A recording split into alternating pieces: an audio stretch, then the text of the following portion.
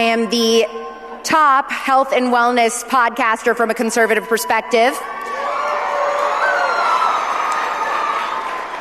My show is called Culture Apothecary, and today I am taking a risk with this speech on purpose because the American people are sick and tired of being sick and tired.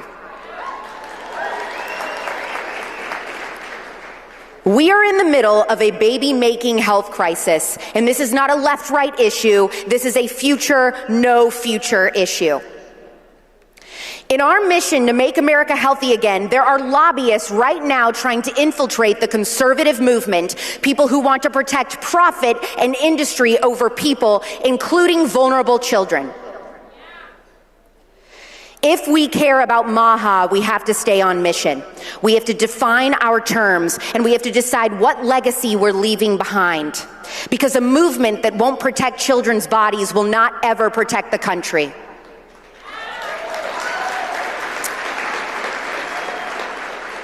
Big chemical, big ag, and big food are trying to split MAGA from MAHA so things can go back to business as usual, but we don't want that, do we? There are people in this very room who would rather I not say what I'm about to say today, but I'm saying it anyway. They are trying to change your mind on a core coalitional issue, the unpoisoning of America. And we will not let them succeed because the health of the next generation depends on it. People aren't talking about the chemicals that we are consuming every day that are quietly altering our hormones when they should be. Right now, the U.S. fertility rate is 1.6 births per woman, well below the replacement level of 2.1 needed to sustain a nation. Today, 15% of American women experience infertility. 13% of men report sterility or difficulty fathering a child. Men and women across this country are struggling to start families and asking the question, what is happening to us? Our biology is being altered quietly but profoundly. And if we as conservatives truly care about family formation, healthy pregnancies, and the fertility of the next generation, then we must confront chemical exposure and the fertility crisis, not someday, but now, because a nation that can't reproduce cannot remain free.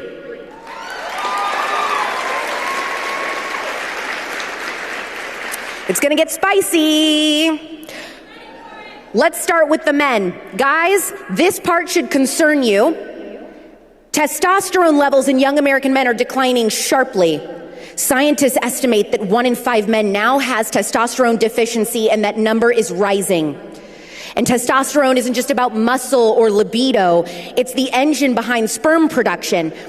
At the same time, sperm counts have dropped by roughly 50% in the last 50 years, and that decline is accelerating. How is this happening? We're drinking from plastic bottles and door-dashing hot food in plastic.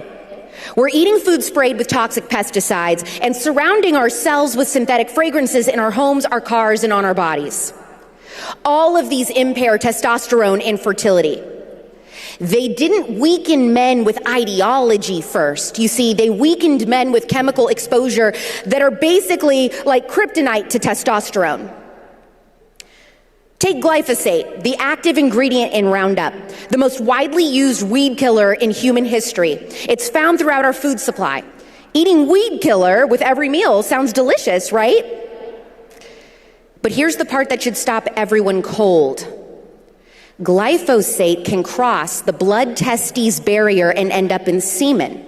Studies show it impairs sperm motility, making it harder for sperm to reach the egg, which means, yes, weed killer could be in your baby gravy right now. I mean, that should concern you. And then there's atrazine. Who's heard Alex Jones talk about some chemical that makes the frogs gay? Raise your hand. Turns out he wasn't wrong. When frogs were exposed to atrazine, some were chemically castrated and feminized. Genetic males developed female reproductive organs, and some even produced viable eggs. What is less known is this. Human exposure to atrazine in the womb is linked to genital malformations in men, like when the pee hole isn't in the right place on the penis. And it even could be contributing to shrinking penis sizes. I am talking about micropenises becoming increasingly common. Despite this, atrazine, the micropenis chemical, is present in the drinking water of 40 million Americans. Europe banned it, we didn't. Talk about a war on masculinity.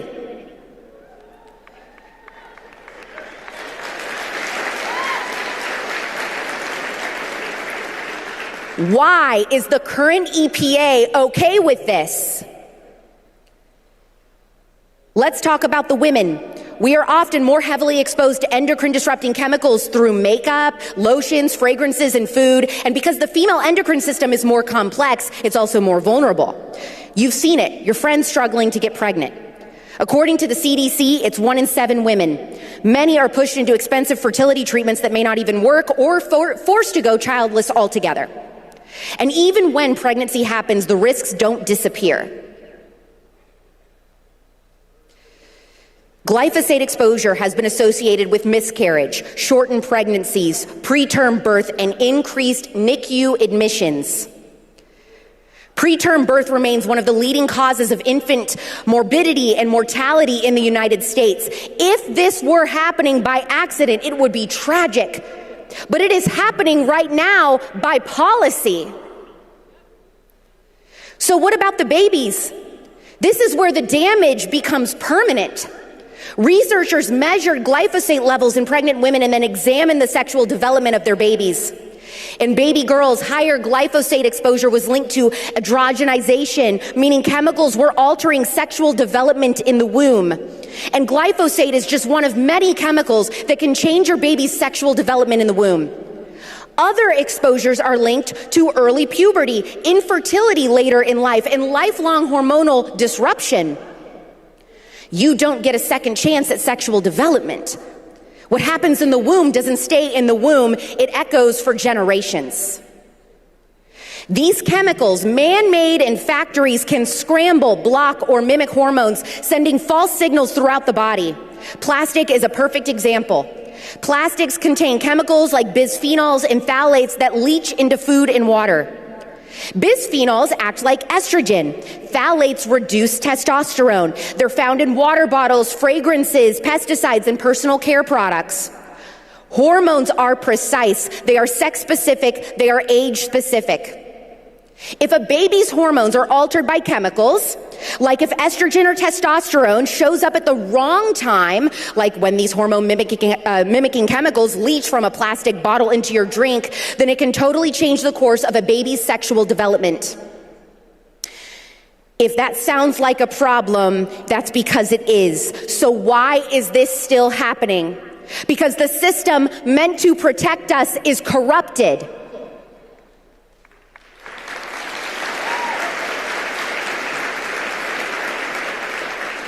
The EPA continues to approve chemicals that disrupt reproductive systems, claiming that substances like glyphosate and atrazine are safe despite overwhelming evidence to the contrary. EPA, listen to the youth here when we say a regulator that sides with industry is no longer a regulator, it's a collaborator.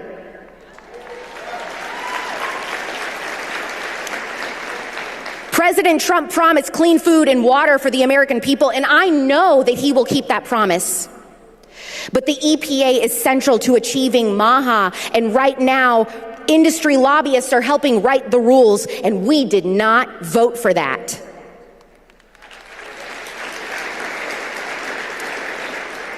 Warning labels are inadequate or non-existent. People aren't warned, and children are currently paying the price. And now, here's where it gets diabolical and downright demonic.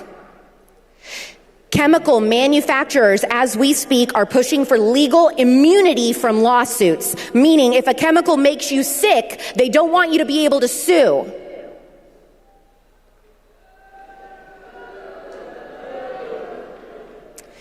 Bayer is taking this fight all the way to the Supreme Court. Hey, Bayer, if Roundup is safe, why are people getting cancer from it? Why have you paid $9 billion in settlements to victims harmed by glyphosate? If these chemicals are safe, why are you afraid of the courtroom, Bayer? EPA, if you are MAHA, why are you protecting this?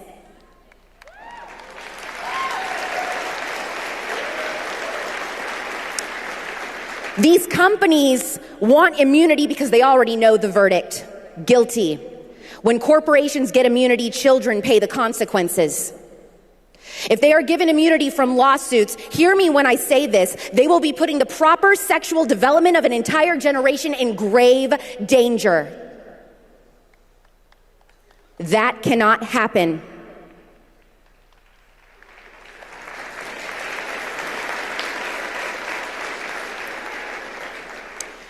Everyone in this room is asking and demanding the EPA, the legislators, and the Supreme Court to remember the sexual development of children and protect it.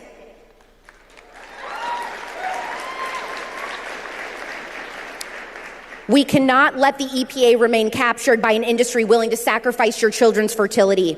Do not let the same industry rewrite the laws meant to protect families, and certainly don't give legal immunity to companies that continue to lie about the safety of their products.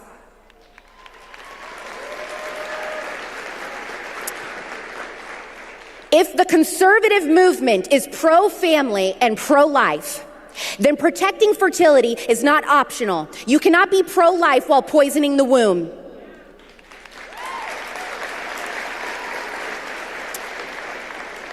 Now, in fairness, the EPA this week has recently been talking to MAHA leaders, my friends and I, and have said publicly that they are presenting a plan to start to address these issues.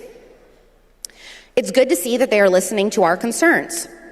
However, it is worth noting that one of the people they sent this week to have a conversation with us is a chemical lobbyist. You thought we wouldn't figure it out? Yesterday, the EPA confirmed with a press release that a chemical lobbyist would oversee chemicals. He has spent his entire career lobbying for weakened chemical regulations for industry, not for children's health. Now, I was born at night, but not last night.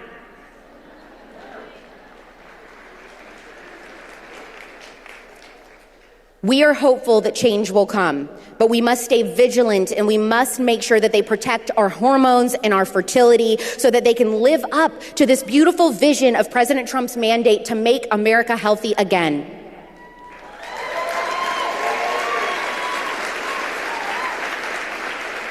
The chemical crisis is at the root of our fertility crisis. And the American family is sick of being poisoned, tired of being sick, and tired of struggling to conceive. This AmericaFest is about deciding what kind of country we want. We have a limited window to make America healthy again, and we were given a gift to win 2024, and that was motivated MAHA moms.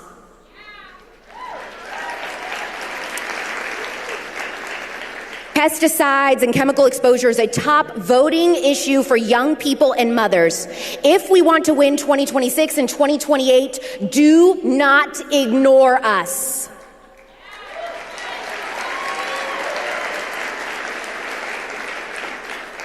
I love President Trump, and I love this country, and I know that you do too. But we will not recognize America in a few short years if we allow the chemical castration of our children to continue. Is our current EPA with us or against us?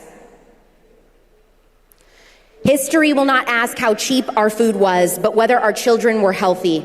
And we must not be the generation that chose profit over fertility.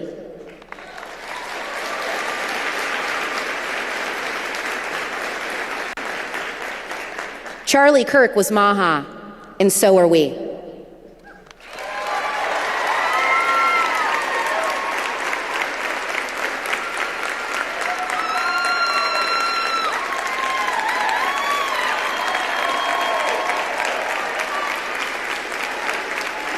Before I go, I should say if you like hearing from Firebrand women, we have just opened up early registration for our rebranded Women's Summit, WLS, the Women's Leadership Summit for all ages, June 5th through 7th in San Antonio, Texas.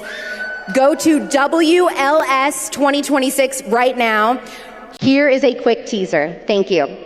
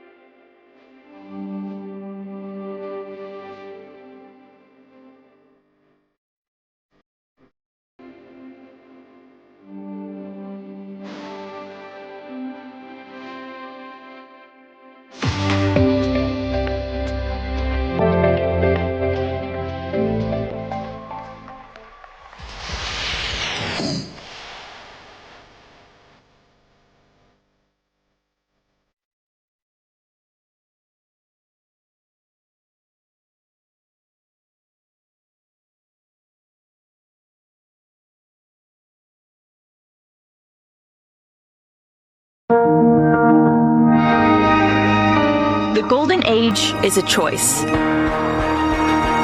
It's a choice to prioritize families and empower local communities. A choice to find dignity in prosperous and honorable work. A choice to prioritize our nation's safety, protecting our homeland and standing strong against foreign threats. A choice to cherish the greatest gift we've been given.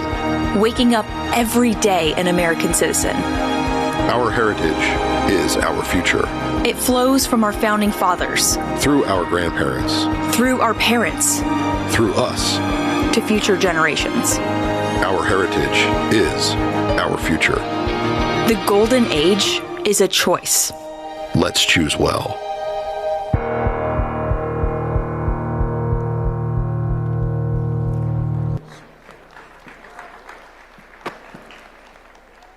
Thank you. It's great to be with you. I'm Kevin Roberts with the Heritage Foundation. And thanks. We're always pleased to sponsor, along with many other great organizations, this great gathering. And I wanted to share with you at the top, if you think about the video that we just showed, the most common question that I'm asked as I travel the country. And it is, Kevin, are you still optimistic about the United States? And I give them three answers. Number one, for those of us who work in Washington but are not of Washington, how could you not be optimistic given all of the great successes of the Trump-Vance administration? I mean, how many of you believe that the American dream is more feasible for you over the last year than it was when the other guy was in office? But the second reason is, I always tell people, I get the privilege of working with a lot of great colleagues, a lot of great people, believe it or not, on Capitol Hill. And most of them are the average age of the people in this audience. And so I say the future of America is actually here at AmericaFest. But then the third reason is, as my friend Nick Freitas said so well, don't discount that God has not given up on the American Republic. And so I'm here today to make a deal with you. We at Heritage are going to be focused on ideas and policies. And there are four big ideas that we're working on, we invite you to be part of, but then there's a deal in there for you as well. The first is, thinking about the last talk, we have to be focused on the future of the American family. We have to make sure that all of our policies, including tax policy and safety net reform, focus on the future of the family. The second is we have to make sure that we're focused on the dignity of work and free enterprise. Those of you who are in college or high school or just out of college know that the free market, as great a concept as it is, has been dominated by corporate welfare, by the big companies being in collusion with big government. We need you and small businesses to be the successes in the United States. And the third is, as the Trump-Vance administration has done so well with all of the peace deals that they've secured, we've got to secure our national security. Not just internationally, but when we walk out of our own front doors in all of the cities where we live. And finally, something I know is important to your generation. It's important to Turning Point. It's important to Erica. And it was important to Charlie. What does it mean to be an American? What is the future of America? So as we celebrate America's 250th birthday, we ought to ask the question, what is America going to be like in the next 250 years? And so now, for the part of this that involves you, in the days after Charlie's assassination, Heritage, which is situated on the Senate side of Capitol Hill, hung a gigantic banner with a beautiful picture of Charlie and Erica. And we wanted to not only memorialize Charlie, but to do our part behind enemy lines, if you will, in Washington, to live out his legacy, which, yes, of course, had to do with policy and political campaigns and advocacy, but it was life advice about how to live the good life. We quoted him on that banner when he said, "Get married, have children, build a legacy, pass down your values, pursue the eternal, and seek true joy." We encourage you, obviously, to keep doing the advocacy and the campaigns that you do. We encourage you, of course, to be interns and eventual employees at the Heritage Foundation. But most of all of the policy success that Washington officials will have, that state officials will have, will be limited if each of us does not do the most important, which is to heed Charlie's words. So we invite you, with the good policy work that's going on, the heroism of our elected leaders, but most of all, your ability to live the good life, to join us in that effort. And just as we said in that video, this isn't just going to be 1 year of American success. It is, in fact, going to be America's golden age. God bless you, and keep up the fight.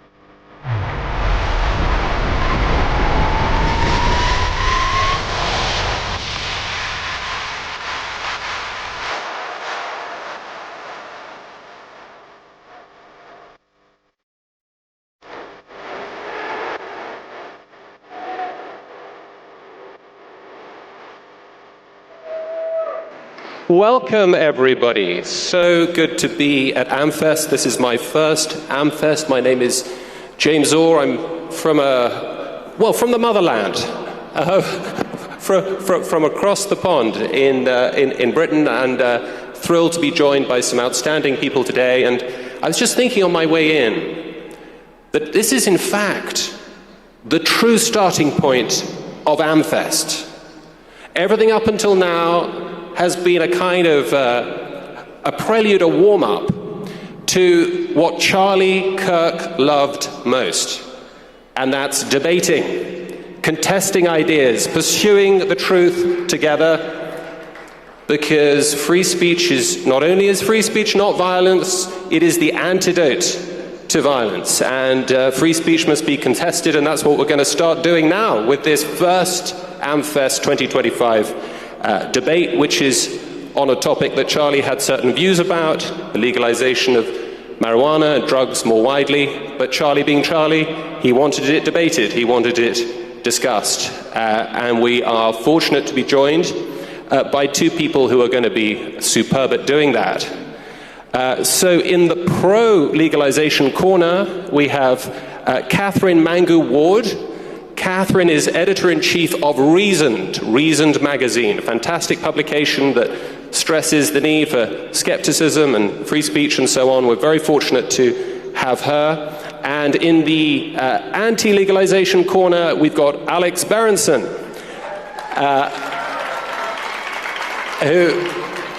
and from that response, I can tell he's a figure who's familiar to many of you. He was a hero over COVID. Very outspoken, extremely courageous in pointing out some of the huge problems arising around then. But he's also author of a book called Tell the Children, where he sets out his views on the legalization of drugs, marijuana, and the question of pharmaceuticals more generally. So we're going to have an opening statement from each of them, and then we're going to move into discussion, and we'll invite you to contribute some questions and thoughts as well. So first up, Catherine Mangu-Ward. Thank you so much.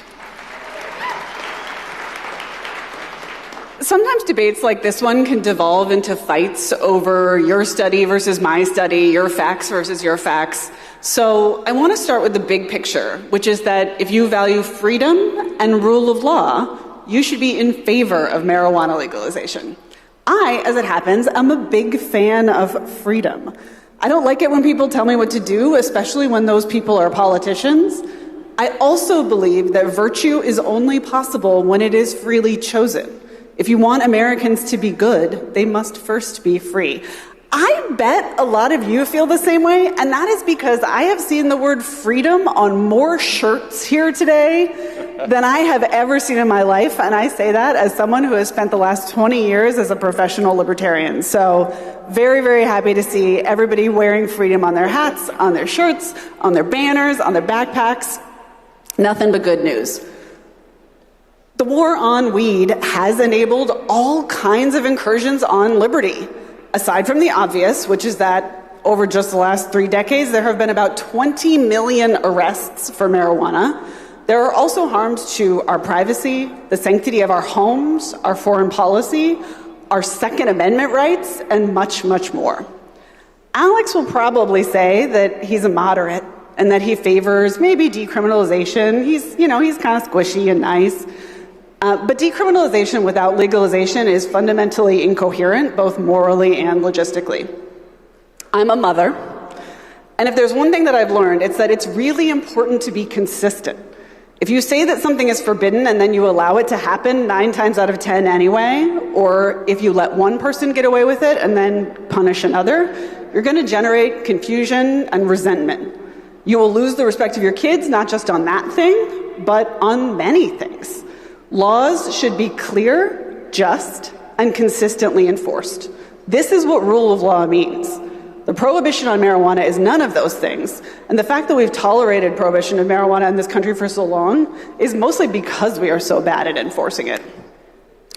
Alex is going to give you a litany of facts and figures, but when you listen to him, I want you to keep in mind what we are debating. We are not debating whether there is some harm associated with marijuana use. Of course there is. There are some harms associated with many, many legal substances, including beer, coffee, hot Cheetos, Christmas cookies, all of which I will be consuming this weekend. The question of whether banning weed is an effective way to minimize those harms and what additional harms prohibition imposes is what we should be talking about here. As a libertarian, I find myself in the majority very, very rarely. But a significant majority of Americans now do say that they favor legalization of marijuana. That includes majorities of young people, but also majorities of older people and conservatives. While this trend predates the rise of state-level legalization, it is notable that the tipping point came after many Americans witnessed the effects of legalization firsthand. Finally, while this argument doesn't necessarily resonate with every audience I talk to, it feels pretty relevant to note that President Donald Trump agrees with me, at least a little.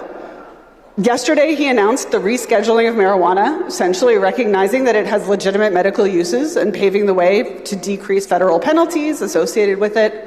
This is a small step. It's not legalization, but it represents the way the country is headed.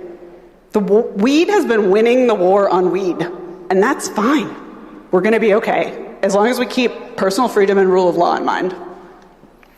Catherine, thank you very much indeed for that opening statement. Alex. First of all, thank you all for being here. I'm not a moderate on cannabis, and I'm not going to give you a moderate's argument, and I'm not going to give you an argument filled with facts and figures. I'm going to give you a philosophical argument about drugs, including cannabis, and why they should remain illegal. So my opponent is a libertarian. Her pin post on X calls for the legalization of heroin, so at least she's consistent in her views. I too am consistent in my views. I believe that the liberal and libertarian argument to destigmatize, normalize, legalize, and even promote the use of drugs of abuse has been a catastrophe for this country. We are a global outlier on this issue. Other countries have not followed our lead, and we've reaped nothing but pain for a generation of decisions that have made drugs more accessible. So what do I mean by drugs of abuse? I mean drugs that produce a subjective high that lead people to want to continue to use and use more over time. Of course, cannabis is one of those drugs. Alcohol is also one of those drugs. And so are several medically prescribed drugs like OxyContin, Adderall, Valium. They're all drugs of abuse. And unfortunately, yesterday's decision by President Trump to reschedule cannabis is only going to worsen this crisis that we've caused and lead to more drug-driven misery and death. Let me be clear about cannabis. Cannabis, and especially cannabis today, which is really high in THC, which is the chemical in cannabis that gets people high, is a drug of abuse. It's not a medicine. When it's been tested as a medicine, either cannabis or THC, it almost always fails to treat the conditions that it's supposed to treat. It just does not work. That was true when I wrote Tell Your Children 7 years ago, and it's true now. And it's not that it hasn't been tested, it's that it doesn't work. People use cannabis and THC to get high, and I suspect a lot of you in this room know that. But cannabis does have lots of side effects. It can cause psychotic episodes. It can cause prolonged vomiting that sends people to emergency rooms. It causes traffic accidents and deaths, just as alcohol does. And it raises the risk of heart attacks a surprising amount. So overall, cannabis probably is as dangerous as alcohol. It's less obviously physically dangerous, but it's more psychiatrically harmful. So now we get to the libertarian argument, which is, well, alcohol's legal, so cannabis should be legal too. In fact, all drugs should be legal, Catherine would tell you. I do appreciate, again, that you were honest enough to say that out loud. It's your drug, it's your body, it's your choice. That's the libertarian argument.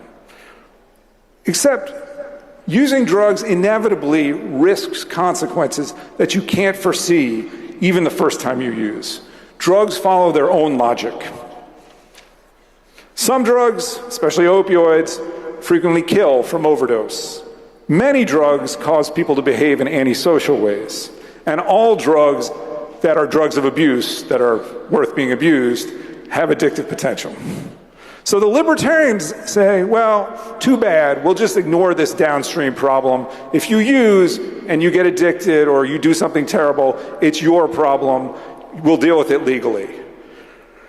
It's a nice fantasy, but it has nothing to do with reality. The reality is that the children and families around users and addicts are the people who bear the brunt of their behavior, and the rest of us can't ignore the public harms. Even when you don't have full-bore addiction, drug use that's more than casual often worsens the times users have turned to use to solve. Drug use is the most selfish of acts. It divorces users from the lives of the people around them and from their own lives. A religious person might say that behavior is immoral, but you don't have to be religious to know that it has what economists call externalities. The user gets the pleasure, the rest of us bear the consequence. And as a society, we seem to have forgotten that basic fact. We shouldn't have forgotten it, we can't have forgotten it. as a nation, as individuals, in our own lives and in the lives of our country, we have to do everything possible to remind people of the potentially horrific consequences of drug use. We've got to discourage it at every turn, not make it more accessible. That means stigmatizing the use of drugs of abuse, not legitimizing them, not building industries that profit from them. It means driving up the price of use in dollars and in legal consequences, not making use more accessible. And it means understanding that every drug is a gateway drug. Every drug encourages the use of more drugs. That's true chemically and it's true culturally. Legalization is a red herring. Alcohol is legal and millions of people are arrested for alcohol consumption in this country every year. They're arrested because they're underage, they're arrested because they're publicly intoxicated, they're arrested because they're drinking and driving. We will continue to arrest people for cannabis consumption whether or not we legalize, because those problems that are associated with use will continue. And whatever the status of cannabis, we're not going to put millions of users in jail for use. We don't now, we don't in states that are not legal, we didn't a generation ago, we didn't 2 generations ago. It's a red herring. The question we should ask is not, do we want to legalize this drug or that drug? What should the scheduling be? The question is, as a society, do we want to fight the scourge of drug use and addiction before it starts? And the answer to that question should be yes. I mean cannabis, I mean ketamine, I mean Adderall, I mean whether you pick it up at a CVS or at a liquor store, we should be discouraging all of it. And what President Trump did yesterday is a mistake. It is a step on a path that has led to the death of 1 million Americans since 2000, and to our national, I don't want to say ruination, but it has not been a good thing for this country. Thank you.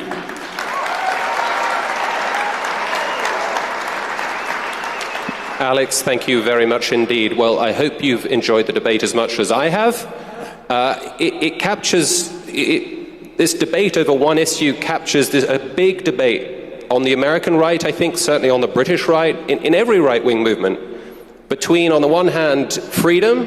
We have freedom of speech, freedom of association. We should also have a freedom over what we put into our bodies, how we engage with life. And on the other hand, we've got this deep conservative impulse about order, public health, public safety, crime, and so on. So I just want to open with a question for Catherine. Your argument was very interesting. You were saying, really the problem here is the rule of law, and we can't respect the law if the law is not enforced. The law's not being enforced over marijuana, so we should ditch the law. But couldn't you also say, well, couldn't you actually say instead, no, well, just enforce the law, right. Just we need better enforcement? Yeah, that's a very natural response, and I think it's also reflected in Alex's remarks that he's sort of comparing a world or a country where we've legalized marijuana to an ideal prohibition regime. We've been fighting the war on drugs for decades, and we are not winning. We cannot compare legalization to imagined perfect prohibition. Through the entire time that weed has been illegal in this country, it has been cheap. It has been plentiful. It has been, the demand for it has not decreased because of the way that the law has worked. There is simply, to compare legalization to perfect prohibition is to miss, first of all, the efficacy. And then on the flip side, I would say, there's also this problem of imagining that prohibition has no downstream costs. And of course it does. It has tremendous, tremendous downstream costs. And I mentioned in my remarks, Second Amendment rights. That's just a small one. That's a little nibble. But for this crowd, I think it might be salient. There are people with drug arrests, drug prohibition, drug convictions on their records whose Second Amendment rights have been taken away. Now, you may feel one way or the other about that, but it is an incursion on people's rights. Similarly, our foreign policy has been radically reshaped around the war on drugs. Student loans policy, if you have a marijuana arrest, you may not be eligible for student loans. On and on and on. The war on drugs creeps into every part of our politics, and we should be aware of that. Thank you. Alex, a question for you. I mean, you're worried about legalization of marijuana, legalization of other drugs, but towards the end of your speech, you noted that there's all kinds of pharmaceuticals in your local CVS pharmacy that have got psychoactive effects that are not clearly positive. So does the law make a difference either way? Well, yes, the law is a signaling mechanism to tell people, we don't think this is a good idea. I mean, I am calling for something more, right? I'm calling for a cultural change. And yes, we have incarcerated a lot of people. But one thing, and I'm thinking about writing a book about this, I mean, the libertarians and the legalizers on the left and the far right have sort of taken the moral high ground here with this argument that it's all prohibition and as a society we can't tolerate that. And what I'm saying is there is an argument, a big argument to be made about why we should do everything possible to stop use. And that argument has not been made in a powerful way, at least from what I can tell, and I've looked. Oh, Catherine, what do you make of Alex's argument that marijuana is a gateway drug, or that there's always a gateway drug effect? Whichever drug gets legalized, the next hardest one will get legalized 10, 15 years later. There's a kind of domino effect. Do you think that's plausible? Is that a valid concern? The gateway drugs argument to me is, it's sort of interestingly retro. Like I'm a graduate of the DARE program, for all the good that did me. I don't know if there are other folks in this room who are. And that was always the big bugaboo is, okay, it's a gateway drug. I think maybe being a human being is the gateway drug. Humans have a way of seeking intoxication. They just do. Yeah, it's a thing about how we are. That's why there need to be at least some constraints on human behavior. Well, so I think, this is a case where we have a great historical example. Alcohol, humanity's favorite intoxicant. America tried an experiment in Prohibition. And, it is true that during the period that we had Prohibition, alcohol consumption was somewhat reduced. But America, as a nation, thought that the experiment was such a catastrophic failure that they went through the process of re-amending the Constitution to reverse it. And I think that is again, just a clear indicator of how Americans actually receive Prohibition when it is done fully. Thank you. I just wonder if a difference there might be you've had a drug that's been legal for a very long time, all the bars kind of pop up, but alcohol's part of the culture, then it gets shut down. That's a very difficult thing to do, but that's slightly different from what would be happening in the case of marijuana. You've got a drug that's pretty much always been illegal, and then you just keep the gate shut. Well, I wouldn't say it's always been illegal. Nixon did that, but I do also think that there's another example here, which is cigarettes. Cigarettes remain legal in this country, and yet their use has dramatically declined because people who argued very, very effectively the case for why they were bad for you won. And to me, that's the way to do it. We're here because Charlie Kirk believed in debate, and he believed in persuading people, not... there are other ways to do it besides at the point of a gun, which is fundamentally what Prohibition is, and cigarettes are a good example. Thank you. Alex, the fountain of all truth and wisdom, Wikipedia, tells me reliably that your book, your 2019 book setting out your position on this issue, has been roundly denounced by the scientific and medical establishment, and I thought, I've got to read this book. This guy's enraging all the right people. But the truth of the matter is, you're fighting a contested position in the public square. A lot of people say you've got the data wrong. A lot of people say you're cherry picking.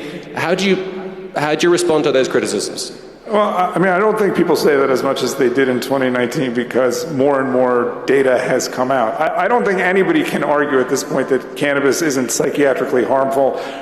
To give you just one example of this, so The Guardian, in your home country, published a piece in January or February 2019 about how terrible my book was. The Guardian, about a month ago, ran a piece about psychosis among cannabis users and how severe a problem it was. So look, we can legalize this drug. We can say, hey, you know what? People's right to get high is more important than the fact that some people's brains are actually going to get baked on this in a way that they will not come back from. That's life. You know, alcohol's legal, and people occasionally die of alcohol overdose, and we tolerate that as a free society. I don't agree with that position, but I don't think anybody at this point is saying that cannabis is not a harmful drug. Thank you. Thank you. Well, we've got some time now to hear from you. Anyone who would like to put a question to either Alex or to Catherine or to both of them, but it'd have to be short and to the point. If anyone would like to come up, I can't. Can I see any takers? Yes, over there. Question over there. Could you come up to the? I think someone will direct you to where you need to go. There are people. Yeah. Oh, up there. Hi, I would like to thank you both. I have a question specifically for Mr. Berenson. In speaking to several medical professionals that I know, they've complained of people coming in suffering from the struggles that alternatives to cannabis have given them.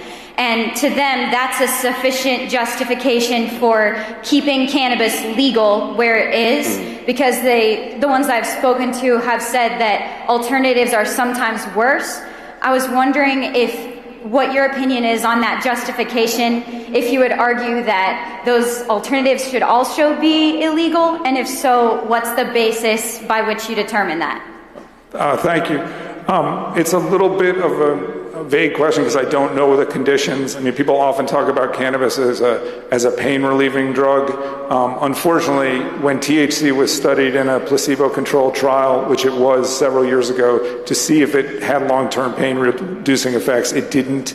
And there's also good data showing that people who use actually don't use fewer opioids, which sort of makes sense if you think about it again, because drug use drives drug use. And long-term pain is a problem for many people, but when we try to treat it pharmacologically, it often does not work.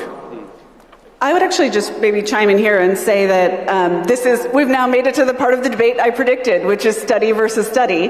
But I do want to, I think at the heart of the question is a question about, the right to try and medical freedom. I think that Alex has reason to be skeptical of the public health establishment, of a single diktat that applies to all patients and all people. And I think it's fair to trust doctors and patients to see that for some of them, cannabis might be the right medicine. Great. Gentleman over there. Yeah, my name is Bart Bright, and I have a question for Alex.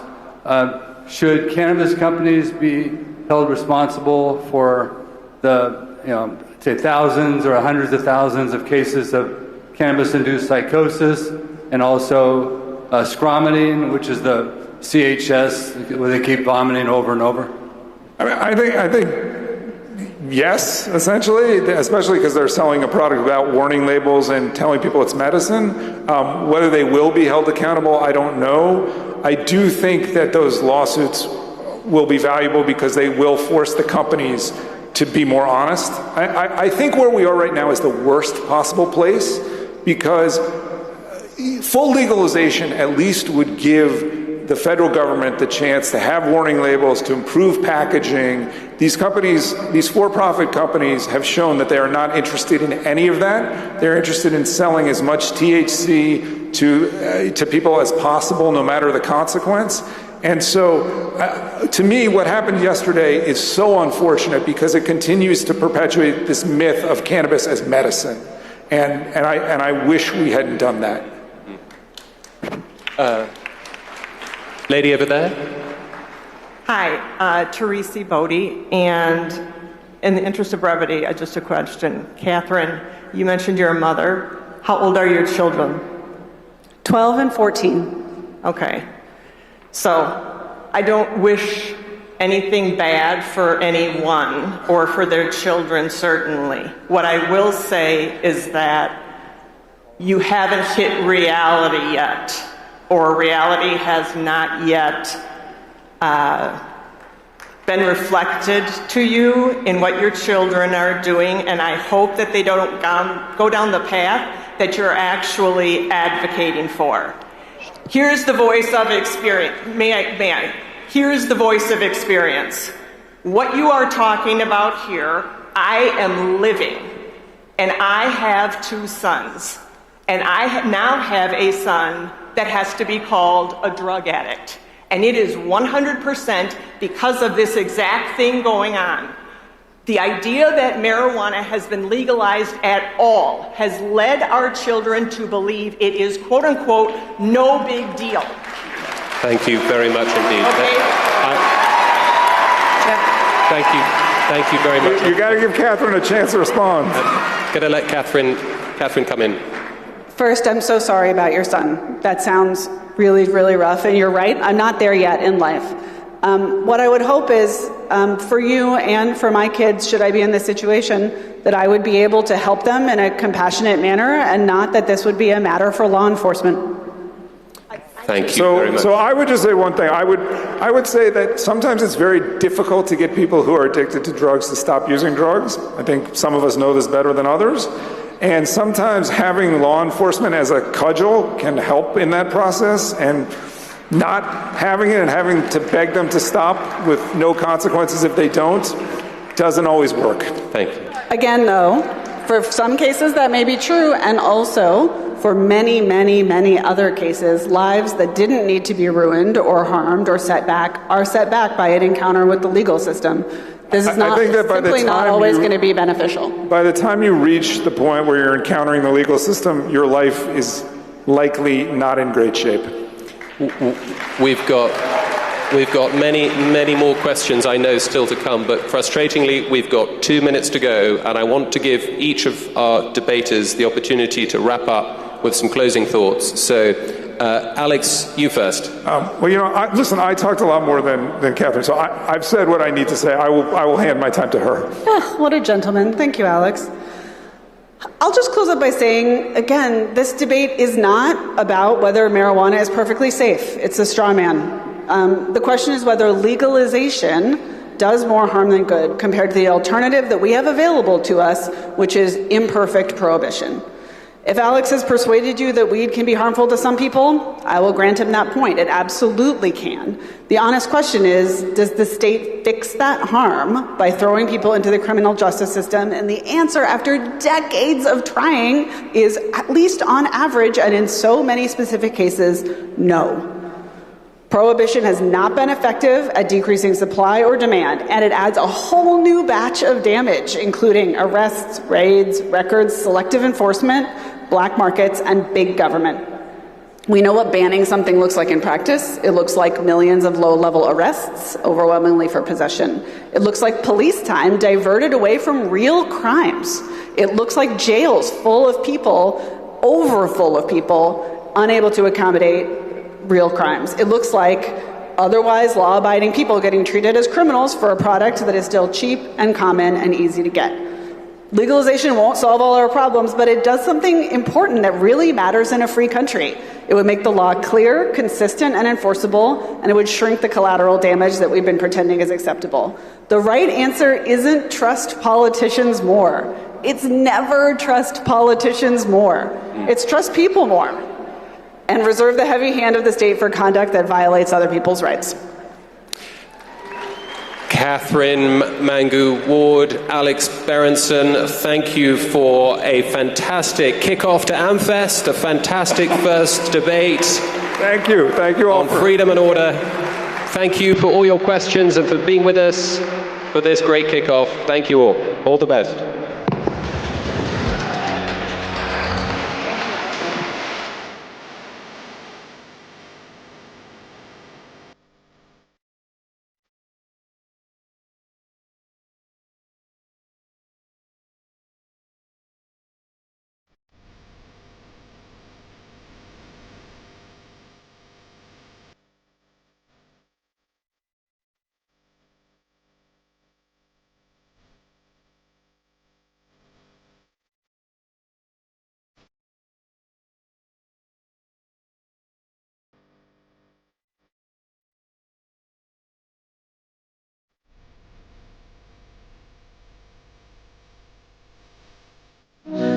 Charlie always appreciated TikTok because of our shared values of connecting and building community. The belief that when we come together respectfully and learn from each other, we're all stronger. TikTok is a place of community building. It's where you'll find a math teacher explaining numbers in ways that make them fun, or a gardener sharing tricks on how to bring a wilted plant back to life. That's what a real community looks like. People talking, listening, and finding common ground. We shared that belief, and TikTok makes that possible.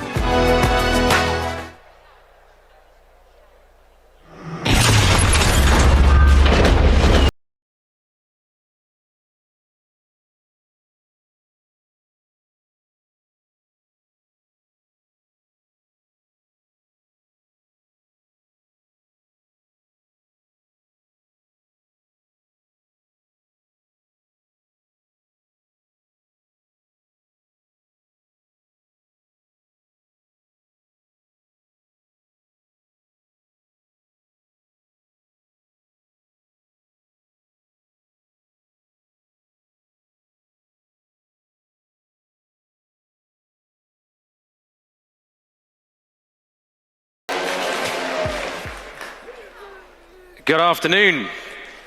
It is amazing to be here. I've never quite had an introduction like that ever. A slight change of pace. We're going to go from weed to the word. From weed to the word. Let me say a short prayer. May the words of my mouth be pleasing and acceptable, O Lord, my rock and my redeemer. Amen. Well, a big thank you to Erica and Lucas and TPUSA for the honor of being asked to speak at this amazing conference celebrating Charlie's trailblazing life and ministry. It's a real privilege for me to be here. Now, this was originally going to be a Protestant-Catholic debate discussion, but we struggled to find a sparring partner on the Catholic side for me in the end, and turns out Pope Leo was not available at short notice. So we're just going to focus on what unites us right now. And you may be asking, well, who is this English fellow from the mother country? Well, let me just say this. I love America, and I'm here as an ambassador of the crown. Not of King Charles, but the King of Kings and the Lord of Lords. Now, we gather in America and in the West right now, and we're confronting an epoch-shaping foundational question. What is the relationship of God's Word to our real life in the world? Familial, cultural, and political. Is there a relationship between God's Word and our real life in the world? And this question takes us to the religious root of life. Life is religion. The word religion is Latin in origin, from religio and religere. It means to tie or to bind. It's an agricultural metaphor, and it's concerned with getting our lives moving and growing in the same direction. What is it that ultimately binds people and society together? Well, the one whose birth we're about to celebrate claimed to be the ultimate bond as the founder of a new, all-encompassing kingdom. This is what Scripture says about him. He is the image of the invisible God, the firstborn over all creation. For everything was created by him in heaven and on earth, the visible and the invisible, whether thrones or dominions or rulers or authorities, all things have been created through him and for him.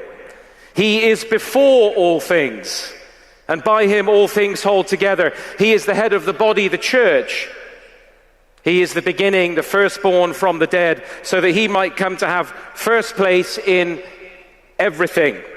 For God was pleased to have all his fullness dwell in him, and through him to reconcile everything to himself, making peace through the blood of his cross, whether things on earth or things in heaven. Now notice the expression, all things and everything. What does that leave out? Nothing. These are the first principles which actually gave us Magna Carta, a free church, a free nation. The apologist G.K. Chesterton once said, "The man who thinks without proper first principles goes mad. He begins to think at the wrong end." And madness would seem to be an appropriate term, wouldn't it, to describe the religious direction of our culture in recent decades. The Word of God has ceased to be the direction-giving life for our social order. We've reduced it to a contractual relationship that we can update. Political life has been reduced to a contractual view that we can update as we see fit. We can redefine life and sexuality and morality and so forth on a whim. The vertical covenantal relationship with God has been neglected. And consequently, understanding that the nature of the relationship of the claims of Christ to culture has never been more important for this nation. Now, what do we mean by culture? Another interesting word goes back to the word cultus, worship. We remember this in our use of the word cult or cults for forms of worship. What is culture then? Culture is basically the public manifestation of the worship of a people. It's our religion externalized. It's applied beliefs. All culture is therefore the expression of a people's worship in terms of which they cultivate their society. If you were to get on a plane today and fly to Riyadh, land in Saudi Arabia or Indonesia or Pakistan, what kind of a culture would you experience? An Islamic culture. If you got on a plane and went to the major cities of India today, what culture are you likely to experience? Hindu culture. If you get on a plane and fly to New York today, what kind of a culture do you experience? Well, a humanistic, secular culture, deeply influenced by pagan spirituality, that still displays the cultural vestiges of Christianity.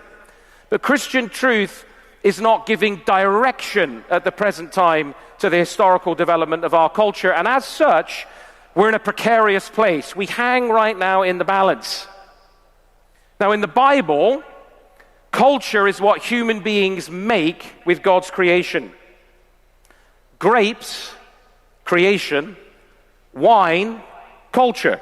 And this is what our first parents were set in the garden of God to do, to subdue and develop all things under God and turn creation into a God-glorifying culture, cultivating everything in terms of God's will and purpose. And so this is inescapable for all God's image bearers. Human beings will turn the visible and invisible aspects of creation into culture, including political life, either as covenant keepers or covenant breakers. This is an antithesis that the Apostle Paul talks about in Scripture. There are only two possible directions for culture ultimately: the worship of the true Creator or the worship of the creature, Paul says in Romans 1. The worship of the creature, even if it's the philosophies of men, is called idolatry, where we exchange the truth for a lie. And so it follows that there is no such thing as a neutral culture. Now, of course, you might say, well, Christians and those who don't know the Lord do many of the same cultural tasks. They all get married and establish educational institutions, do politics, make films, and so on. So what's the difference? And the important distinction here is structure and direction. Take music, for example. Johann Sebastian Bach and Lady Gaga. Both are working with the same musical scale, the same notes. There's no such thing as a demonic B flat. But the direction of their music is altogether different. Similarly, the legal structure of marriage will be in many cases the same, but the direction of a Christian marriage ought to look different from an Islamic or a humanistic one. The structure of something concerns God's creational laws that pertain to it regarding family and church and state, whereas the direction of these spheres of life concerns the religious orientation they have. And so it's either toward God or against God. We either have a central place for His Word or we don't. Christians then recognize the problem of sin in all human activities and institutions. the essential challenge of family life, of cultural life, of political life, is not that God's ordained structures for these institutions is broken, but that because of the hearts of men, worldviews and ideologies emerge that are hostile to God and His Word. Put it another way. People might sometimes come and say, well, my marriage failed, but it wasn't God's structure for marriage that failed, was it? It was the issue of sin in the hearts of one or both in the relationship that caused it to break down. So when a state fails, we shouldn't conclude that God's ordination of a limited government is at fault, but that the various actors involved in its corruption failed. In short, cultural and political challenges are at root fundamentally religious challenges. Now, in view of the meaning of culture and the claims of the Lord Jesus in Colossians 1, it's obvious that the gospel is a culture centered in the worship of the living God through Christ. If culture is the public expression of the worship of a people, and the gospel restores us to true worship, then the gospel restores us to true culture, which the Bible calls the kingdom of God. And this concern for transformation is found everywhere in Scripture. From Moses confronting Pharaoh, Nathan confronting David, Elijah confronting Ahab, Daniel confronting Nebuchadnezzar, Elijah confronting Ahab for his lawlessness, Amos prophesying against the lawlessness of the surrounding nations, Jonah confronting Nineveh, the Apostle Peter confronting the Jewish Sanhedrin, the Apostle Paul in Athens before the court of Felix and Festus and Agrippa.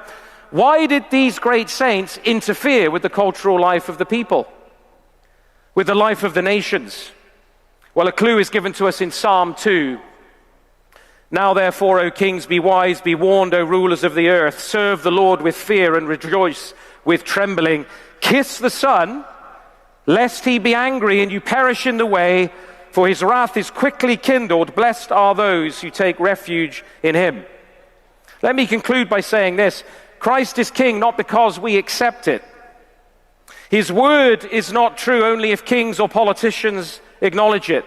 Christ's lordship is total, absolute reality, irrespective of the desires and will of men. Nowhere are national cultures, kings, or rulers commanded to be neutral or impartial to various religious claims in the public space as if we would judge over God. All men and rulers are required to acknowledge the authority of the Son and submit to him. Scripture is plain that all things are being made subject to Christ in heaven and in earth, and we are commanded. How did Jesus command us to pray? Your kingdom come, your will be done, where? On earth as it is in heaven. Remember what the prophet says? We're reminded of it at this time of year, of the increase of his government and of his peace, there shall be no end. We didn't elect the king, so we can't remove him. You can't impeach him. He's not going to resign. Nothing matters but his kingdom, but because of his kingdom, everything matters.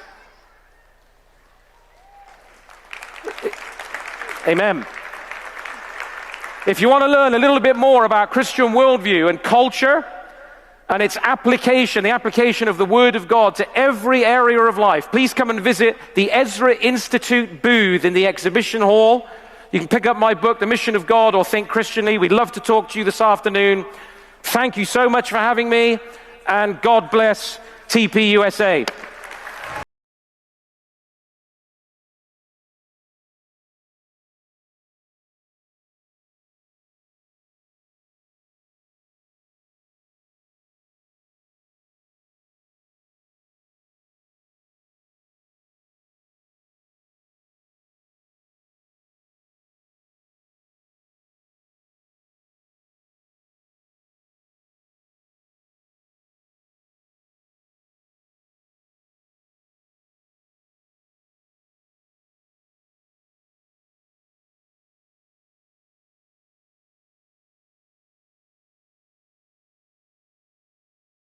Tell you about YRefi. Did you know that as an accredited investor, when you invest in YRefi, your interest rate is fixed? And did you know that you can invest from 1 to 5 years and you can spread your investment over those terms to best suit your needs? And you have the freedom to take your monthly interest income or reinvest it, whatever you choose. When you invest in YRefi, your interest is calculated daily, you're paid monthly, and should you need your money back early, there is a liquidity feature. Would you like more information? All you have to do is call 877-80-INVEST. That's 877-80-INVEST, or log on to investyrrefi.com. That's investyrrefi.com for complete details. And make sure you review the private placement memorandum and scan this QR code to view the disclosure at your leisure. YRefi, investing in America's future.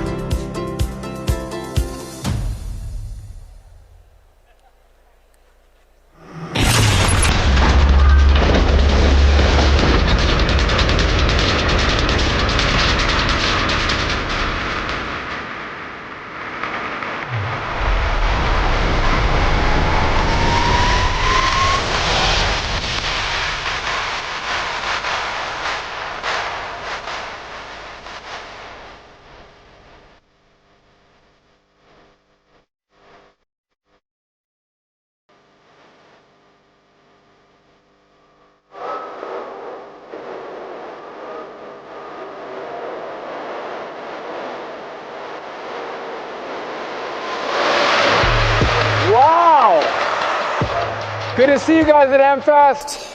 Man, this isn't something you see every day, huh? Not every day. It's great to be here. It's special. It's special.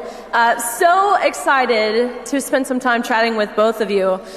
Goodness, there's about 1 million things that I could ask each of you respectively about your career, what you've got going on. Secretary Duffy, I could ask you about your controversial take of no more pajamas in the airport. That's a good one, right? There's definitely team dress up, team pajama we've been hearing. Exactly.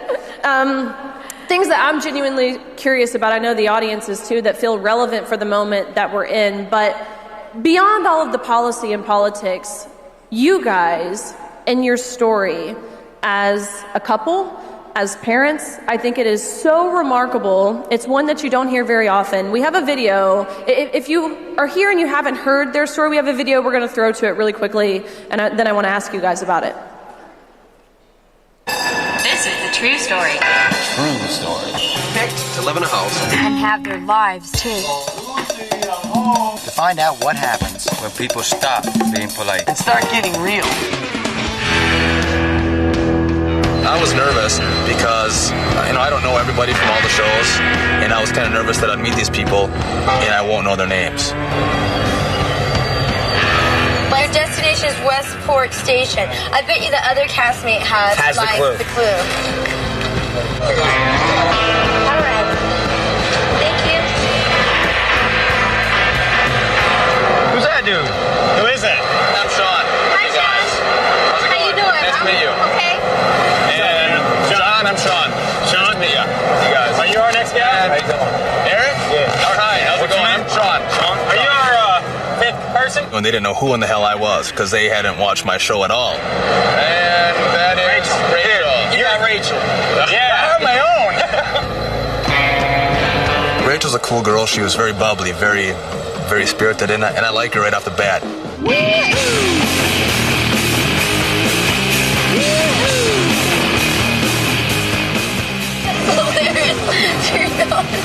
He seems nice. He flirts with me all the time. I don't know what we'd do without her. She's crucial to our success here.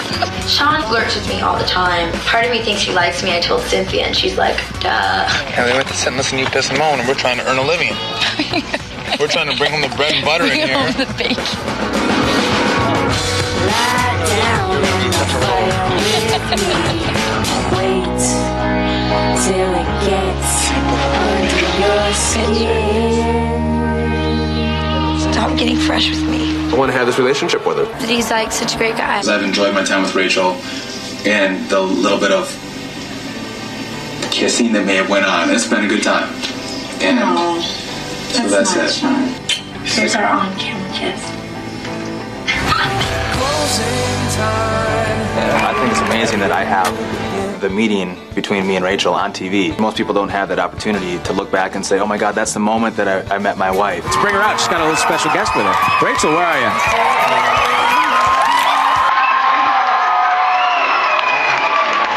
Oh my goodness. So this is the baby. This is Evita.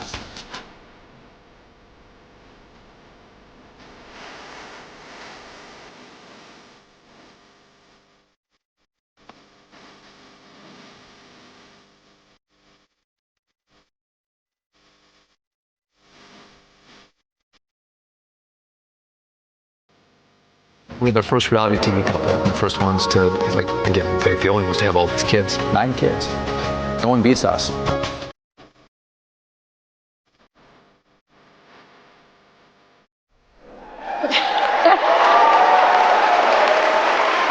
I explain that for a second? So MTV used to be a big thing right back in the day, and so we met in the 90s. We met on a reality TV show called The Real World and Road Rules. And by the way, you can tell Rachel hasn't aged one bit at all since back when we met. And if you saw in the video, they gave me her bag, and I say I've been carrying her bag ever since. True. First day we met. I think the best thing about that video when I watched it the first time is your laugh sounds exactly the same then as it does now. Man, there's been a lot of life lived in the time that some of those clips were recorded to now. We saw a video of you with your baby daughter, Evita, who's here today, and she just had a very exciting announcement. Do you want to share? Yeah, well, Evita, that little baby that you saw in that video, is our very first of our 9 children, and she's pregnant, so we're excited. And her husband, my son-in-law, who I love like a son, is one of 2 people that have been endorsed in his race for Congress in Wisconsin, and he'll be speaking on Sunday night. So we're excited. That's pretty awesome. But if anyone tells you can't find true love on a reality television show, don't believe them. Was there like a specific moment for you guys early on when you realized that this wasn't just a relationship, but something that you wanted to build a life around? Well, listen, we got to spend 3 weeks together traveling around the country. We went to New Zealand. And then on the show. Then we were able to spend time after. And I spent a lot of time pursuing Rachel. She spent some time rejecting me. But here's what's interesting, Riley, is after she rejected me for a little bit, she was doing a speech in Milwaukee and then was having to fly through Minneapolis where I was going to law school. And she stopped over for a layover, and I took her out for breakfast and a cup of coffee. And we sat there for 3 hours just talking. Yeah. And in that conversation, she said, I think I love you. I think I'm going to marry you. It's true. Which for any 26-year-old man will freak you out, right? I was like, wow. But it was great. We did get married. We've been together ever since. Yeah, we've been together ever since. That's special. And so now here you are. Yeah, that deserves an applause. And now here you guys are with incredibly demanding schedules in your professional careers, public service, media, family life.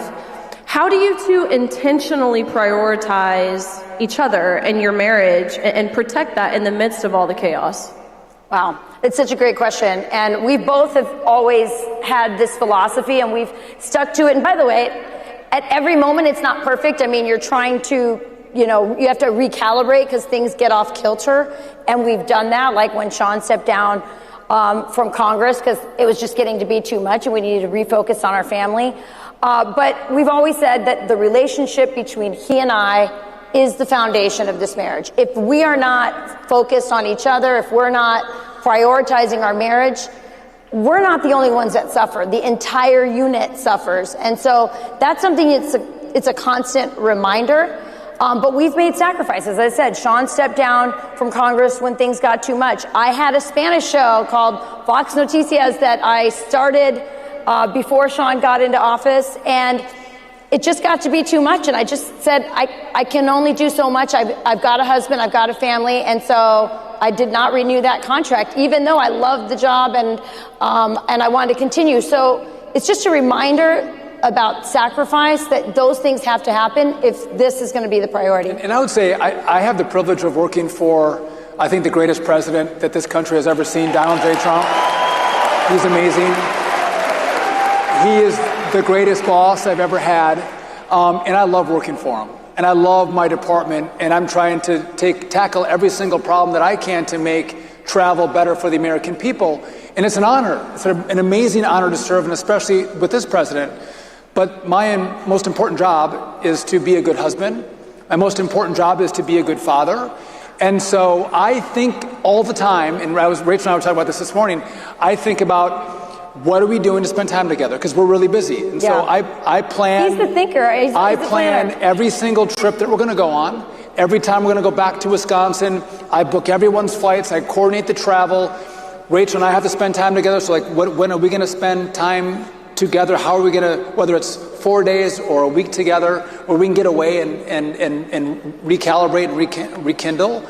And travel stresses Rachel out. And so I got to force her, cajole her, elbow her. I just think about the packing and the unpacking, and I get just frozen. And that's like another example of that balance between the sexes. And, you know, Sean's really good at planning. If it was up to me to plan, I would get overwhelmed, and the trip might not happen. Sean takes charge of that, and I really appreciate that. And just another point on that, I get to meet a lot of people. And if you think about what is the most important thing in life, and again, I love my job, I really do, and I love your job. But if you talk to people who are near the end of their life and what they value, what was important to them over the course of their life, it wasn't a bill they passed, it wasn't a congressional race they won, it wasn't the career they had. The most important thing to anybody near the end of their life is their family. Like what kind of family did I build? Those are the people who are with you at the end of life. And by the way, we have 9 kids, which I wouldn't send any of them back. Some days I would send some back, but usually I wouldn't send any of them back. And I think having invested in that, I think those truly are the things that matter in life, and that's why we put time into it. I often in my job run into a lot of young producers, especially men and women. But in particular, I end up bonding and talking to a lot of the young women because a lot of them are in the dating world. They're looking for me I'm kind of a matchmaker, so a lot of people come to me and go, hey, can you help match me with someone? I love doing that. But I always tell them, because these are really hardworking, hard-charging girls that are really great at their job. These young women are awesome. But I always remind them, and the men that I meet as well that are young, at the end of the day, as Sean said, your boss, this company is not going to be holding your hand when you're on your deathbed. It's going to be your husband or your wife, your children. That's your legacy. And that's why we have always been very much attracted to this movement, to Turning Point USA, because Turning Point USA, and Charlie Kirk in particular, has always said, get married, have kids. That's been our story. And now that we're at this stage where we actually have grandkids, I can tell you it's worth it. Absolutely. Yeah, that was one of Charlie's. Yeah. That was one of his, honestly, I'll speak personally, the pieces of advice that he spoke to that I took really to heart, especially following his assassination, was, look, having kids matters far more than any sort of career or personal success you could have in your profession. And so you just spoke to that, but how did becoming parents change the way you think about success and purpose and now even your careers? Well, so can I just take a sidestep on that? For all the young men in the room, I think obviously culture's changed since I got to meet Rachel on reality TV. We didn't have cell phones then. I think it's so important that young men are unafraid to ask them respectfully, but ask them out for a cup of coffee. Don't be afraid. Ask him out. Ask him to dinner. When Evita's now husband, my oldest daughter, wanted to take her out for the first time in high school, he at the start wanted me to send her out to him in the car, and I'm like, bullshit. Have him come to the front door. We're going to meet him, look him in the eye, and he did, and he was great. He's like, and by the way, after that, he's like, when my little daughter is going to go on her first date, nobody's going to pick her up in the driveway. He's coming to the front door to meet me. But you don't find love in your basement playing video games, right? You find love by getting out there and finding a girl you want to ask out, again, very safe, a cup of coffee, maybe dinner. And again, young women, don't be too mean to a guy you don't want to go out with. Let him down nice, right? If you don't want to, or take a chance and say yes, right? Yeah. Say yes, and who knows, you might like him. This Rachel said no at the start. I had to pursue her, and she finally saw the brilliance of. Yeah, you know, dating that's me. interesting because there's so. It's interesting because now so much dating happens on your phone, and I'm not opposed to, you know, online dating. I think it can work, but I think the danger of it is you just kind of are scrolling through and you have all these things in your mind and set up in your the way you do it online that, you know, I only want a guy who's, you know, over 6 feet, and anybody under 6 feet, you know, isn't even going to show up on your screen. So I think it's really important that you do give it a chance, and that you don't just say one date. It took me 3 months to like figure out that I actually really wanted to be with Sean and date him. So he was pretty persistent, and it worked out. So, you know, he says yes, give him a chance, but also, you know, us women, you know, give it a chance. Give it a chance. Yeah. And Rachel, and continuing to speak, I think specifically to young women, there's this narrative out there that you have to pick one or the other, family or career. Yeah. Clearly, you guys have done both. Yeah. What has that looked like for you, I think especially in your role as being a mom? How have you been able to balance the two? It's such a great question. It's sort of like the most important question that a lot of women are asking themselves is before they think they're going to have kids or even right after they have them. Look, my journey is not traditional at all. I was an at-home mom for 14 years. And then actually out of financial need, I started to work part-time. And luckily I had a boss who was very flexible, and I was working for the Libra Initiative. And then I eventually ended at Fox News, where Fox News is the most family-friendly company you can ever imagine. So I've been very blessed in that way. But if you look at people like you know, who was the CEO of Sheryl Sandborn, the CEO of Facebook, she would tell women, you know, as soon as you graduate, you know, put your foot on the gas pedal, go, go, go, go. Mine is just the opposite. I think you really, as a woman, need to prioritize your love life. And it's, you know, it's kind of the advice that a lot of, you know, women's studies departments might, you know, not like to hear that from me. But I think prioritizing your love life, yes, getting your education, yes, getting your career, but always knowing that, you know, your family is the most important. So I've taken breaks. So I've, you know, when I have a baby, you know, I take a break. I've, you know, what I just told you happened with my job just now. I love my job at the Spanish show for Fox News, but I had to make that decision. And what's interesting is they've polled women who make professional sacrifices for the sake of their family actually poll higher in happiness. And it absolutely makes sense because they understand intuitively what's most important. 100%. Now, Secretary Duffy, you alluded to the fact that the world that you're raising your children in, which I don't think we've explicitly said it. Can you say, you talked about booking everyone's travel. How many is everyone for you guys? Yeah, so we have 9 kids. And 2 are married. And 2 are married, and we're going to take them too. So my oldest is 26. Our youngest is 6, who she has Down syndrome. She's the little light of our family. She's wonderful. Yeah.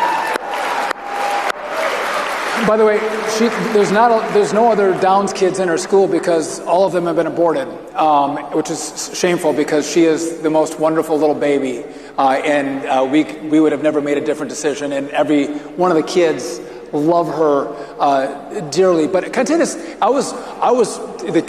We didn't have any money when we started, and every baby that would come would kind of stress me out. I'm like, oh my gosh, got another baby coming. I got to be the one who supports, and Rachel wasn't working. And we just had faith that something was going to happen, that we were going to be able to pay for the babies that we were having. And every single time, what's the Spanish phrase that? So we believe in providence, and it's true. But there's a Spanish saying that says every little baby is born with a loaf of bread under their arms. And it's absolutely true. You know, I feel like every single time something would happen where we were able to have enough money to pay for each additional child. And again, we have 9. So we, at Thanksgiving or Christmas, if I have 5 at home or 6 at home, my house feels really empty. I feel like, where is everybody? It's like, I wish I had more. Someone's going, and for most families, that's a lot, but it is so much fun to have all of them home for the holidays. And the spouses. And then we all get together back in Wisconsin for the summer. And it is the best time that we have is with all of us together. Well, I will say I love when pictures of Valentina and the president pop up on my timeline, and watching him interact with her, it's really a beautiful thing. But Secretary Duffy, you said you're raising your kids in a world that you guys didn't grow up in terms of social media and constant connectivity and public attention. How do you guys talk with your children about social media and about fame and about personal identity? So first off, what's great with so many kids is your first child, you're a first-time parent, right? You've never done it before. You're new at it, and you make mistakes.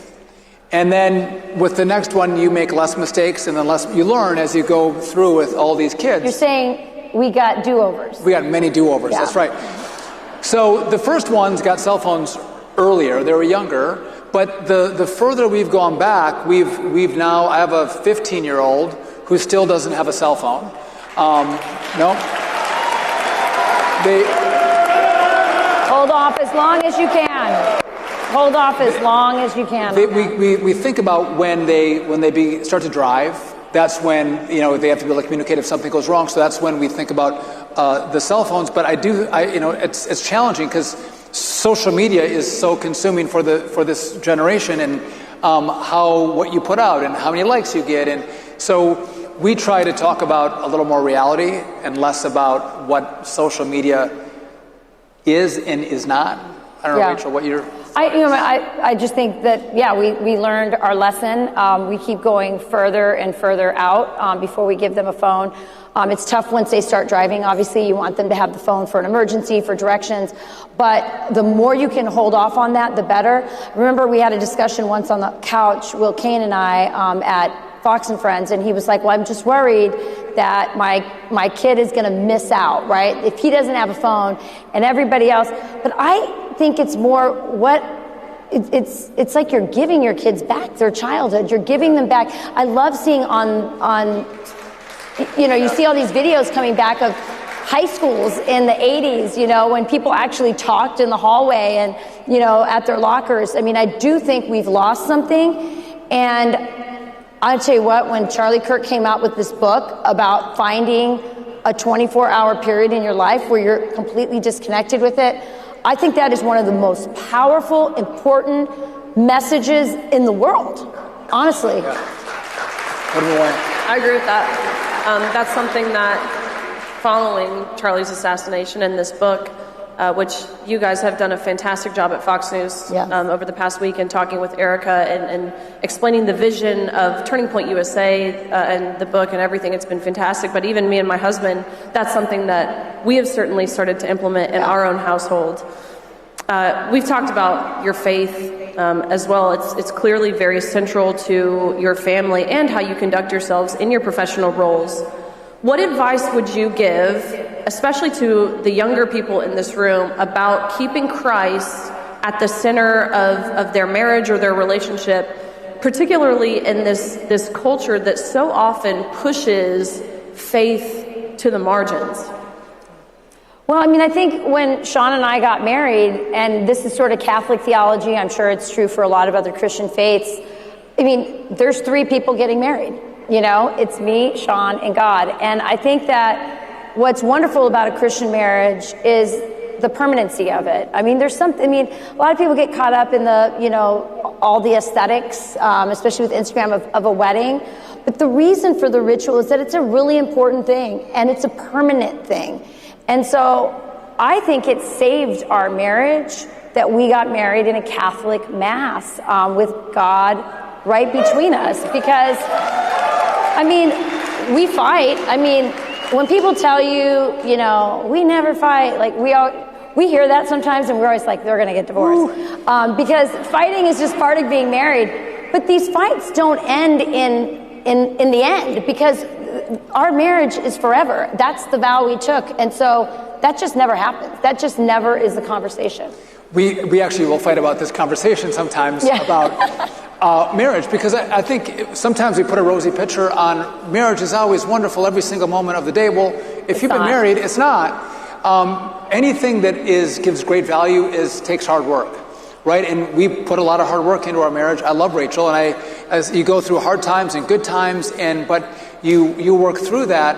And some people, I think, might give up. They give up too early. They don't put the work in, the effort in, and think that it might be rosier if they just give up and go to someone else. And I don't think that's necessarily the reason the he case. says we have this fight about this is I feel like he's right in that he says we need, it's hard work. You have to fight for your marriage. But I also think that the culture doesn't talk enough about how great marriage is. And so that's the debate we're always having. That's true. What do we tell people about marriage? It's both, and it's great. But I think with regard to faith, it's for us, again, we got married with God. Pete Hegseth, at the end of your show, I always used to say on Sunday, go to church. We go to church every Sunday. We attend church on all the Holy Day of Obligations. We pray virtually every single night. There might be a few that we miss. But we pray before the kids go to school. We do pray before the kids go to school. But the church, the Bible, church tradition, being in a marriage and a family that's Christian is a roadmap. I don't know how, honestly, I don't know how we could get through our marriage if we didn't have that. How many of you have looked at Erica Kirk and said, how does she get through? I mean, if she didn't have her faith, how would she get through it? And so I'm just so grateful that I entered into a marriage in that way. And I'm really grateful to my parents.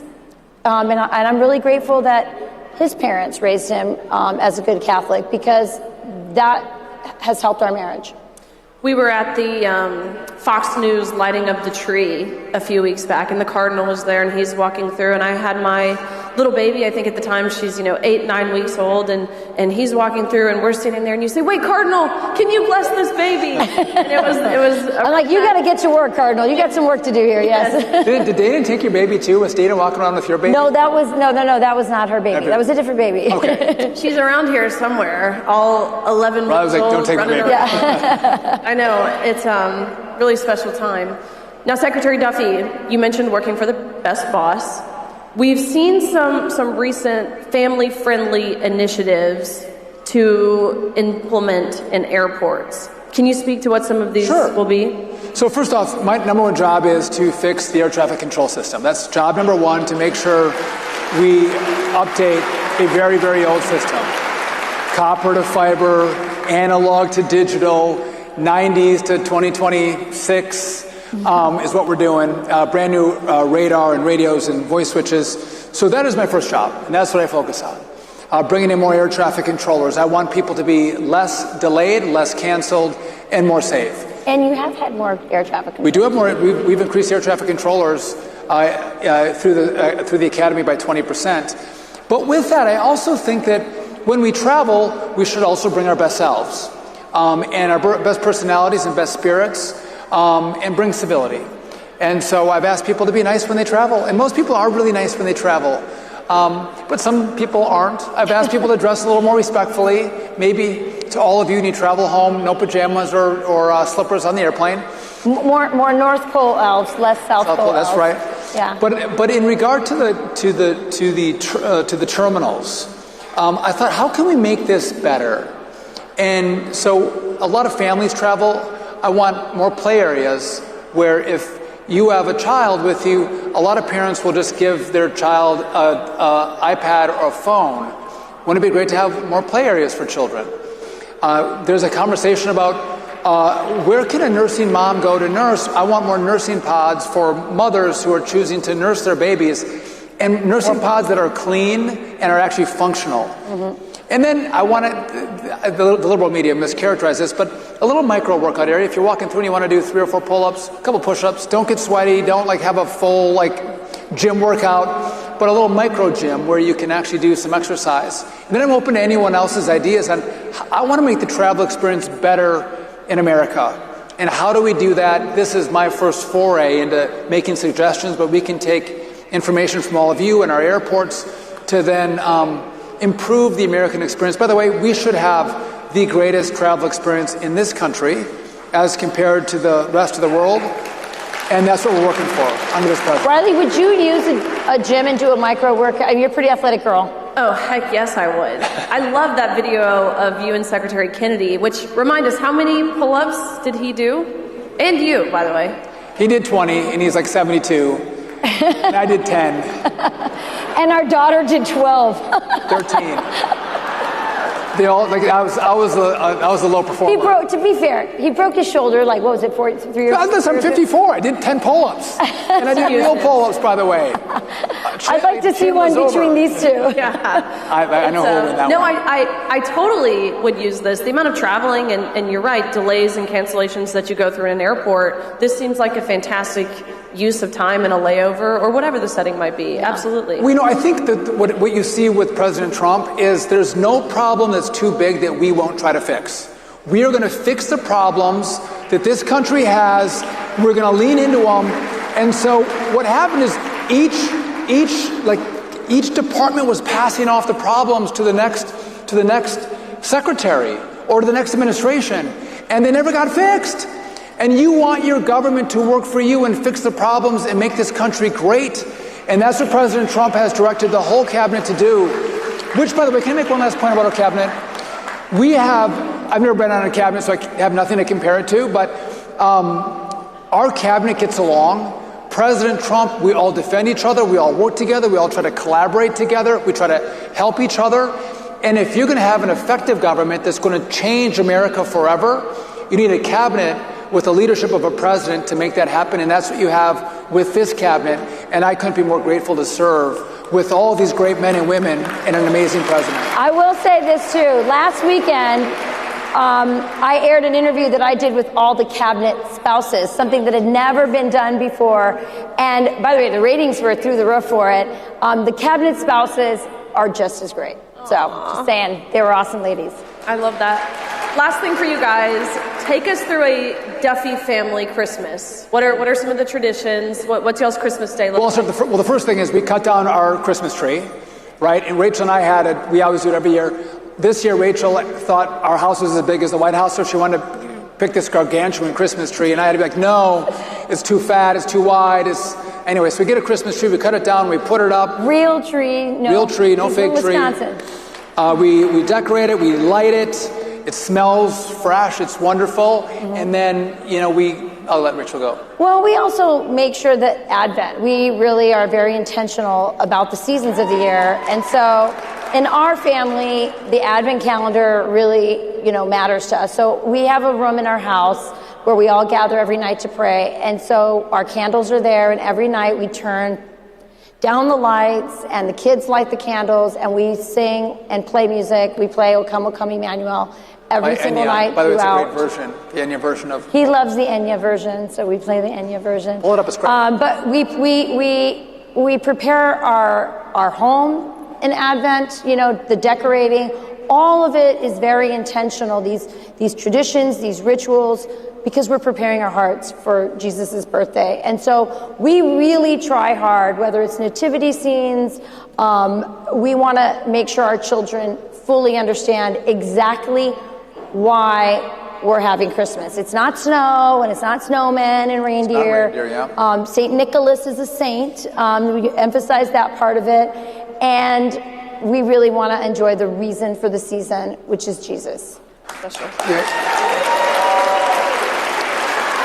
And by the way, on Christmas morning, all of our kids have to stay upstairs. They can't go down to the Christmas tree, and so if we're tired, they stay on the stairs. Yeah, so it's torturous for them. He makes them sing before they can come get their presents. They are all on the stairs, and they have to sing "Away in a Manger."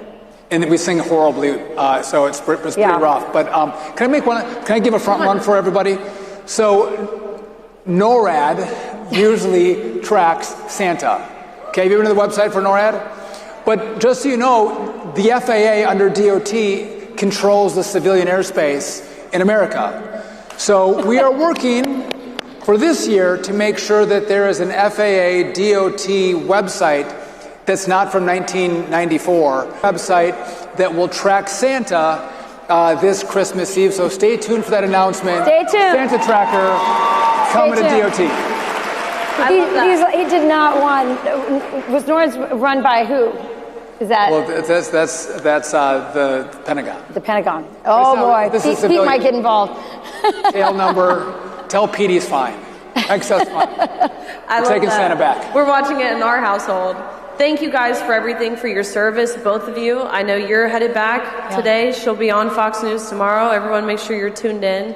Just very grateful for each of you and how you lead your family. It's an inspiration for all of us here, so thank you. Thank you, Riley, and congratulations on your beautiful baby. Thank you.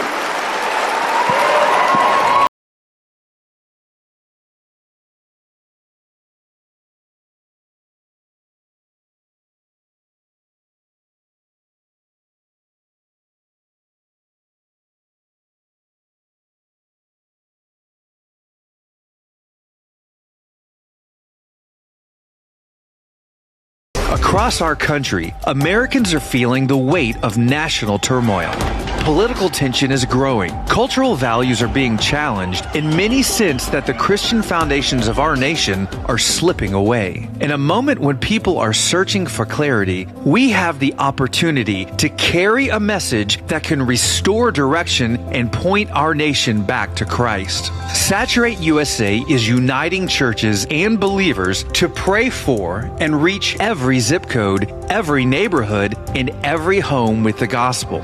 Any church can join by adopting a zip code and receiving strategic neighborhood maps, along with free outreach materials and online streaming resources valued at tens of thousands of dollars for each adopted area. America is in crisis, and people are looking for direction. Let's come together, perfected in unity, so that the world will know the love of the Savior. Join the movement at saturateusa.org.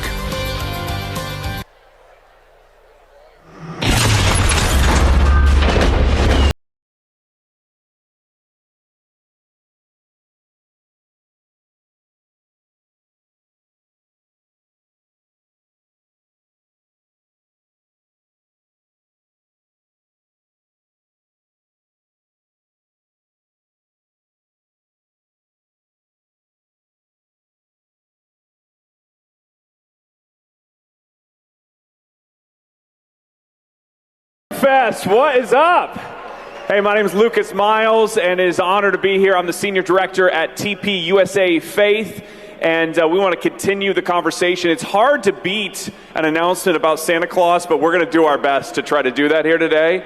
And I am honored to be joined here with Scott Baller from Saturate USA, as well as my good friend Dr. Frank Turek, one of the greatest apologists in this nation and just a tremendous friend to Charlie and both the Liberties. So thank you for being here with us. So I want to start by saying that the Rumble chat is open, and we're going to be taking a few questions from that. So if you're watching, go ahead on Rumble, go ahead and leave those in the chat, and I will be pulling up a few of those questions as we get into the conversation a little bit later. We want to talk a little bit about revival. We want to talk about sharing our faith. You know, we heard from the Duffys in this last session just the importance. Christ is the reason for the season, but we have to get people there first, right, in order for them to understand it. And so, obviously, here at TPUSA Faith, we are very involved in developing resources and equipping people to be able to share the gospel, to be able to stand firm, to be able to navigate all of the cultural issues today. And you guys at Saturate USA are doing a lot of that as well, and I want to talk about that. But before we get to that, Frank, I want to start with you.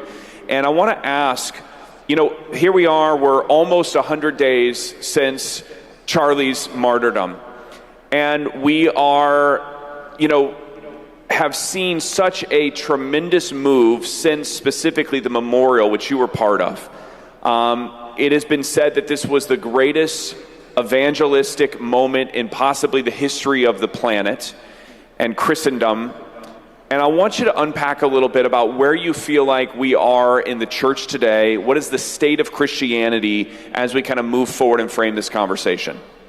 Well, the signs are positive, thankfully, but why does that matter to our country, not just individual souls? Dennis Prager, who, by the way, was a mentor to Charlie for many years, even before I met Charlie, used to ask this question, and the question was this. Suppose you're in your car and your car breaks down in a very bad part of town, You get out of your car, it's in the middle of the night, and you see 10 men walk out of an alley toward you. Would you or would you not be relieved to know that those men had just left a Bible study? You would go, these guys are here to help me, not hurt me. I don't know what would have happened on September 10th had we as a church been better at evangelizing, but it could be that Charlie would be alive today if somebody like Tyler Robinson had been engaged in a Bible study. And my friend Scott here has a way to help us get more people engaged with the Lord that will not only save souls, but may save people's lives here and help our country. So, Scott, let's talk about this. So you guys have developed a platform at Saturate USA, and I want you to walk through the process. You're targeting zip codes, you're equipping the church with packets to be able to help people, to be able to take to their neighbors. So break that down. What does evangelism look like through Saturate USA today? Yeah, well, Lucas, thanks. So our goal is to share the gospel with every home in the United States. So it's approximately 120 million homes. We have approximately 352 million people in the United States. And so the goal is to empower the church, individuals, TPUSA chapters, prayer groups to go out and share the gospel with their neighbors. We drive by these people every day. We wave to them. Maybe we don't know them, but I know the one thing that the Christ talks about and the Bible speaks about very clearly, we need to love our neighbors. And so we want to get out there and do that. It's a very simple process. Individuals, churches, chapters can go and adopt their zip code, and we will provide evangelistic gospel materials to them free of charge to go out and share this with their community. The only thing we ask that they put in the packets is church information to bring these people back to a local church, because that's the goal. But it's also the goal to get us out of the four walls of our church and start loving our neighbors and sharing what's the most important thing, at least in my life, which is my relationship with Jesus Christ. So let's dive into that a little bit more. Yeah, we can clap for that. That's all right. Let's dive into that, because obviously, it's been said that one of the greatest, we have neither, although I play in this space a little bit, neither one of us want to debate this guy right here when it comes to apologetical matters, right?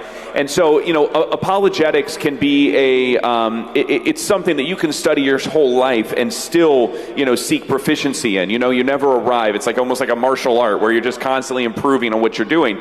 But it's been said that one of the greatest resources that we have to be able to share the gospel is our personal testimony. So let's talk maybe a little bit about why is this so important to you, and how did you first come to faith in Christ? Well, I think as you just said there, I'm not going to debate him on any stuff in the Bible. I am not a pastor. I'm just a lay person, go to church every week, love Christ. But when I was younger, I had an opportunity to work with a group, which is Campus Crusade for Christ, which is now Cru, and got challenged to take a year off of school and go live in Russia. And had an opportunity there when I first got there to share my faith. And as I found out, it's really not about an incredible story. It's not really about knowing the Bible perfectly. It's about just planting that seed. And I find it interesting. I had a mentor of mine tell me, it's amazing. You can have some people that'll go to church for months, never feel that need to accept Christ. They can hear a story from a total stranger that connects with them because it's the Holy Spirit inside, and they hear that thing that they needed to hear, and they accept Christ. And so what we wanted to do with Saturate is not have some elaborate way that we've got to spend months trained on how to share our faith or what to do. We wanted something that's going to be simple for the normal person like me who reads my Bible, I wish, every day. As normal, I'm human, so I miss those days, but that's my goal. But also knowing that I want to, go out there and share my faith with my neighbors. And, we've just had hundreds of stories about what could have been lost opportunities if a person in a church hadn't gone and shared something with their neighbor. So that's kind of the goal. No, I appreciate you sharing that. Very powerful. And Frank, I want to kind of push in on this a little bit more because, sometimes we hear, oh, my neighbor, they go to church, or they said that they go to the church up the road or whatever. Can we take for granted that everybody going to a church today has actually heard the gospel? Talk to us about that. No, many of them haven't. And unfortunately, so many churches now are very reticent to even talk about the major issues of the day. One of the things that made Charlie Kirk so great was that he was afraid of nothing. He would talk about any issue at any time, because as Christians, our Christian worldview is supposed to inform every single thing we do, not only in church, but also at home, at work, online, in the voting booth. Everywhere we go, we're supposed to bring our Christian beliefs with us because, number one, they're true, and number two, Jesus told us to be salt and light everywhere. So a simple invitation to a good church might be the thing that exactly somebody who's already going to church needs. They just don't know it. This kind of reminds me, I know the great Tyler Boyer here at TPUSA Action, who goes out door to door with other folks to try and get people to vote. This kind of reminds me of that approach just for evangelism. You're just going door to door. You don't even have to talk to people. You can just hang something on their door. It's not even threatening. But if you do get into a discussion, you can talk about the fact that God really exists, Jesus really rose from the dead, and you have a purpose to your life. It's to know God through Jesus and to make him known. I mean, Charlie knew that you had to have direction as a human being. And young people all over the world were magnetized to him because he had that direction that every one of us ought to have. And this can help introduce people to that direction, the true direction of life, the purpose of life. I think about, I love that example about Turning Point Action and just what they're doing. But and this is, it's some of the most important work in the country right now, what they're doing right now at Turning Point Action. But when you think about the eternal state of heaven and hell, having a relationship with Jesus Christ, knowing your eternal destiny, and seeing at times the apathy with which a lot of Christians approach this. And Scott, maybe you could speak to this. I would guess that the apathy is not always because people don't care, but sometimes it's because they don't have the tools or the resources to be able to do it effectively. Yeah, I think they get paralyzed a little bit with being able to share their story, thinking that it has to be some elaborate thing that they have to tell, and it's really not about that. It's a simple story of connecting with people. And I find that it's really interesting as you go out there and you interact with neighbors and you interact with people in your community, you don't know where they're at in life.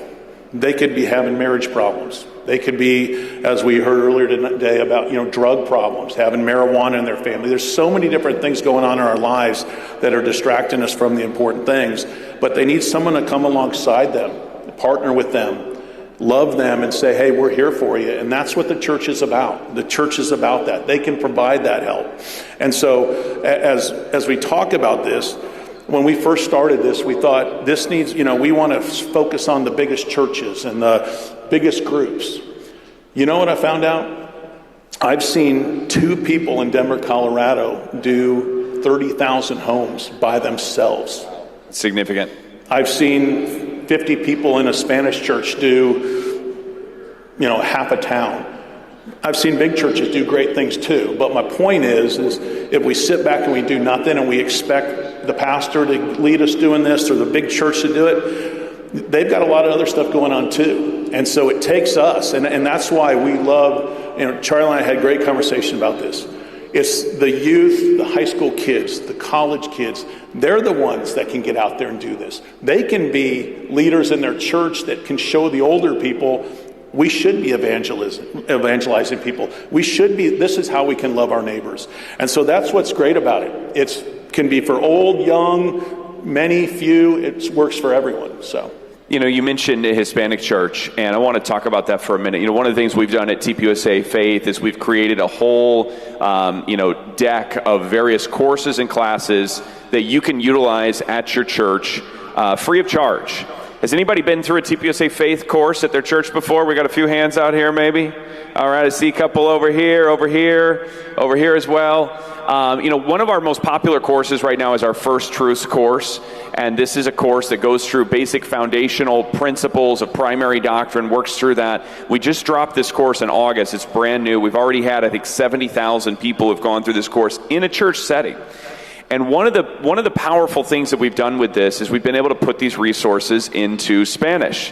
And I know that, because look, if we're going to talk about things like immigration and assimilation, let's just set illegal immigration aside for a second. Obviously, we all know that that's an issue that we have to continue to find, very strong solutions for. But if you look at legal immigration, if we're talking about how do we assimilate somebody who's moved here, what gets them to this foundational place to where they see they embrace the way of life that makes us unique? It's their faith. Right? And so faith is such a massive, I would say it's the foundation layer. It's what Charlie believed. It's the foundation layer to assimilation. And so you guys have resources in some various languages that you've been able to put together. Talk about that. Yeah, I think that's an interesting thing. We did some research on this and found out that just over 40% of homes in the United States, the heart language that's spoke in the home is not English. So, what we have done is we look for tools that we could provide in multiple languages, and the online tools we provide are the movies and so forth are in over 3,000 languages. And so what's great about that is you can have a family who is from Romania.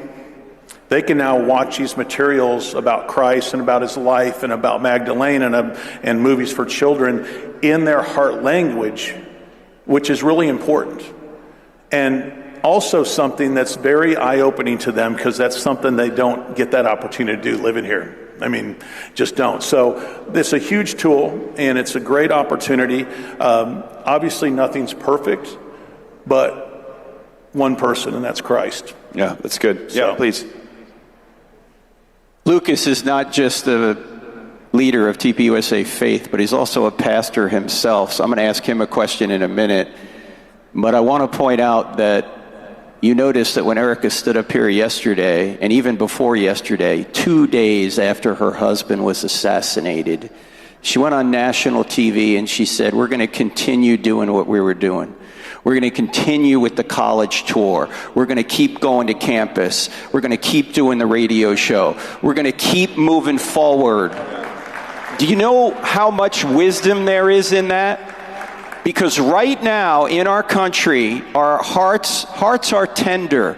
They're open to Jesus. They're open to purpose. They're open to God. They're open to direction like they've never been open before. On my own college events, I've noticed that questions have shifted from skepticism to evangelism. What do I mean by that? Instead of getting a lot of hostile pushback, I'm getting people saying, how do I bring my neighbor or my friend to Christ?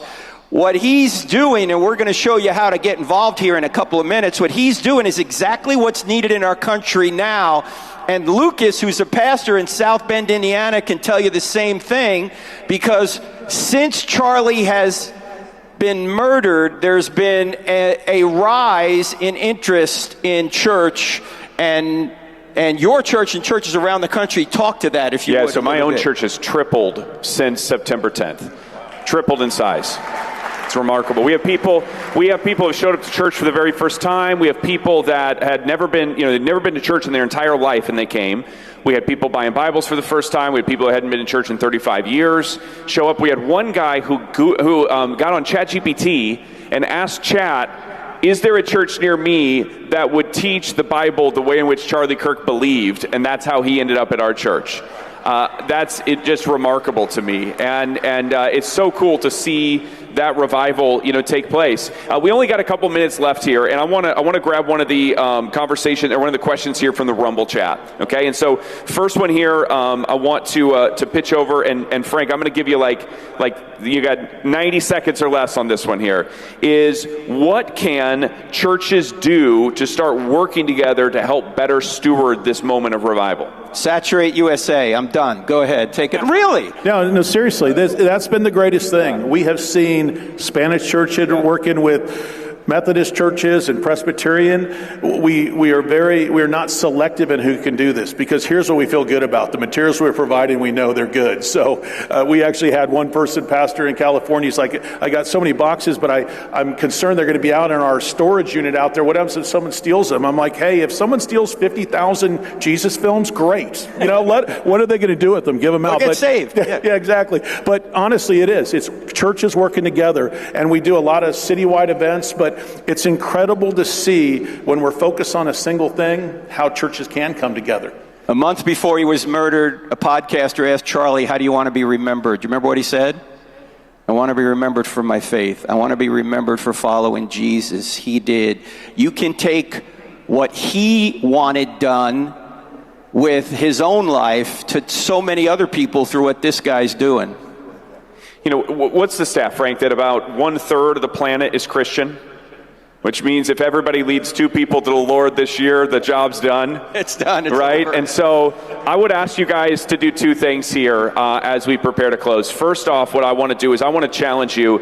And look, I know we got people in the room from all different, backgrounds and spectrum, but I know that a lot of you here are believers in Jesus Christ. Is that true? And I always described it this way, that Charlie's faith in Jesus Christ was the underlayment, the foundation of everything else that he did. And I think that you're going to continue to see that be the vision that's driving us forward here, especially at TPUSA Faith. I want to ask you to do 2 things for me. First off, I want to ask you to make a commitment, if you're a believer in Jesus Christ, that I'm going to give you plenty of runway with this. I should just say in the next month, but in the next 3 months, to go to the Lord and say, God, help me to be able to share my faith with one person, at least at minimum, and just seek that out of who that is. Now, we should probably be doing that every single day, but I know there's a lot of people who've never done it before. And the second thing I want to ask you to do is, we got a QR code that I think is going to go up on the screen here behind me. And I want to ask that you guys just scan this, download this, go ahead and just get that. We have that on the screen here. There it is. Okay, there we go. So go ahead and scan that and share this with your pastor. Share this with people in your church. You can do this as a small group. You can participate in this on your own. You don't have to have your pastor get involved. And it's free, right? It's free. 100% free. It's free. This is 100%. Totally free. Like many of the resources that we utilize at TPUSA Faith, this is just getting. There's not a sales pitch here other than just, we want to get this in your hands so that you can start using this to share the gospel of Jesus Christ with your community. Yep, everything's free. We ship it directly to you. We provide maps to help you do and work that area of interest, and it's a great opportunity, so appreciate it. Awesome. All right, we appreciate you guys. Let's give it up for Dr. Frank Turek and Scott Baller and Saturate USA. I'm Lucas Miles. We'll see you soon.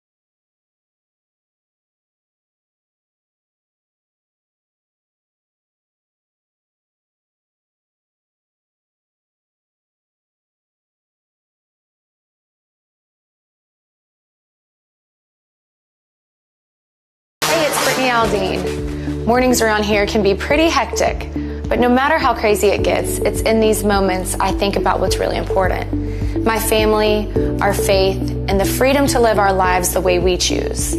That's why I love Patriot Mobile. Patriot Mobile isn't just a phone service. It's a community that upholds the values we treasure: family, faith, and freedom. Join me and my family with Patriot Mobile today and stay connected to what matters most.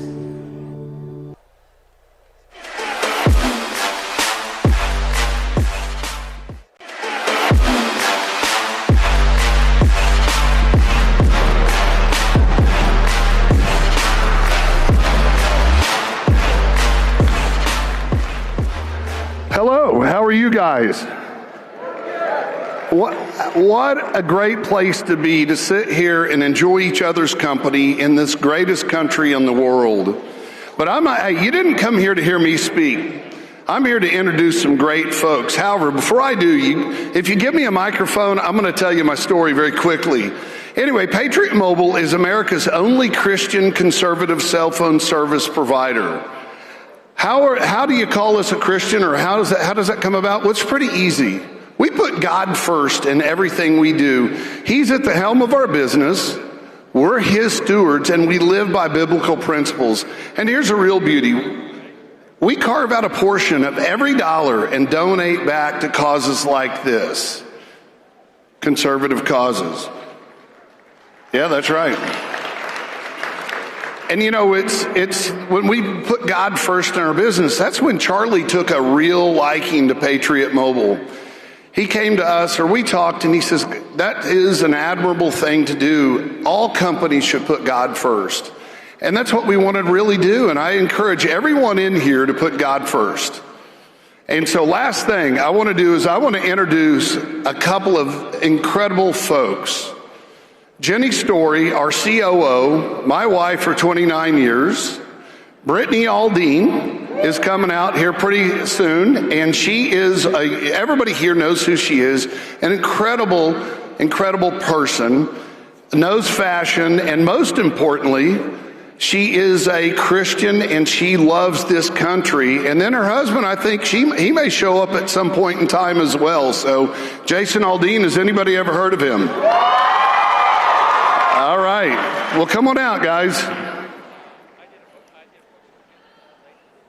It is unbelievable to be in a room full of like-minded people. In the world we live in, it's very media-based. Everything's very biased, obviously, and it's a hard world out there. I'm advocating for children. I think that children should not be allowed to make these life-changing decisions at such a young age. They are not mature enough. Let a child choose their gender so young. It's very baffling to me. People are entitled to their opinions. A society, regardless of political status, should be able to sit back, speak our minds about it, and fight for these children.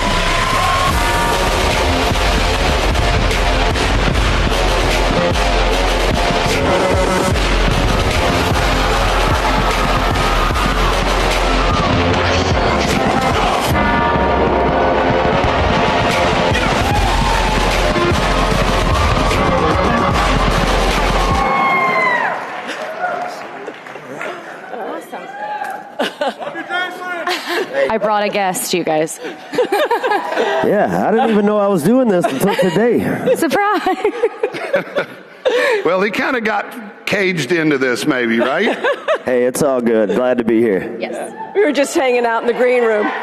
Anyhow, we want to ask you some questions because we know that you've been through some hard times, but you've held your head up strong. And both of you guys, in 2021, you came out powerfully for the cause and the movement, and you said things that people didn't necessarily agree with in the country world, and you went forward. How did you protect your family? How did you continue to be strong?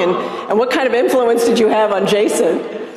Well, I am very, if you know me, I'm very outspoken. I'm very bold. I just don't really care what people think, which I think is a characteristic that the Lord gave me and knew that I was going to be in this position, honestly. I'm just used to people criticizing us, criticizing everything that we do. So at that point, me and Jason in the kitchen one day were like, okay, we feel this way. We know so many people do, but a lot of people are afraid to speak out or lose their job, lose their career, maybe a record deal. So is this something that because of the position we're in, we're going to just full steam ahead and talk about it and say, this is where we stand. We know a lot of you are with us. Let's go. Let's get on this train together, you know? And so Jason and I just decided from that point on, like, this is what we're doing. That's right. Yeah, I mean, I think we live in a country now where a lot of times, you know, if you're a Christian, you're made to feel like that's a bad thing, which is just not the way either one of us was raised. It's not how we feel. And, you know, we're in a unique situation to where, you know, a lot of things we do are kind of under the microscope as a couple and as individuals. And I don't know, I just feel like when you're in the situation we're in, you kind of have this obligation to speak out when you hear and see things that just don't seem right. And, you know, I'll say with us, you know, thank you. And, you know, for us, it's just been kind of being unapologetic about our beliefs and how we feel. It's like, you can think we're crazy. You don't have to agree with it. That's fine. But this is how we feel. And you're not going to, you know, tell us any different. So that's right. And I think we all appreciate it, particularly when you released your song, Try That in a Small Town. I think that gave a lot of people courage, right? And there's a lot of people who just felt like, finally, we've got somebody who's willing to risk their career, because you risked a lot to do that. Well, yeah, like I said, I mean, I think we live in a culture where if, somebody doesn't like, or they read something the wrong way or maybe don't necessarily agree with what you say or do. We live in a culture where they go out and just try to tear everything down, make things about something completely different just to tear this down, something they don't agree with or maybe don't see eye to eye on. And, I just think that, the American people and country music fans are a lot smarter than that. I think they knew what I was saying. I think everybody was kind of tired of what was going on at the time, and I just felt like it was something that needed to be said, and the song kind of spoke for itself. I mean, it's one of the biggest songs I've ever had. Well, thank you. I think we all thank you for that. And now, Brittany, how did you protect your family, or did you feel that? I know that you travel with Jason pretty much all the time. How does that life and It's a crazy life, especially because now our kids are 6 and 8, and they grew up on a tour bus, and so, it's kind of hard. We live on the road so much, but we're just constantly traveling, and, Jason and we keep everything very grounded, everybody's very humble. Our children, we are very strict on manners. We're very sweet parents, but we also just don't tolerate disrespect or anything. So our kids are very, very great, and they're well-mannered. They're sweet to everyone. Truly, we're so blessed, but it's also, parenting is obviously such a big part of that. So we're just so on the same page, I feel, at home that, it just works.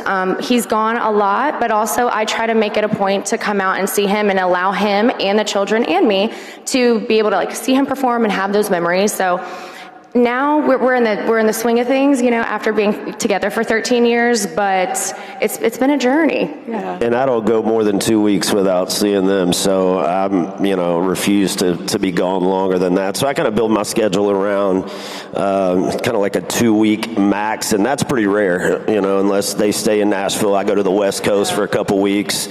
Even that doesn't happen. So I think that's the other thing is we're just, just try to be a tight unit for us and our family, and that's what we enjoy, spending time with each other and doing everything together, and so just try to figure out ways to make it work. It's tough when your kids start school. I will say that our kids just started school, so that's been a little tricky, but yeah, that's kind of our game plan. Well, let's talk about your tour, because I feel like we were living around the schedule with Brittany. So Patriot Mobile was honored to sponsor the Full Throttle Tour, and woohoo! And it was awesome. I could watch it every single time. But explain why you were willing to sponsor, or to team up with us, to partner us. Why of all the companies, Patriot Mobile was blessed basically to be your sponsor. Well, a lot of companies, I don't think, like me anymore. We love you.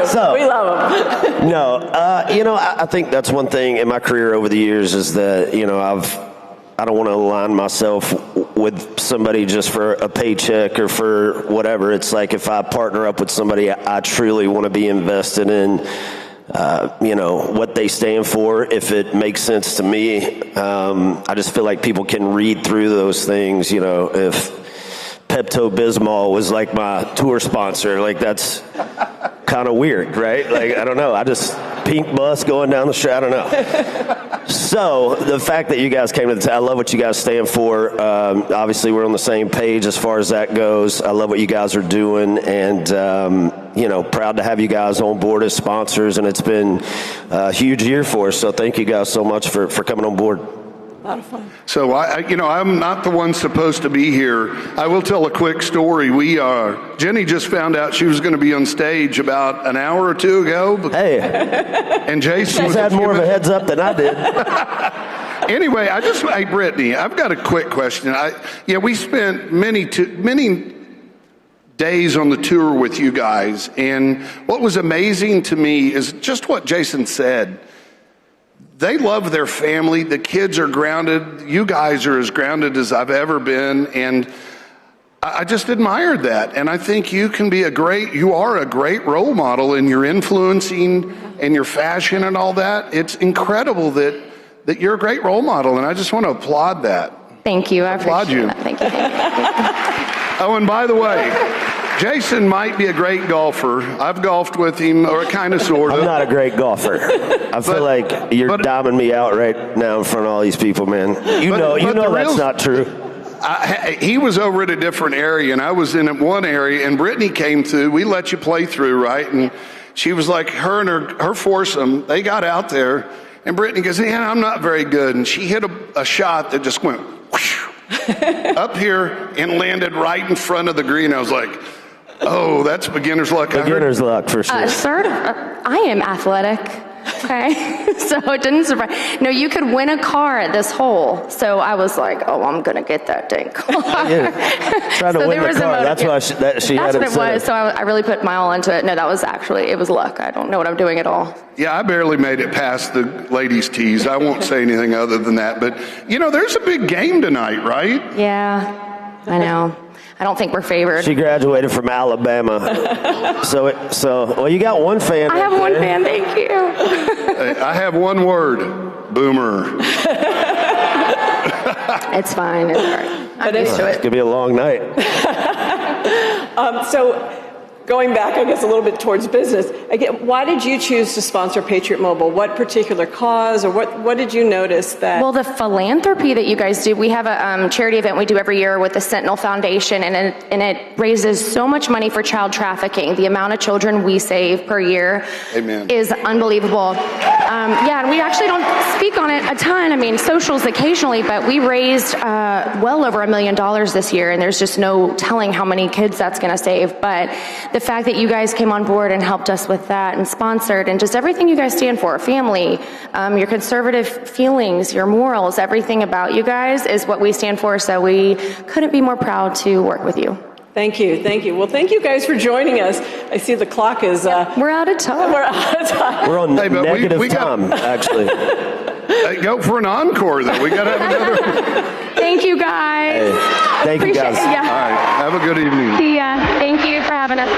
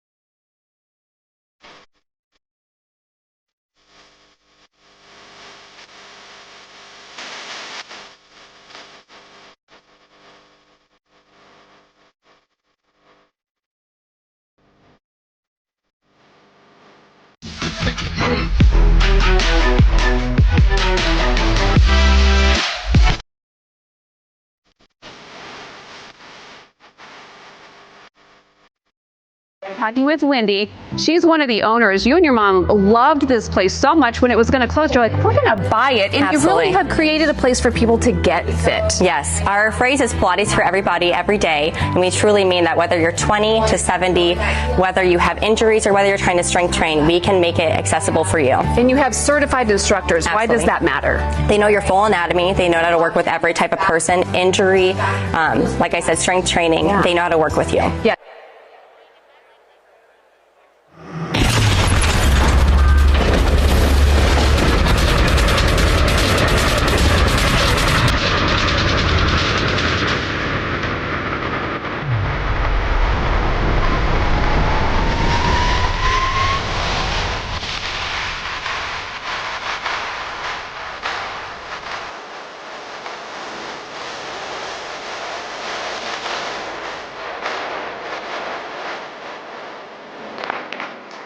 All right, how we doing? Everybody feeling good?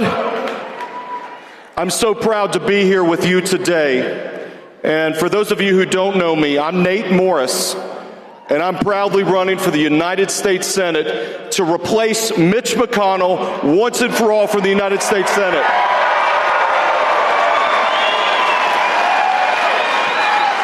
You know, I'm so proud to be a Kentuckian. And I'm proud to be a 9th generation Kentuckian. My family were some of the first to come to the Commonwealth. They came over the Cumberland Gap, fighting and scrapping for everything they have.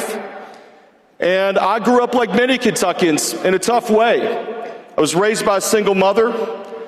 My mother was on food stamps. I had a dad that left when I was very young. And he even got locked up for not paying child support and left me and my mother to fend for ourselves. But I had grandparents that helped me get the kind of life to live the American dream. I had a grandfather that was head of a local union, the United Auto Workers. 19 of my family members worked in an auto plant in Kentucky building cars. And whenever I see big trucks rolling up and down the road from Ford Motor Company, I think about my family who helped build that. And I'm so proud that right now in this country, we are celebrating the American worker once again because of President Donald Trump.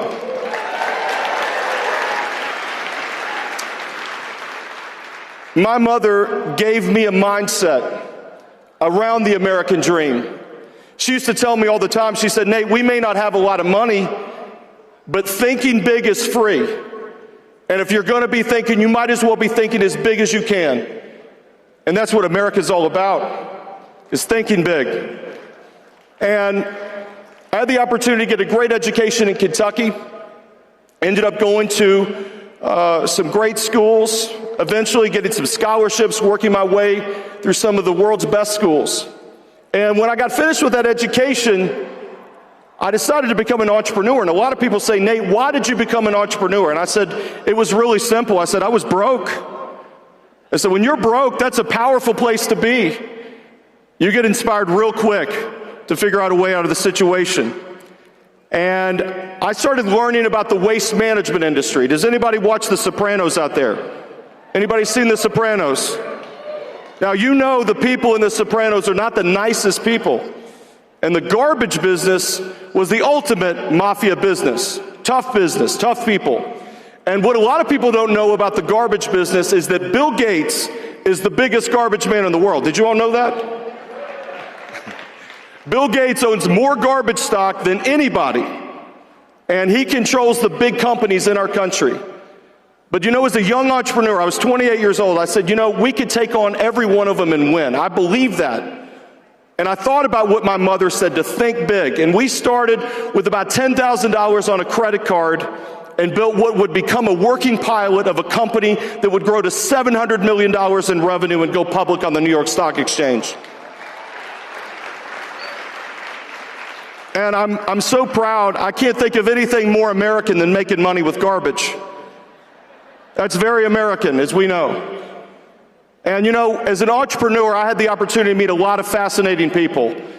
And I'll never forget, about 10 years ago, I met a guy who was a venture capitalist. And for those of you who don't know about venture capital are the folks that help fund businesses, help American dreams become real. And I started talking to him, and he had Kentucky roots, and I said, where are your folks from? And he said, you know, Breathitt County, Jackson, Kentucky. I said, oh, really? I said, my family's originally from Morgan County, right in the heart of Appalachia. And we started talking, and we had a lot of the same kind of family dynamics that we had to overcome. And that guy's name was J.D. Vance. And we became buddies. By the way, I'm so proud of my friend J.D. Vance. What a vice president we've got.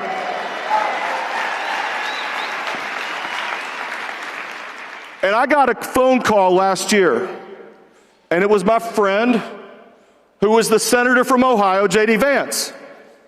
And he said to me, Nate, Mitch McConnell is likely going to retire. And we're going to need someone in the United States Senate that's not going to stab our president in the back over and over again. We're going to need somebody in the United States Senate that's going to be America first, that's not going to support these crazy wars like Ukraine and back up the truck for Zelensky and his cronies. We're going to need somebody that's willing to fight and that's going to secure our border and send every illegal back where they came from, period.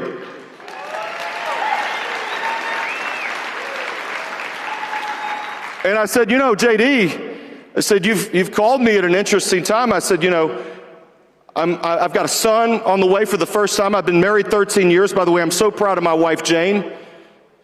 She's the best lady in the world. And we just had our son 5 months ago, JR, my little boy. He's a good-looking kid. He's got a full head of hair. He's in the 97th percentile for length. I'm so proud. I'm trying to get a basketball in his hands as quick as I can. But I said, JD, I got a lot going on. I said, I got a son on the way. I've just gotten into a new business. But it became very clear that this was something way bigger than anything I could imagine. And one of the other people I talked to after the vice president was Charlie Kirk. And Charlie said to me, Nate, he said, we need somebody who's willing to fight. Because we're in a battle right now of good versus evil. This is not just Republican and Democrat. This is good versus evil in our country. And we need outsiders. We need non-career politicians. We need business people like President Trump. And he said, Nate, this race is so important that if you do this, I will come to Kentucky and I will help you launch your campaign. That's how important this race is, that we send someone to stand with President Trump and an outsider, not another Mitch protege. And I will never forget Charlie Kirk launching our campaign, coming to Kentucky. And we talk about our great hero, Charlie, and his leadership, his charisma, his ability to captivate a generation. We're all here because of him. And he came to Kentucky for me and for our campaign because he knew that this was the most important Senate race in the United States this cycle. Because as he would say many times, Mitch McConnell is the final boss for MAGA to defeat in the bluegrass state. President Trump has defeated the Bushes, the Clintons, the Cheneys, the Bidens. Well, the McConnell machine is the last vestige of that old rhino global establishment that has run our country off a cliff.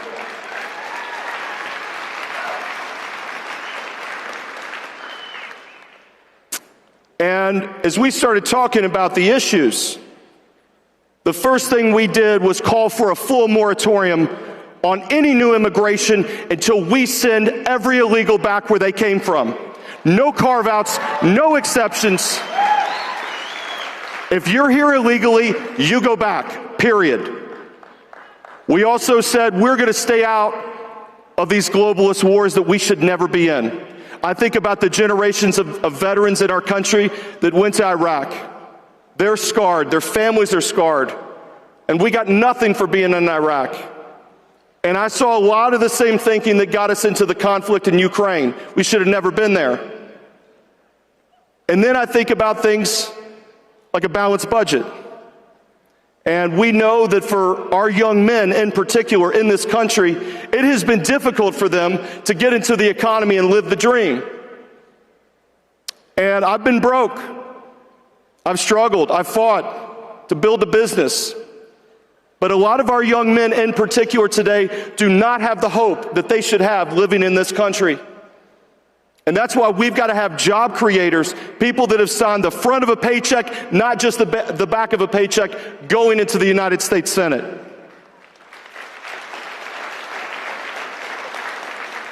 And, you know, a lot of people say, Nate, you know, this is Kentucky. A Republican's going to win. What's the difference? Having an R by your name doesn't mean anything to me. Are you America first? Matters. Are you going to stand with President Trump? Matters. Are you going to fight? And are you going to stand with the vision that Charlie had for our country and what he was fighting for every day?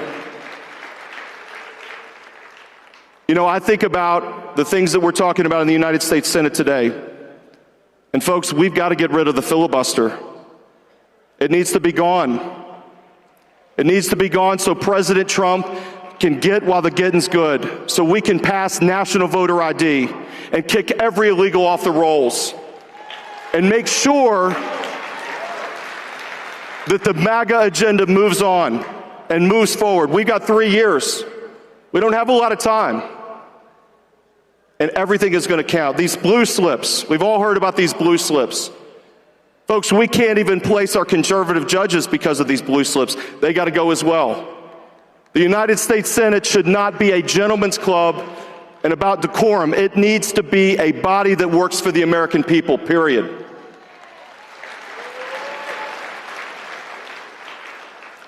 You know, I'm so inspired by everybody I see here today because I see Charlie and his vision in every one of you. You're all here because of him. And a big reason why I'm in this race and running for the United States Senate is because of Charlie. I believed wholeheartedly in everything he was doing. And to receive his endorsement was one of the great honors of my life. And every day that I wake up, I think about the responsibility that that carries with it. I think about the responsibility of our campaign. And I think about the responsibility that we owe to our country because he paid the ultimate price for what he believed. And the evil that tried to assassinate President Trump, that tried to bankrupt him, that tried to ruin his life, ruin his family. It's that same evil that killed the Brown University student a few days ago. And it's the evil that took Charlie from all of us. Folks, that's what we're fighting for. That's what we're fighting against. We're fighting against the radical left that wants to destroy our country. And that's why we've got to have people from the outside. We've got to have people that don't need the job. We've got to have people that are not trying to get rich in office, that want to serve and fight, just like George Washington said, I'm going to serve 2 terms and I'm going to be done. And that's why I say I'm going to serve 2 terms and I'm going to be done.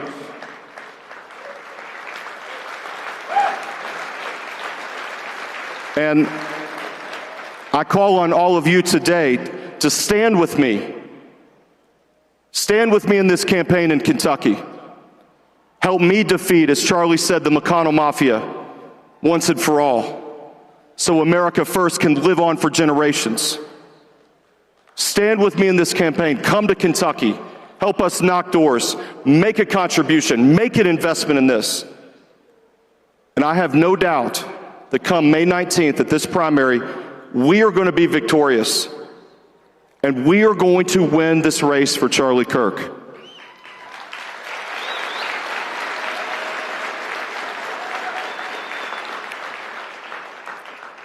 We will not let the evil that took him from us live on any further. And stand with me, folks, to fight and keep America First going for generations. And let's win this for him. Thank you all.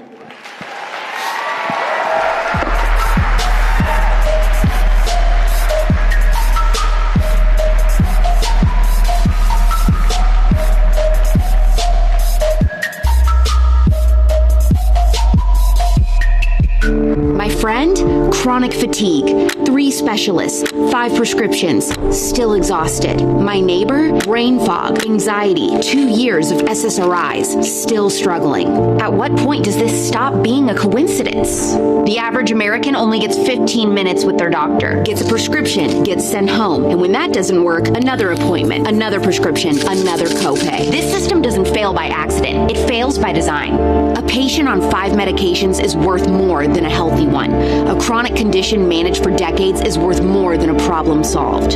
Insurance companies profit from premiums, not payouts. Pharmaceutical companies profit from refills, not cures. You're kept in the dark because an optimized population is less profitable than a managed one. This is what they test for, a basic metabolic panel, lipids, if you're lucky. This is everything they don't test for, inflammatory markers, hormone levels, nutrient deficiencies, essential markers that could show the early stages of disease development years before symptoms appear. But the system doesn't profit from prevention. It profits from patients who keep coming back. Longevity shows you what's actually happening in your body, then pairs you with experts to build a plan for your body, not bodies like yours. It's longevity-focused care that profits when you thrive, not when you're stuck.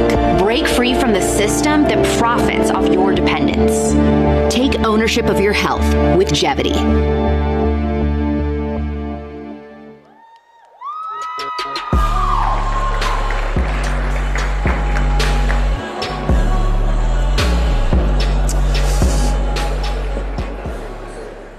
I'm here today to tell you how the healthcare system let me down in a really big way. I lost my father at the young age of 58 years old to lung cancer. And my dad, he did everything right. Okay, he worked out 5 days a week, he ate well, he trusted the system, he went to the doctor when things felt off. And in early 2021, my dad, he started experiencing this lower back pain. And it's not the same type of back pain that I'm sure many of us are, feeling right now. It was different. And he told his doctor, this is different. The best advice the system had to offer my father was, why don't you stretch more before you work out? That is the advice that the system left my father with. But by the time that very system found out what was actually happening, it was too late. Now, I lost my father, who did not smoke, to lung cancer at 58 years old.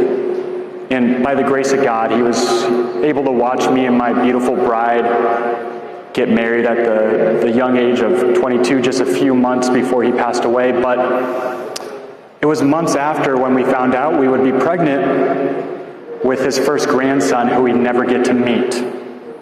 We were robbed of that by the traditional healthcare system. And this burned a realization inside of me, this realization that we don't actually have a healthcare system, we have a sick care system. We have a system that profits off of sickness, not health. We reimburse sickness, not sustain health. We pay for procedures, not avoided disasters. We're quick to celebrate the surgeon, but we overlook the quiet win when no surgery was ever needed in the first place. Misaligned incentives. It's backwards. It does not make sense. We profit off of sickness, not health, and that needs to change, and it can change.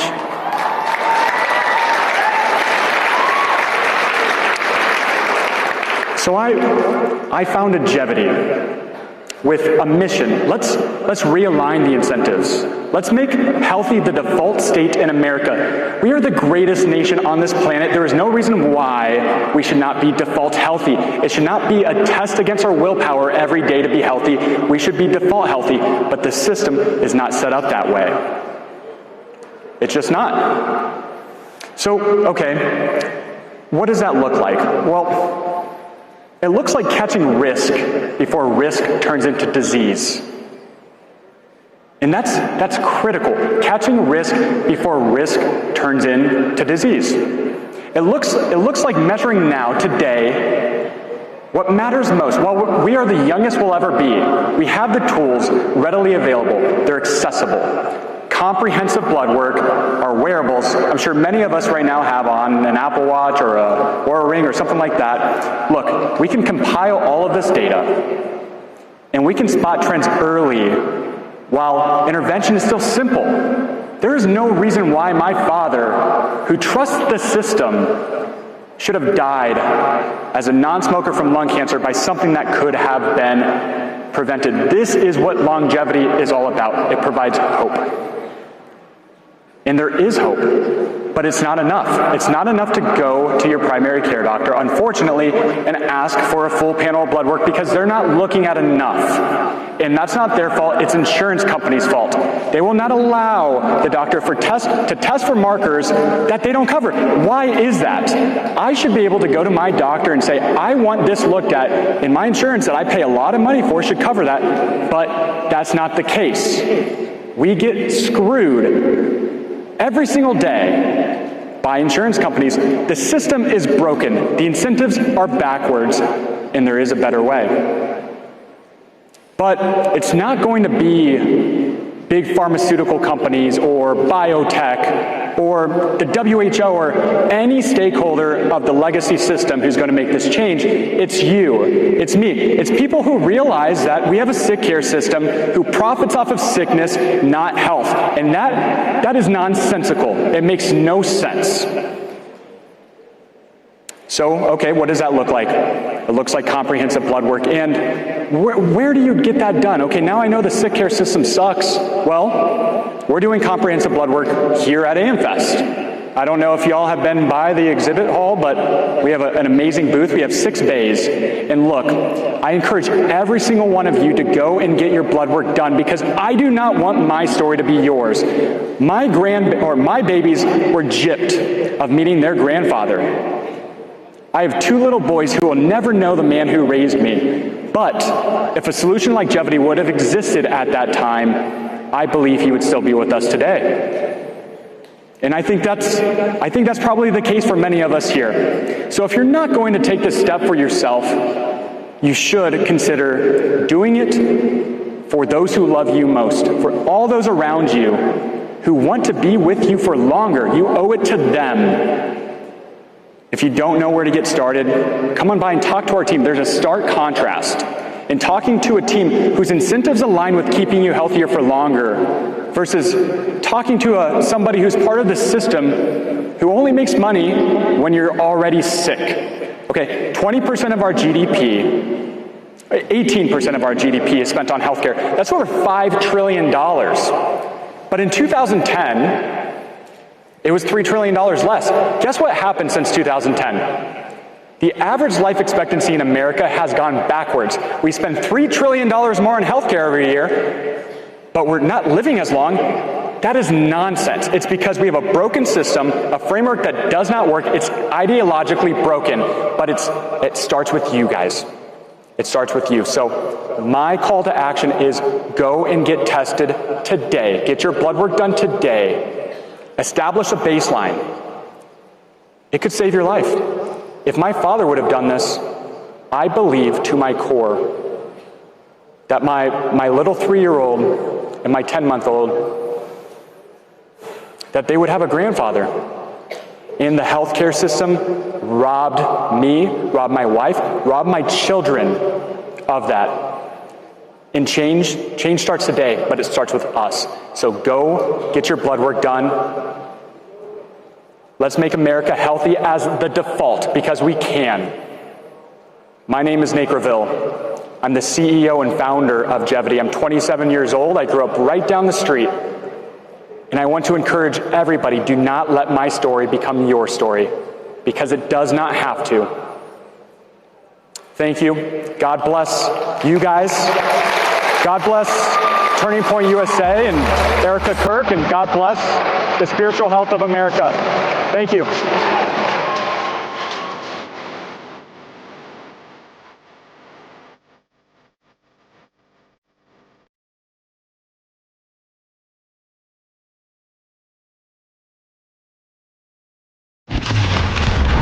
The Chicago Cubs select Matthew Shaw. He goes by the name of Matt Shaw. MLB Pipeline showing him some love. Then he just been promoted to AAA. And he's gotten better throughout the year. Charlie, he was someone that I met at the apartments in Arizona. He was one of the biggest Cubs fans I ever met. He texted me after every game. We had a great win for the Cubbies, and he was super, super supportive.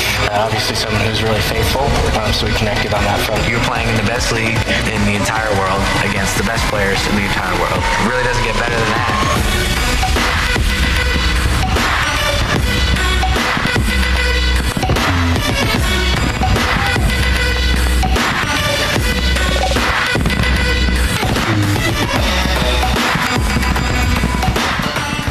Hey everybody, I'm so thankful to be here, and my wife and my family over there, and I'm very blessed for them and to have known Charlie. But something that people may not know about Charlie and I, and something that I've spoken on a lot, is for my relationship with Charlie, everything was about our faith in Jesus.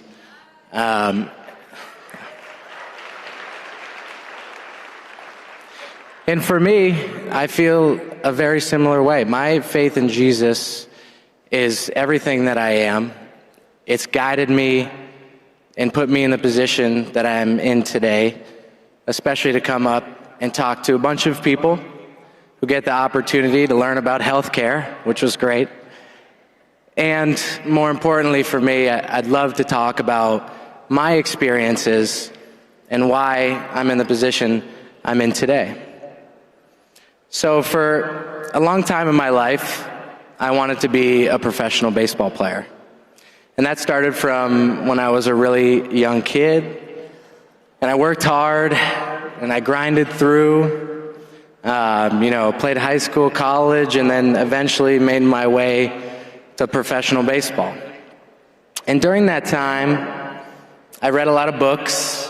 I thought that was going to kind of help me, put me in a good position. I wanted to absorb knowledge.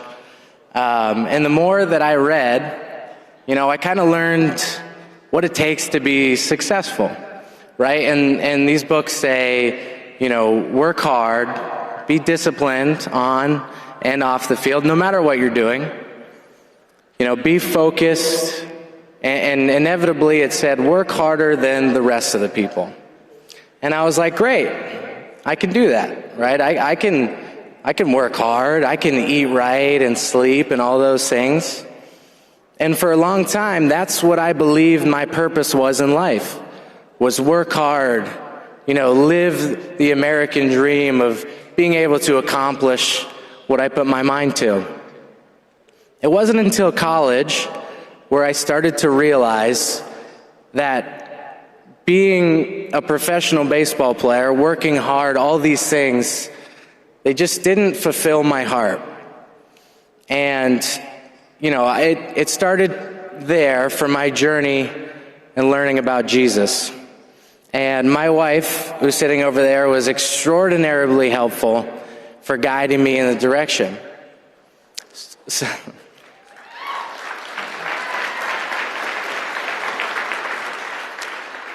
And the reason I wanted to come here today was because I've been praying a lot about the opportunity to disciple people and to show them the love and the joy that I feel in my heart, and to spread that to everybody, whoever has the opportunity to listen. And so I saw this opportunity as somewhere where I could come up on stage and tell people whatever out the world wants to tell you is successful, and that's going to bring you joy and peace in your life, which is work really hard, get a great job, and you're going to feel fulfilled. And in my experience, you work really hard, you have a great job, and you follow your passion. That's important, extremely. And you follow your passion, you figure out a little bit about who you are and who you want to be. And I think that's absolutely an amazing thing. But I think what you miss on is the fulfillment piece, something that we were made to do. And that's to have a relationship with God. So as I went through and I realized this, that I needed to have this relationship with God, and I learned about God, and I grew in my faith, it came very clear to me that I had been missing a lot of things along the way. I had been missing how I treat people. I had been missing the way that I talk, the way that I learn, the way that I interact with the people around me. And the more I learned about Jesus, I was very surprised. From kind of a 50-foot view, I see Jesus and it's like, oh, he's this good guy. That's what he's all about. He's about morals and all these things. But I never quite could comprehend until I started learning the amount of love that Jesus had in his heart. And I think that was the biggest piece for me that changed the way I looked at a lot of things. Jesus went to all these people, different people in different areas of life and different walks of life. And what he wanted to do was show them that no matter what they did in the world, good or bad, that without him, you're always going to be missing something in your life. And that's exactly how I felt. I'm not saying this because it's something that I read. I'm saying this because I experienced this. I grew to the top of my game and made it to the major leagues. And I'm sure there's people in this room who are going through similar things. They want to just get to that next goal, that next thing in work, wherever they're at. And that's what they look forward to the most. But what I'm saying is, no matter how far you go along that ladder, you're still going to be missing something innate in your heart. And it's that God craves a relationship with everybody here. And I think that's what Charlie and I talked about, was that God craves a relationship with everybody. And he does that through this intimate love that he has for all of this. So God asks us, right? He says the first thing he wants us to do is love God with all our hearts. The next thing he wants us to do is love our neighbor. And the last thing he wants us to do, and this is just a very simple 3-goal thing to what I believe and what God tells us, is to love our enemy. And that's a very difficult piece to take hold of, is to love your enemy. Because what does that mean? Does it mean that you're going to go and hug the people who might not agree with you or hate you or act malice towards you? Not necessarily. But what it means is that when people act a certain way towards you, it's because they have hate in their heart. When they act hateful towards you, right? My wife and I, we get hateful messages all the time. And I've been praying about what I should do about those messages. And usually I just ignore them. I say, you know what? Let's just not even get involved. It's probably for the best. We'll just kind of ignore the messages and move on. But what I've realized and the way that I've grown is that I need to show the same love that I have for my neighbor and for God to those same people that have hateful messages towards me. And that's something that my wife and I pray a lot about. And we think about, how can we look at these people, any people who are against us in my faith in Jesus, and show them that I'm not trying to change their mind about some complex issue. What I'm trying to do is show them that the same love and the same joy that's in my heart, I want to show them that they can have that too. Because the truth is, when you love your enemy, you're not trying to change their mind. You're trying to show them that the reason that everyone here, in one way or another, feels blessed, the reason that everyone here, for one way or another, is thankful for the many things that God has put in their life.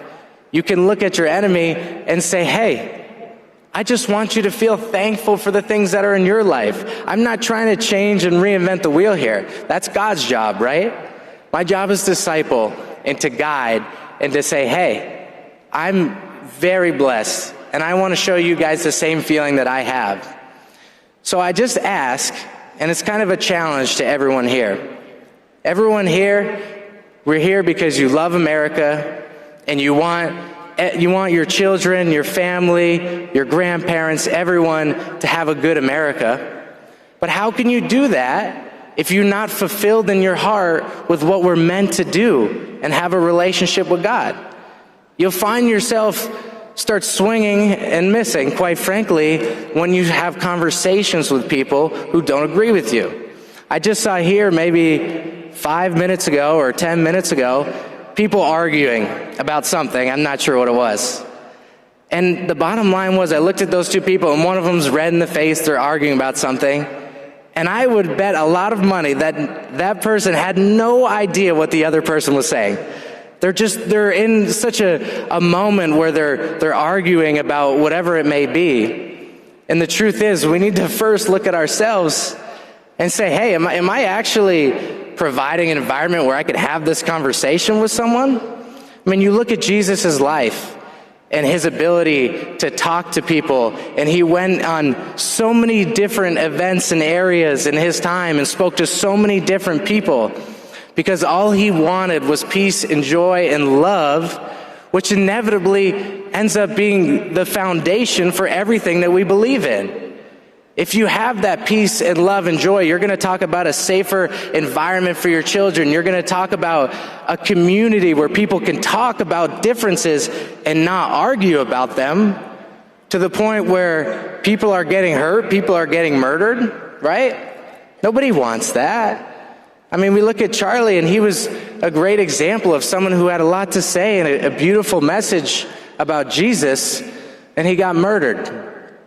So I ask you all today, not just for your sake, but yes, for everybody's sake, to when you have conversations with people, look at them in a different way. You can be sympathetic. You can be loving, even if you don't agree. And I think that's an important thing my wife and I noticed when we got these hateful messages and we were figuring out what we wanted to say. And we said, you know what? I think what we need to do is we need to respond. And we need to pray for these people because we love them, because we want to show them that in our hearts we're not trying to cause problems in different people. We're actually trying to find the solution, which is Jesus. And that the peace and the joy he brings into my heart and my wife's heart and my family's heart is something that we want for everybody. And everybody should find that, because we're meant to have a relationship with God.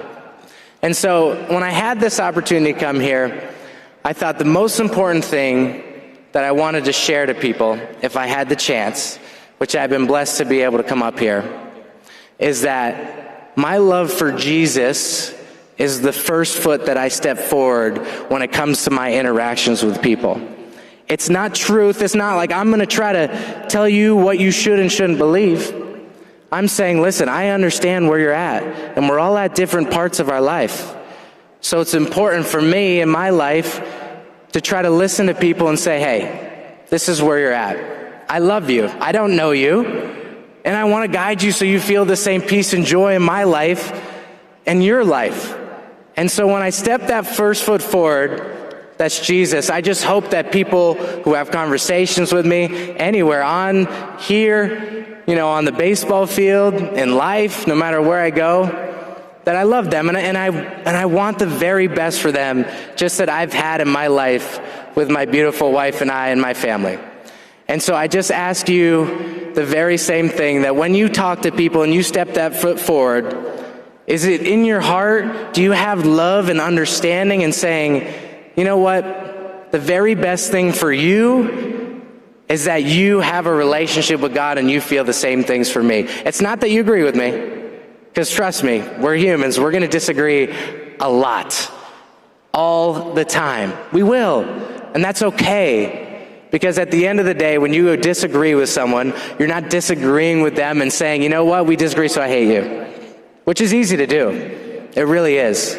But when you disagree with someone, you disagree with them and you understand that what they're talking about, they believe in. And that's okay. Because at the end of the day, you just want them to feel the love from God, and that manifests in so many different ways. Look at your lives. Look at the ways that God has blessed you in so many different creative ways. It's all unique to each and every one of you. So I ask that you look at people with the same light that God looks at you. And now we're going to do a short Q&A, but thank you guys so very much, and God bless.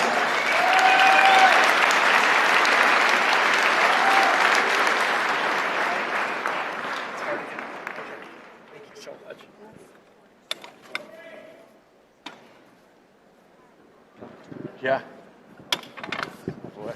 Hi, Matt. Hey, how are you? Go Cubs. Let's go. Go Cubs. By the way, I'm wearing your jersey. Thank you. I bought it because I wanted to show you how proud I was of you for going to Charlie's memorial. And I'm glad the Cubs had your back. I'm not happy with the way that Mets announcer called you out and wasn't reprimanded, but you stood tall. And I just want to know how you've been able to be so courageous with your support for Charlie and the conservative cause when so many people in media and in sports think differently and don't understand your point of view. Yeah, great question. Thank you for sharing. Obviously, Jesus and my faith has been something that I've always stepped forward in, and I have got a lot of backlash for that in my relationship with Charlie. And you mentioned courageous, and it's something that I very much so believe in, is that it's not me who's doing all these courageous things, right? I'm a sinner. I make so many mistakes. Those are the beliefs that I have. And I believe that God has blessed me with the ability to come out in front of people and just share my testimony and share my faith and share my belief, because he loves me so much that no matter how much hate, no matter how much people might disagree or argue with me or go on TV and say, oh, he's the worst, it doesn't change who I am and what I believe in, and it doesn't change how I'm going to interact with that guy the same that I'd interact with anybody else, because that's what Jesus did and that's what he told me and showed me.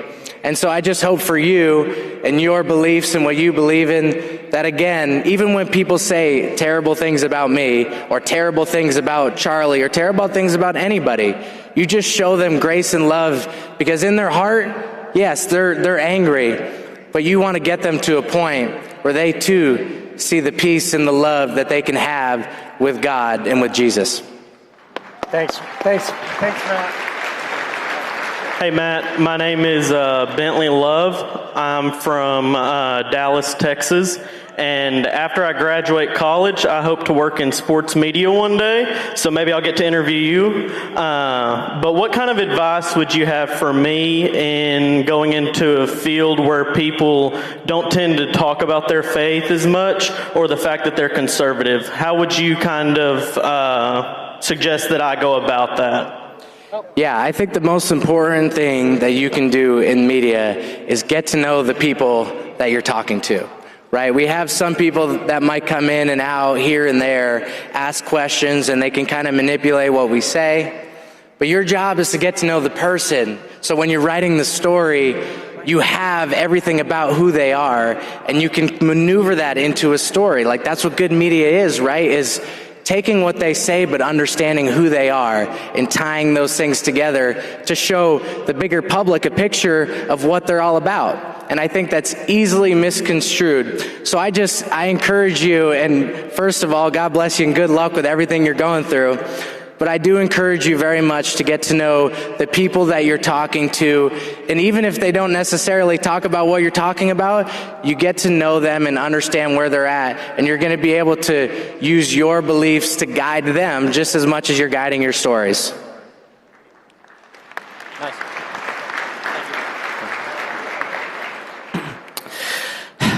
Hello, Mr. Shaw. I wanted to say that your speech was absolutely incredible and reflective of the gospel. And I like how it reflected the love of Christ and how we were supposed to show grace to our enemies. But there's a lot of controversy with how we're supposed to properly apply it. So do you think 1 Corinthians 13 is a more accurate way of showing the love of Christ? I wish I had a photographic memory of what 1 Corinthians 13 was, but what I can say is that through my experiences with people who might not like me, or and sometimes who might hate me, who would identify themselves as definitely opposition to me, I would say that the most important thing, as you said, is to first show grace, right, and understand where they're at. But at the end of the day, what you're trying to do is through your experiences and the love that you felt in your life, can you show them that same very thing and how it's manifested in their lives? All right. Yeah. What's up, Matt? How's it going? Hey, there you are. Okay. So let me just say, as a lifelong fan of the back-to-back World Series champion Los Angeles Dodgers, let me just say that it takes great courage for you to come out and just support Charlie. As a Cubs fan, back home you'd be surprised there's some Dodger fans that also happen to be MAGA. What would you say to those that say, "Oh, you can't be a Dodger fan and be MAGA and all that crap"? What do you think about it? Yeah, I would say that the most important thing is that you're a fan of Jesus.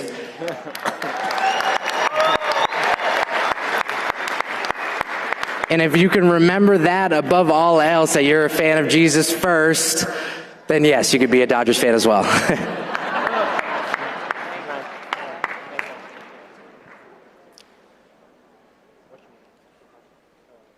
think we're going to do one more question here, guys. This will be the last question.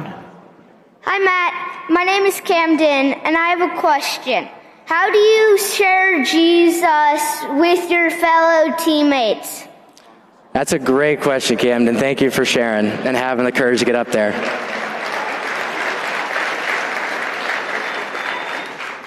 Would you believe that it is not a very easy thing to do always, Camden? There's a lot of people in the locker room who, they're trying to be the best baseball player they can be, right? And that takes a ton of time and energy. And so the best thing that I can do isn't to talk to them and disciple them, but it's to show what my beliefs look like in my life. And sometimes it's not a conversation, but it's simply the light that you shine around to other people. And because of how much love you have for other people and for Jesus, it's going to show them, hey, maybe this is something I'm interested in. Maybe this is something that can provide me fulfillment in my life. And I hope that for everyone, and I hope it for you, Camden. And thank you guys so much for having me. We love all you guys. God bless. Thank you. Thank you.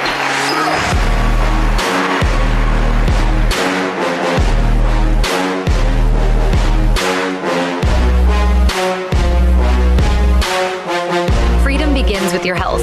If you want to show up for your family, your faith, your country, you need to show up for your health. Cardio Miracle is the all-in-one daily drink that moves your entire body forward so you can carry out your mission with nitric oxide, vitamin D, and over 55 natural and whole food ingredients that support energy, focus, immunity, and overall heart health. This is for the doers, the believers, the freedom fighters, the future leaders, backed by real science, driven by real results. It's more than a supplement. It's a daily declaration.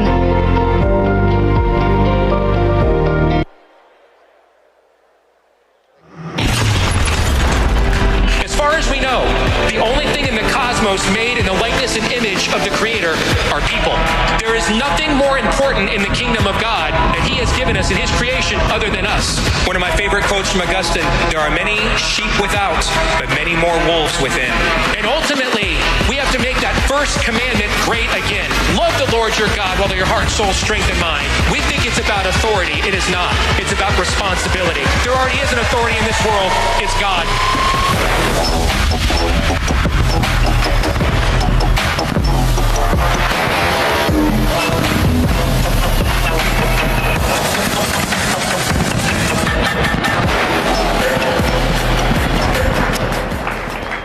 This is a lot bigger than the last time I was here. Wow.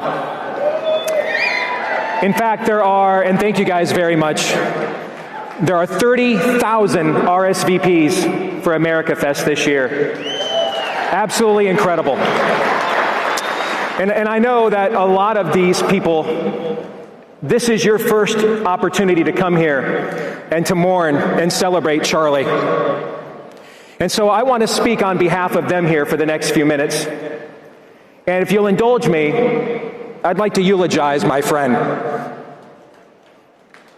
In my line of work, you get to meet famous people, wealthy people, powerful people, wealthy people, powerful people, rich people, all that kind of good stuff. But you don't meet a lot of good people in politics. You meet even fewer great people.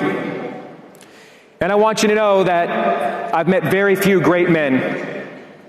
And Charlie Kirk was a great man.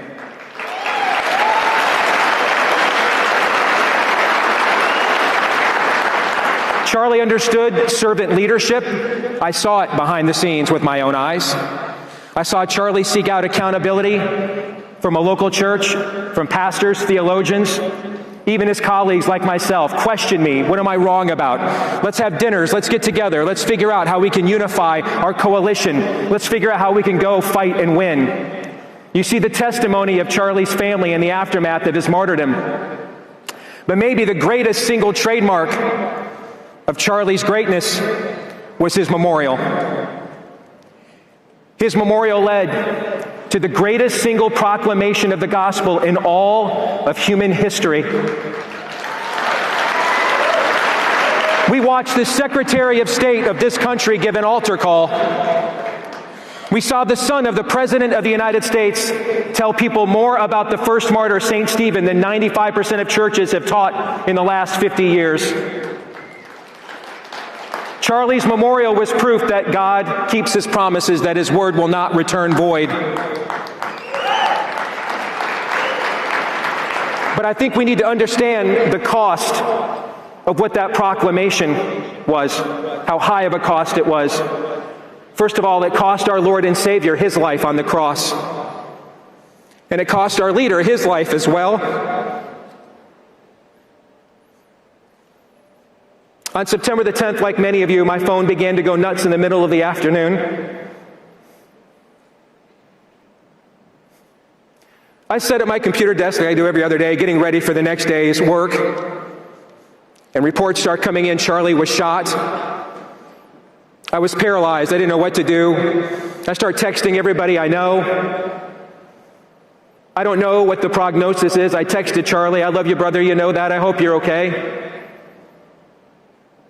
Just a few weeks prior, my wife and I sat down with Charlie for an hour privately discussing futures, his future, our future, the future of the country, how we could work together to that end. After that meeting, we got back to our hotel room. My wife said, I don't know, I just have a funny feeling that however much longer we do this and wherever this path goes, Charlie Kirk's going to be a very big part of it.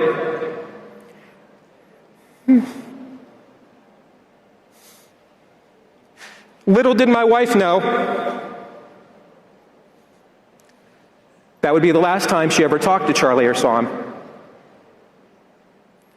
And like a lot of you, I was scrambling on that day, watching every video, watching everything I could. Is he okay?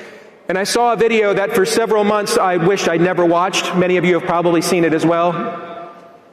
And when I watched that video, I knew right away he was not okay. I knew right away, we are not okay. This was our apostolic leader.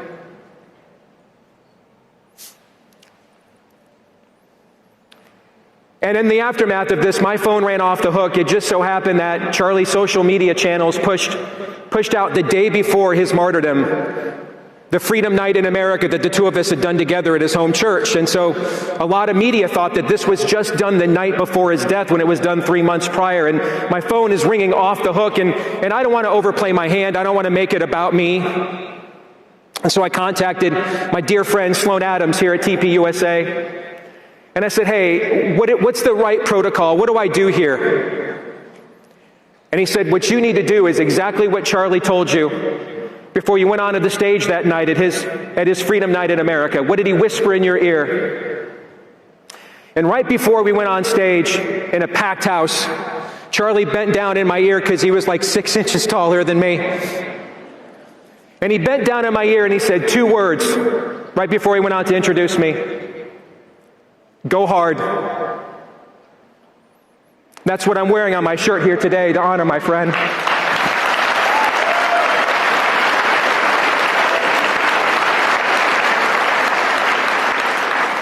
Forgive me, I'm going to try to keep it together. And I've thought a lot about what go hard means over these last few months. And of course, we all know in this room how much Charlie was concerned about the young men in America. I'm 20 years Charlie's elder. And in terms of modeling what a life lived well looks like and finishing your race looks like, he put me and too many in my generation and the generation above me to shame. And one of the reasons we're losing and concerned about losing our young men to voices of nihilism, voices who are out there even as we speak, telling them that seeking a life of family and legacy is, quote, pathetic. Pushing the stroller is, quote, pathetic. Promoting things like being incels, denying the dominion commandment.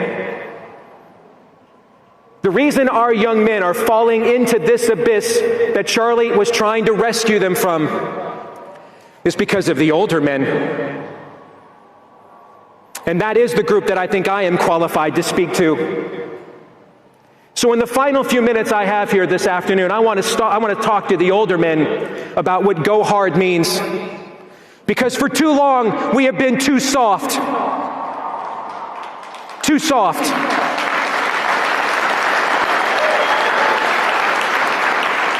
I did a conference call last night with Moms for Liberty, a phenomenal organization. But let me just tell you right now, it is to the shame of our men that this organization even has to exist. Because there were not enough dads for liberty for too long. And if you are concerned, I was on a show recently and they asked me, what can I do to make sure that I raise heterosexual children that grow up and love Jesus? My answer, be a heterosexual adult who loves Jesus.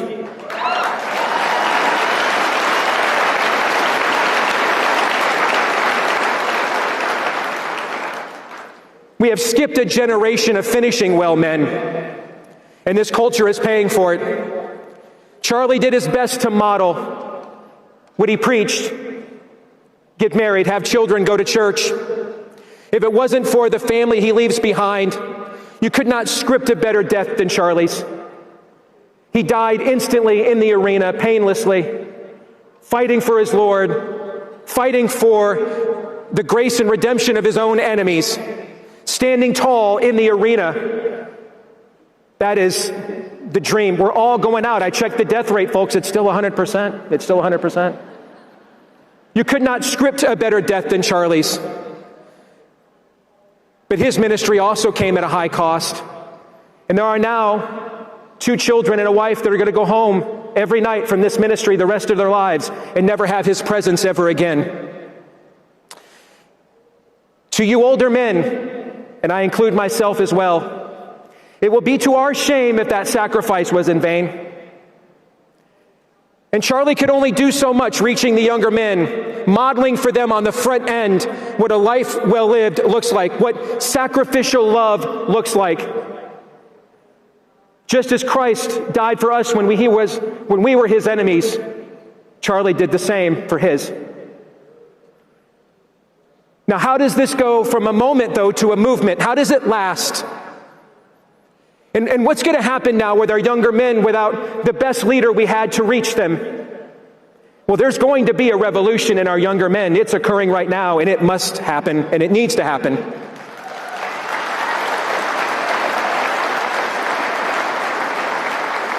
The only question will be, which kind of revolution will it be?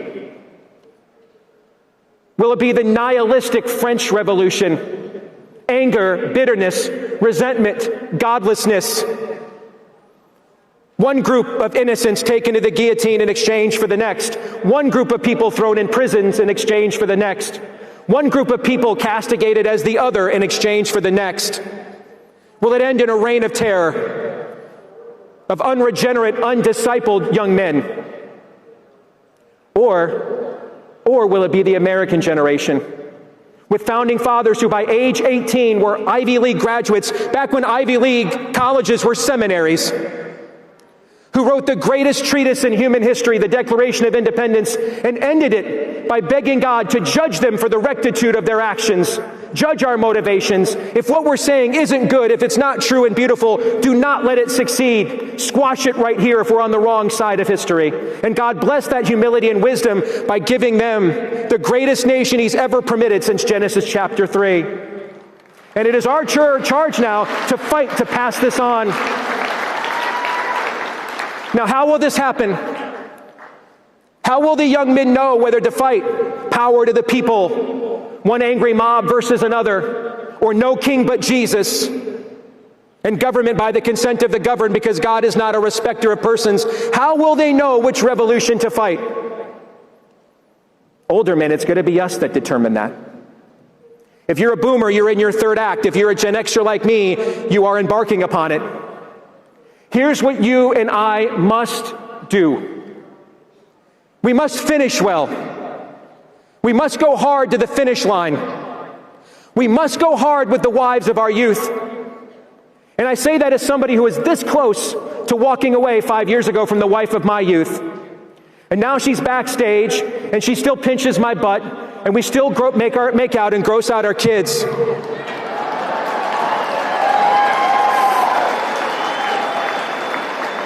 I'm going to go hard. I'm going to leave a legacy. I'm going to leave money to help with that first car payment, that first down payment to a house. I'm going to finish well with my Lord. I'm going to go hard to the end so that when my kids put me in the ground, they can stand up at my funeral and they can say with all credibility, the old man was not perfect, but we saw it through to him. We saw it through with him to the end. And we can testify, we saw him with his knickers down, his pants down, figuratively and literally, at his best and at his worst. But we can tell you, he fought the good fight, he kept the faith, and he finished the race. And older men, that is my charge to you. Go hard, finish the race. If you are concerned about the younger generation and where our young men are going to go, show them what faithfulness means and where it goes, what the reward on the back end is for the faithfulness that Charlie showed on the front end. Because at the end of your race, when your children rise up and call you blessed and say, that is a legacy that I want to follow in. Those are footsteps that I want to follow in. That is pressure. That's the kind of pressure that I want to assume and pass on to my sons. Go hard. Thank you.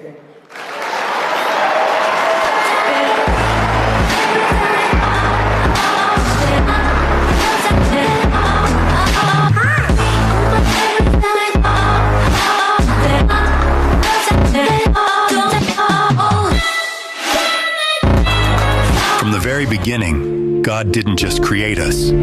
He called us to know Him, to walk with Him, to live free, bold, and unshaken in His truth.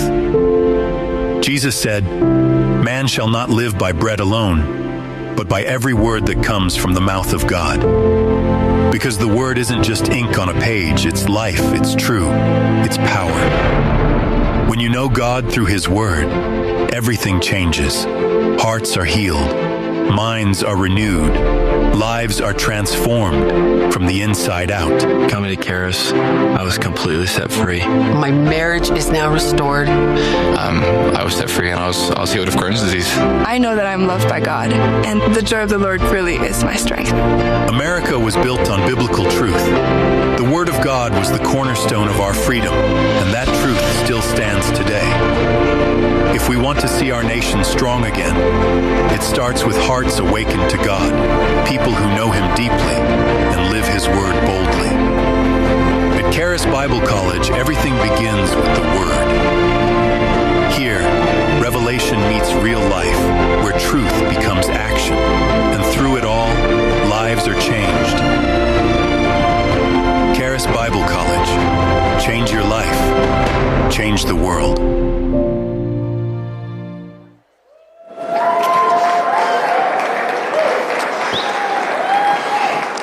I'm so excited to be here with you today. If you believe that Jesus is the Lord of this nation, can you make some noise for the Lord Jesus Christ?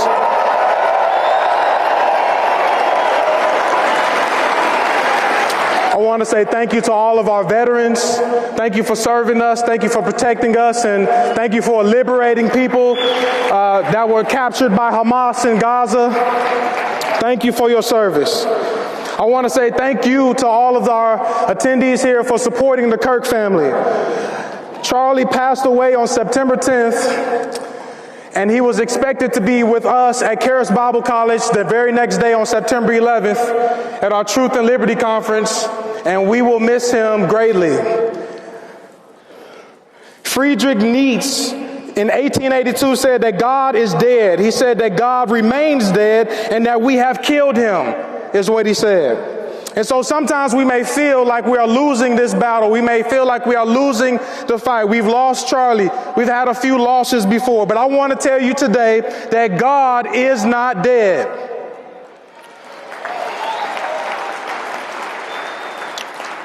Bible sales are historically high. They're hitting record highs. Church attendance is hitting historic highs, and it's driven by Gen Zs and millennials. It's the first time in our nation that the young generation is actually attending church more frequently than the older generation. We have seen the reversal of Roe v. Wade, and thousands and tens of thousands of children are with us today. We've seen the hand of God on our president when he turned his head at the last minute and the bullet grazed his ear, but it missed his face. We have seen over 100 million people tune in to the live stream of the memorial of Charlie Kirk, where the gospel was preached over and over and over. And that does not include the people that watched it after the live stream. People flooded the cities in London and in Canada and in different parts of Europe. People are tired of mainstream media. We want truth. We are awakening for the truth. There is an awakening happening in America, my friends. God is not dead. America is not dead. And you and I, we are not dead.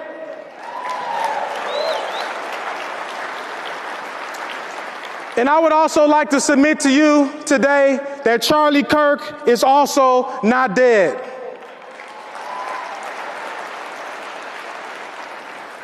To be absent from the body is to be present with the Lord. And if you receive the Lord Jesus as your Lord and Savior, I can assure you that one day you will see Charlie Kirk again. And I've been seeing those signs that says that we are all Charlie. And it's true, we are all Charlie. And I would take this liberty to say that I would imagine that Charlie's wish would be that his God would become our God, because the qualities that we admire in Charlie were just a reflection of the God that he served, the God that created him. And so the Bible says, blessed is the nation whose God is the Lord. That word blessed means worthy to be envied. I've had the privilege and the honor of traveling to 23 nations in the world. I was a missionary for 8 years. I've lived in other parts of the world, and I've visited other parts of the world. And I can tell you that America is the envy of the world. People love our music. They love our movies. They love our culture. They love our economy. The American dollar is the world standard currency across the world. And there's a reason for that. It is because blessed is the nation whose God is the Lord. God has blessed us, and he has made us the envy of the nations. And so our founding fathers, they understood that it is impossible to have a good country without the blessing of a good God. Even the Capitol building itself was used for political reasons and also as a church building. So people would work all throughout the week as senators and congressmen and different things, and then they would go to church in the very same building where they legislated laws. This nation was found on the foundation of Jesus Christ. And so the seat of power of our nation was also a place of worship. And if we are going to make our country great again, we cannot do it without the God who made it great in the first place. And I'm saying that the same God who made America great the first time is the same God who's going to make it great again. And so I just want to encourage you today. Proverbs chapter 14 says that righteousness exalts a nation, but a sin is reproach to any people. The reason why God exalted this nation is because of the righteousness that was in this nation. In fact, there's a story in the Bible about Sodom and Gomorrah and how God was going to destroy Sodom and Gomorrah because of the wickedness. And he actually said, if there's 10 righteous people in Sodom and Gomorrah, I will not destroy it. And so I can tell you that God's hand is on this nation and that God's judgment is not on this nation, because there's most definitely more than 10 righteous people in this nation. And so all of our values, we get our values from the Bible, our conservative values, human rights. We believe in human rights because people are made in the image of God. And therefore, that means an assault on any person's dignity is an assault on the God who made them. We believe in limited government because when in the Bible, in Deuteronomy, a king, he had to write a copy of the entire law, and he had to read that law all the days of his life. That means that if you wanted to be a leader over people, you had to be a leader under God. And so the heart of a king is in the hand of God, and like the rivers of water, he turns it where he wishes. Limited government means that whenever God moves, a king's heart, a president's heart, a senator, a congressman, a governor's heart should be in the hand of God, and God should be able to move that heart wherever he wants, whenever he wants. Limited government. We believe in the Second Amendment because in Luke chapter 22, Jesus told his disciples that he who has no sword, sell his garment and buy one. And so we know that the disciples were actually concealed carrying swords when they were walking with Jesus. My friends, I could continue, but this is my time. I want to say God bless you. God bless America. Long live Charlie Kirk. Please come and see us tomorrow at 9 a.m. We're having a breakout session in room 121. God bless you.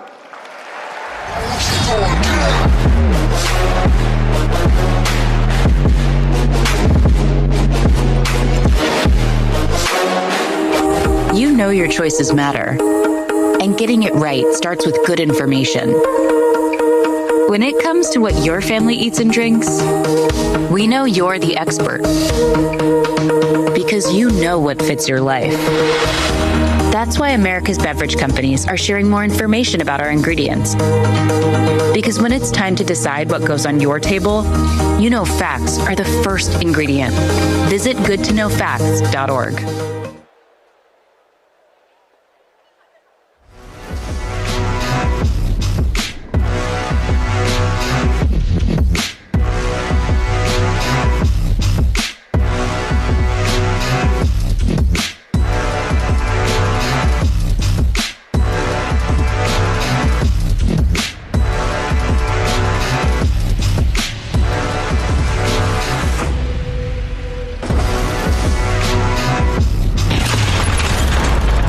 You don't realize the things that you took for granted until you don't have it. We can all have an opinion and be respectful of it, but we do have to agree that each of us have the right to believe what we believe. Keep your nose out of what's going on in another country until your front porch is clean. Don't sweep around theirs till you sweep yours. I think we got a lot of sweeping to do in our own country. Everything that I've done, I have given glory to God. I have done my part. You can't steal my joy. My joy comes to me by God, so you can't take what He gives me.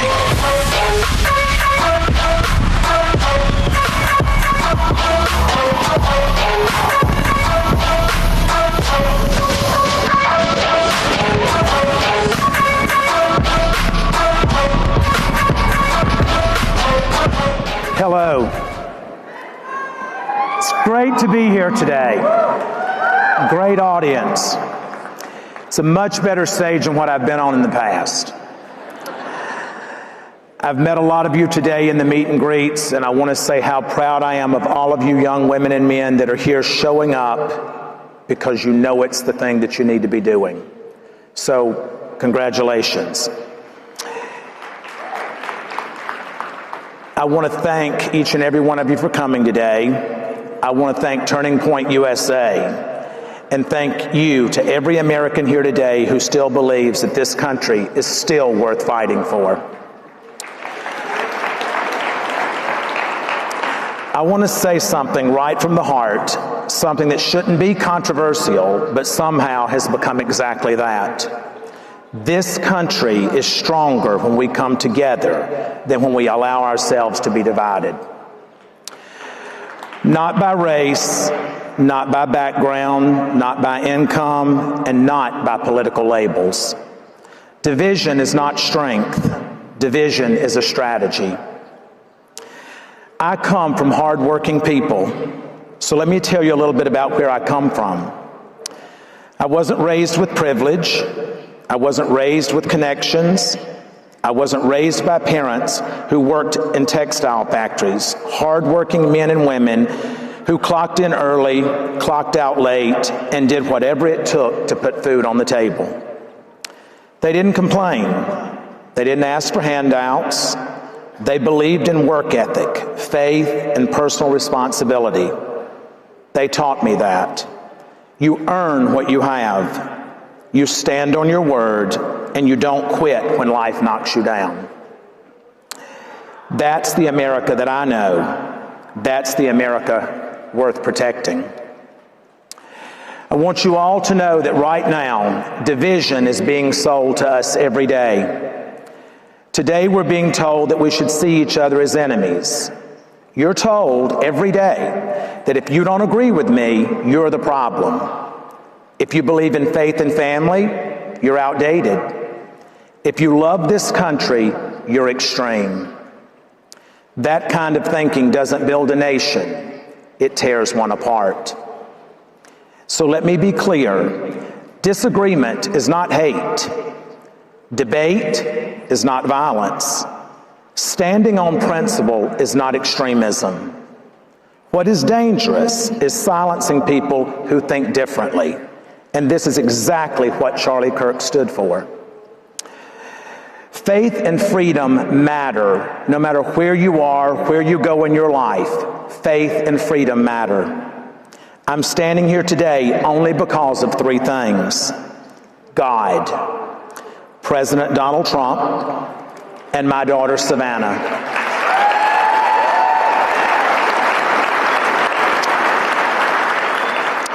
And I want to be very honest about that. Without my faith in God, I wouldn't have had the strength to keep going when everything around me was falling apart.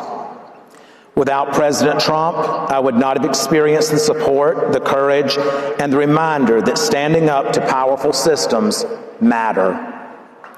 And without my daughter Savannah, who refused to be silent, who stood boldly, who carried strength far beyond her years, I would not be standing here today. That's not politics, that's the truth. I want you all to know, and I've taught my children this from a very early age, that a nation without God and family will not stand. We're watching faith pushed out of public life, parents pushed out of their children's education, families mocked instead of honored. That doesn't move us forward, it weakens us. Faith doesn't divide America, it grounds it. Families don't hold us back, they hold us together. And freedom doesn't create chaos, it creates responsibility. Unity does not mean surrendering truth. So let me say this very clearly. Unity does not mean compromising your beliefs. Thank you. It means standing firm without being hateful. It means speaking truth without losing compassion. It means remembering that the person across from you is still your neighbor.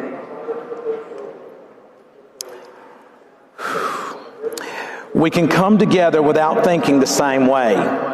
We can love this country without agreeing on everything.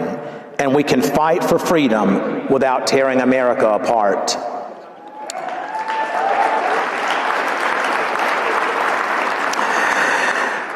The next generation, a lot of you're being tested. Young people, you are not the problem. You are the answer.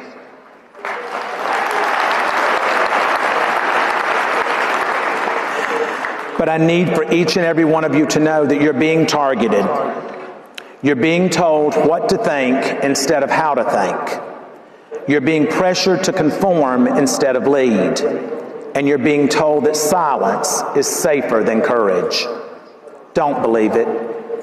America doesn't need more followers. It needs leaders with conviction.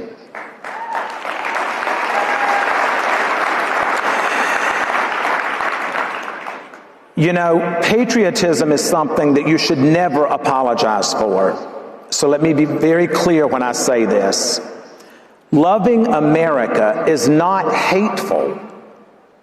Honoring the flag is not offensive. Believing this is the greatest country in the world is not ignorance. Patriotism means you care enough to fight for what this nation can be, not tear it down for what it isn't. We rise or we fall together. This country doesn't survive because one party wins. It survives when the people refuse to let division win.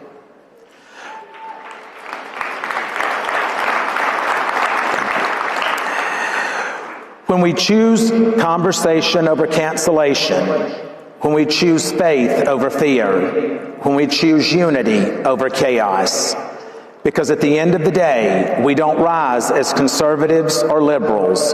We rise as Americans.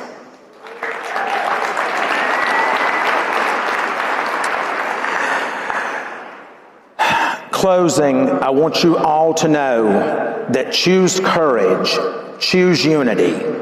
Because for 28 months, I was known as 72600-019 in our federal prison system. But standing here today, I'm restored. I am Michael Todd Chrisley. I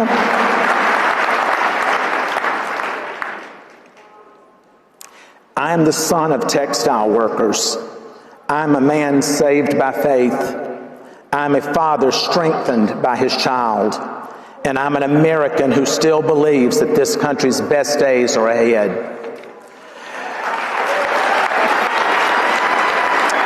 Stand firm in what you believe in. Speak the truth. Love this country boldly. Reject division. Reject fear. And never surrender your values for the approval of someone else. Because America is still worth believing in. I want each and every one of you to know that you are our future, regardless of what you do with it. We are all brothers and sisters in Christ. God does not see us as a color or a gender or a religion. And I want us all to come together. I don't want us to become a country that bolsters in hate and forgets how to love. I want each and every one of you to know that you have parents that love you, that want to be proud of you, and we want to be proud of you. But you young kids, you hold the future for all of us. You hold the future for your children, but you hold the future for your parents. So I want you to go ahead, I want you to go forward and know that God is with you every step of the way. Walk in faith, not in fear. Know that you have courage that is unbridled if you believe in God. And I want you to know that every day of my life I pray for every young man and young woman in this country and in the world, because my love is not limited by borders. And we need to learn how to love better. We need to learn how to have a more compassionate heart. And we need to understand each other. Because just because someone makes a mistake or someone doesn't look like you or they don't come from what you come from, God doesn't view them as being less than you. God looks at you to see if you helped your brother that was in need. He looks at you if you fed your sister that was hungry.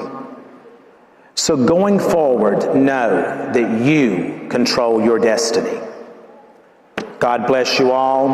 Thank you very much. Thank you.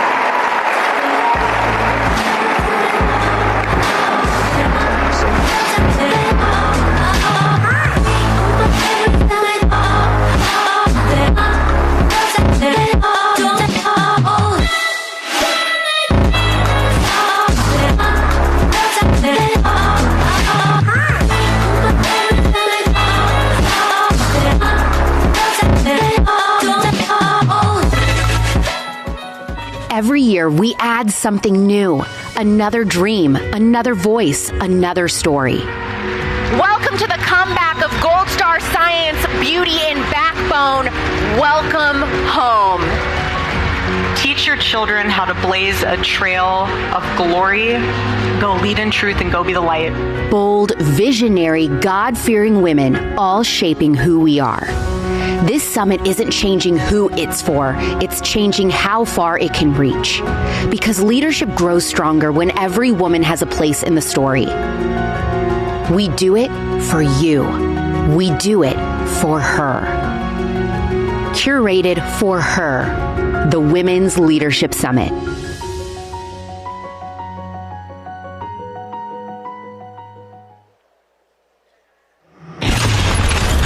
I'm here to not only provide for myself, but my family. Show up to vote. Tell your friends to vote. Go help them register. Educate yourselves and educate yourselves on what you're voting for. My family was persecuted by rogue prosecutors in Fulton County. Help each other get to the next stage in life, and we can do it together. I believe criminal justice isn't a left or right issue. It's a humanity issue. You are exactly what the world needs.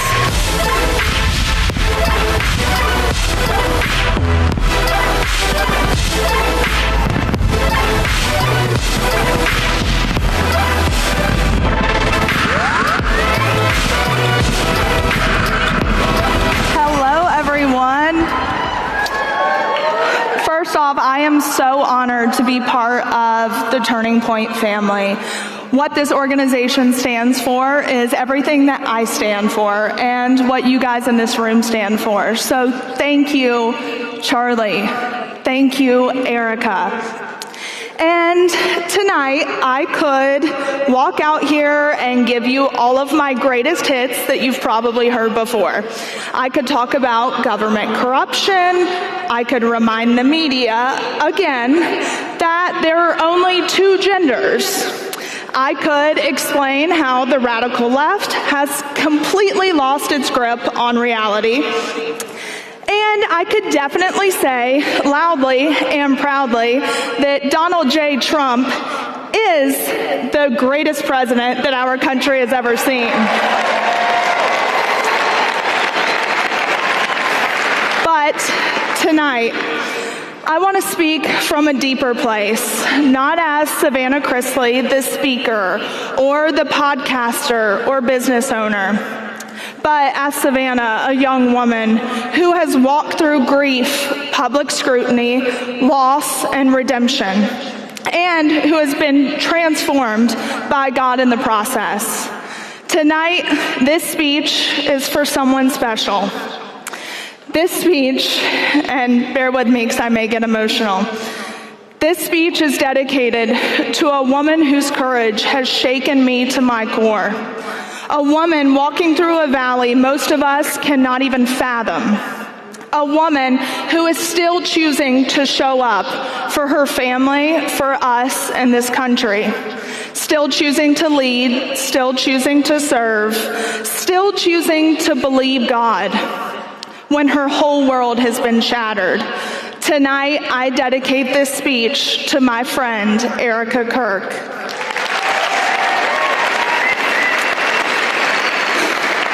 And I honor the life and the witness and the legacy of a man whose impact will outlive all of us, Charlie Kirk.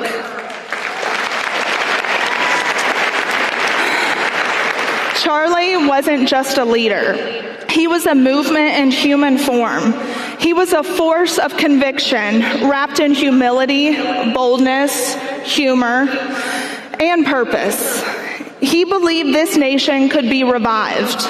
He believed young people like you and I could be awakened. And most of all, he believed that God still had his hand on America. Charlie didn't just teach conservatism, he lived conviction. He didn't just speak truth, he carried truth like a torch in the dark. I have fought the good fight. I have finished the race. I have kept the faith. 2 Timothy 4:7. Charlie fought, Charlie finished, and Charlie kept the faith. And because of that, his light didn't go out. It multiplied. Now, in the days after Charlie passed, many of you saw a video, a moment of raw and unfiltered grief, a moment where Erica kissed her husband's hand as he lay in his casket and whispered, "I love you, I love you, I love you. God bless you." Some people, some who make a living off of opinions disguised as truth, some who thrive on division and speculation, some who call themselves influencers but forget the responsibility that comes with influence. They tried to twist that moment, but that moment didn't reveal weakness. It revealed love. It revealed devotion. It revealed a wife facing the unthinkable. I know something about that shock, that denial, that desperate longing for one more moment. 8 months after my ex-fiance and I broke up, after years together, after loving him with every fiber of my being, he was killed in a motorcycle accident. Even though the relationship had ended, there was a part of me that always believed that we would somehow find our way back to each other. When he died, my mind couldn't comprehend it. I didn't want to believe it. My heart kept reaching for a future that no longer existed. Even in our separation, that love didn't disappear. The hope didn't disappear. And when the hope was taken, it felt like the ground beneath me had collapsed. For months afterwards, I would still text his number because I needed an outlet, because some part of me hoped, irrationally and possibly, that he'd somehow answer.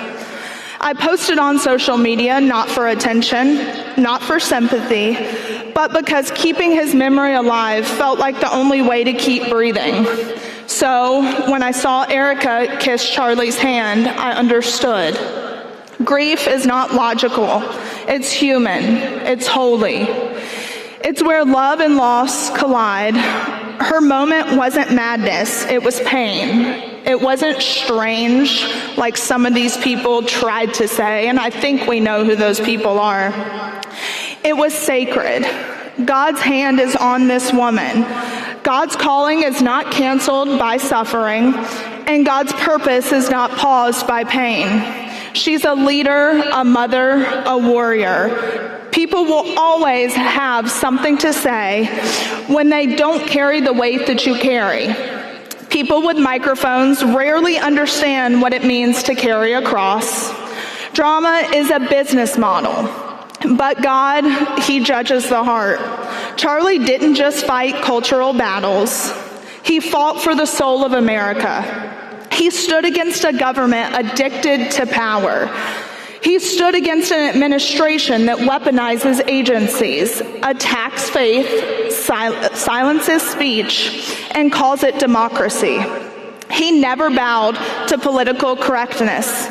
We honor him best when we refuse to bow, when we refuse to be silent, when we refuse to retreat. Love is stronger than death. Faith is built in fire, and purpose doesn't end at the grave. The enemy attacks where God is moving most, and we see that every single day. You have seen how countless people in the media have tried to attack Turning Point USA, and they attack it because they're afraid of it. They're afraid of what our voices can do. And before we leave here, I want to do something that I know Charlie would have loved, something that heaven celebrates more than anything else.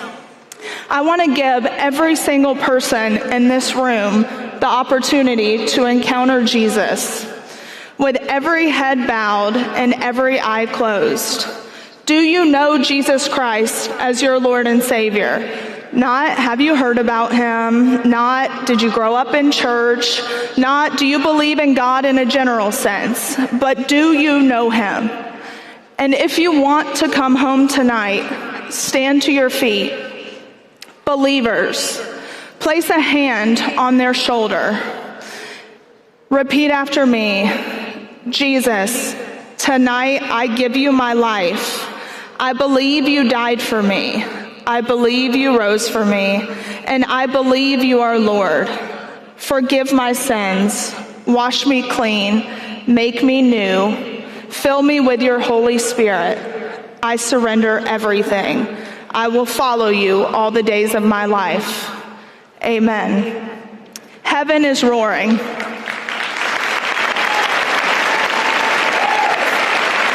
Heaven is roaring. The kingdom just grew. And by that, Charlie's legacy continues. So welcome home. And I think I'm going to open it up for some questions. If anyone has questions, I would love to answer them. I had quite a fun time at the college stops recently, and I had a young guy ask me, keep in mind, ask me about how I could believe in God but support the president for expanding IVF for women. And I laughed, because I was like, this came from a man. And then I continue on. He didn't like my response, but I answered it. So ask whatever. Hi, my name is Lexi. I am 15 years old, and I'm from Atlanta, Georgia, and not far from Fulton County, actually. Oh, goodness. And one thing with you seeing everything that happened with your parents, what would you say the biggest judicial or congressional reform America needs right now? I think we should do away with prosecutors having full immunity. That is the number one thing that I will stand behind, because these prosecutors will lie, they will steal, they will craft their own story. We saw how they did it with President Trump. In our cases, there was huge Fourth Amendment violations. Prosecutors had lied, they had destroyed evidence, and until prosecutors are held accountable, we will not have fair justice for all.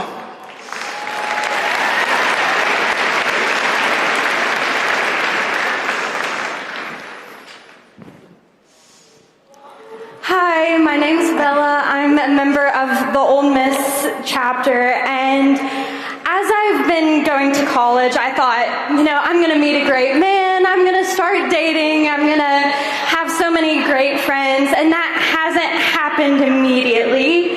And it's hard to wait because I want to get married eventually, and I really want to have a family eventually. And so what's your advice for, criteria when you're looking for a biblical man, and just some encouragement for those who are like me, are discouraged because they're not dating? Well, I am 28, and I thought I was going to be married with kids by the time I was like 21. Welcome to the South, and I was so hard on myself. But until you lay it all down at God's feet and say, I want your plan and not mine, then you're never going to be content with where you're at. And I've heard lots of stories, and the right person comes along at a time to when you're not searching, and you don't have to search. So continue to give to this world, be an influence to others, and God is going to place that person in your path at the right time. But dear Lord, please do not settle, okay? Don't settle, and men, give us something worth looking at. Thank you. Hi, Savannah. My name is Christine Bailey. It was so nice meeting you earlier. I was jumping up and down like a bunny rabbit. I'm very energetic. My question for you was, how did you stay strong when both of your parents were locked away and you had all this family drama, and then with dealing with the loss of your fiance? What kept you strong, and what did you do when people tried to silence you, or other celebrities or influencers? Mm-hmm. Well, in the world of Hollywood, faith, family, and freedom is not very popular. So I lost a lot of money. I lost a lot of brand deals at a time that I couldn't afford to lose it. But I wasn't willing to sell my soul to the devil any longer. And that's when I stood up. I also had 2 children, my brother and sister, 10 and 16 at the time, that were looking at me. And I look at the younger generations and ask myself, what legacy do I want to leave behind? How do I want to teach them to encounter people in this world? And I refused to stay silent. I showed up in DC at political events that I may not have been invited to, but I knew they were happening. So I showed up, I forced myself into rooms I wasn't invited into, and I educated myself. We live in a world to where college is everything, right? If you don't go to college and you don't get a degree, you're gonna do nothing with your life. I think we've all heard that. And I don't think there's anything more dangerous than an individual who has educated themselves.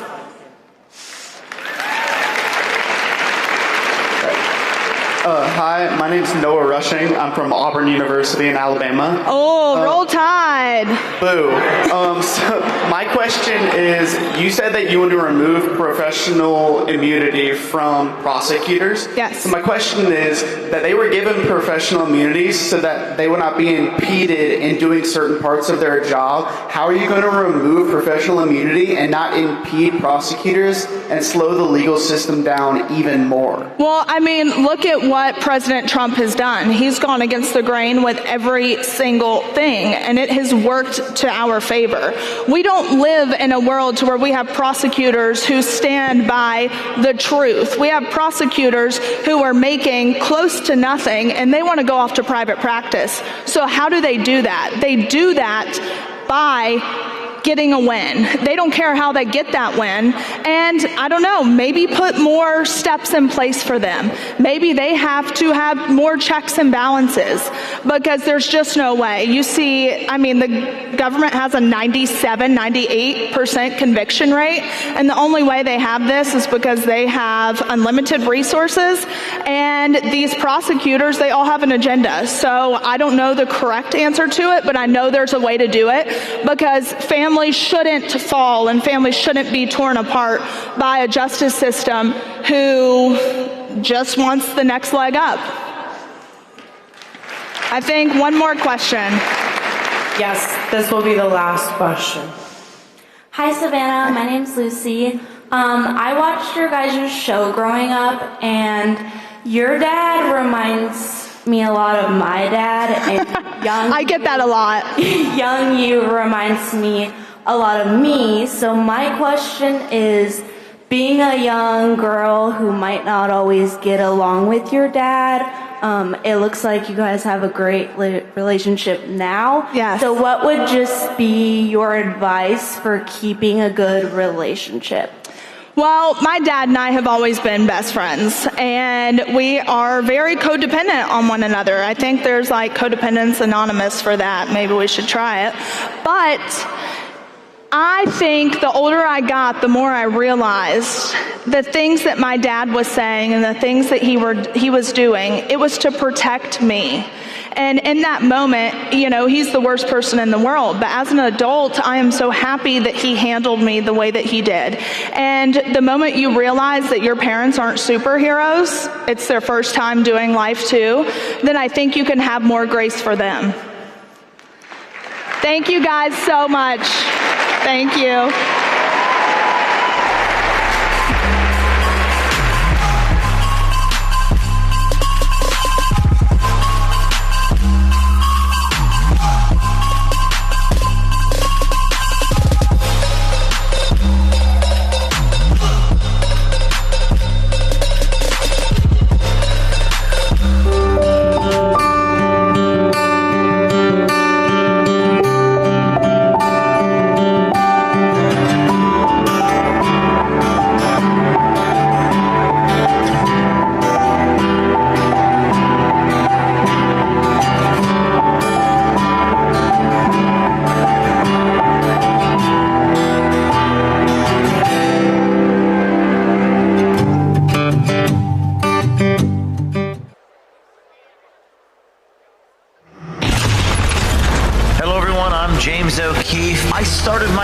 own institution because I didn't want to be part of the snakes. And the snakes infiltrate. It was very painful because I spent 15 years building this thing and building the credibility of this thing. And I've always tried to do the right thing. I think it's getting harder in our worlds to do the right thing. It's the people around you that have to be very strong if you're going to do this. And it reveals the strength or weakness in other people. And I will get my justice. Not revenge, but justice.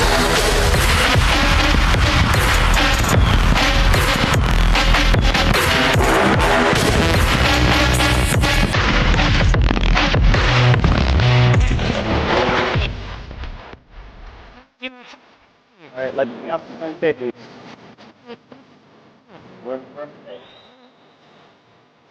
Hey.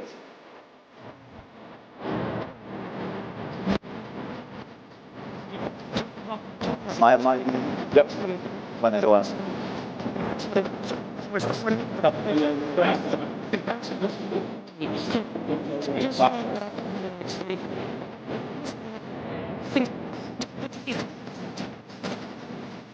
Yeah. On the court. On the court.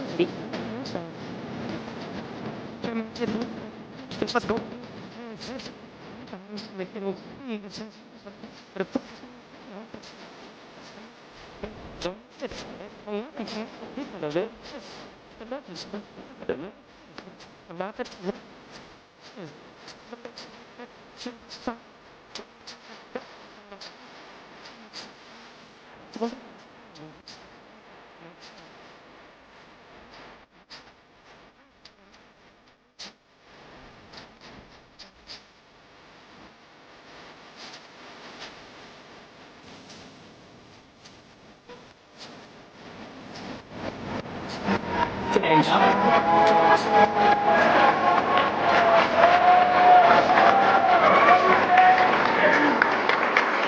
Will the next undercover journalists please stand up? You know, Charlie told me, the last thing Charlie said, he said two things. He said, number one, James, I want you to break 5 massive bombshells exposing the federal government a year. And when you go to AmFest, James, I want you to recruit the students to go undercover. So, raise your hand if you want to wear a hidden camera in 2026. Raise your hand. Hundreds of people. Will the real Jim Keefe please stand up? This was a Halloween favorite, by the way. How in the hell do they not recognize me anymore? And by the way, if I can do this with this ridiculous wig and these glasses and go undercover, what's your excuse exactly? Oh, they recognize me in my neighborhood, my hometown. Well, if James O'Keefe can do a dress like this, you can do it too. And you can sign up, undercover journalist. There's the QR code, O'KeefeUndercover.com. That's O'KeefeUndercover.com. If you want to go undercover, and if you sign up, you get a free invite to our party tonight. So let's talk about this investigation. We exposed this individual, DEI government contracts, telling me about pass-throughs and breaking the law. And of course, I was dressed like this. I tell you, pass-throughs are a great thing as well. So we've been on it for them. They became our son. And it's an automatic win because of your Native American status. Isn't that exciting? Right? A lot of people don't know that. I don't think anybody knows that. And we want to keep it that way. That's right. That's right. We want to keep it a secret. Yeah, you know what I mean? Exactly. Now, she's talking about money, $100 billion from the government, funding these DEI programs. It's against the law to sub out all the work, but she calls it a pass-through. So ATI do 20%, and their subcontractors do like 80%. 80%. Wow. I don't know if you want to share that they do all the work. No, never. So we do about 20% of the work. 20%. Right? That's against the law. The government says you can't do that. And then we actually did a cheers to this fraud. As I like to say, veritas is the Latin word for truth. I think we have a glass of I don't think it's wine, I think it's grape juice. But we actually did a cheers to the pass-through. Here's to pass-throughs. There you go. How about that? Yeah, exactly. Exactly. In vino veritas. Ain't no party like a Jim Keefe party. Ain't no party like a James O'Keefe party. So, we launched this investigation. The head of the SBA suspends the contracts. The Treasury Secretary suspends all the contracts. But there's much other fraud out there we got to find. We confront this individual, and this is pretty funny how she responds. My name is James O'Keefe. I'm an investigative reporter, and you're on video. And my question for you is, why didn't you bring up that this is illegal?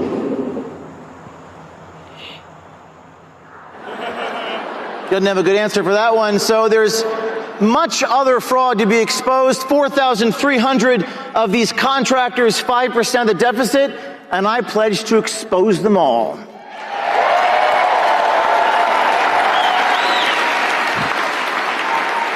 Well, let's talk about something more recent, shall we? There's fraud everywhere. There's corruption everywhere, including in the universities. And this is another ridiculous disguise that they didn't recognize. This guy is talking to me about this James O'Keefe guy. You ever heard of a guy named, no, his name is James O'Keefe.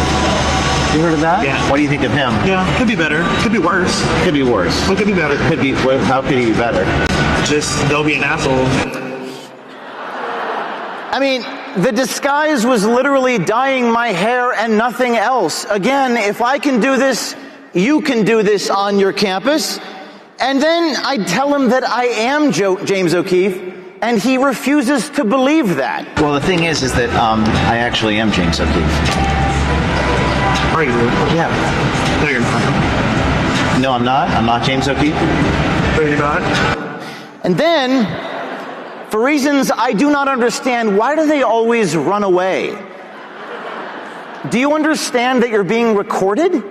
He's a professor of journalism at Georgetown, and like a scene out of Forrest Gump, he runs faster than he's ever ran in his life. And you don't know that...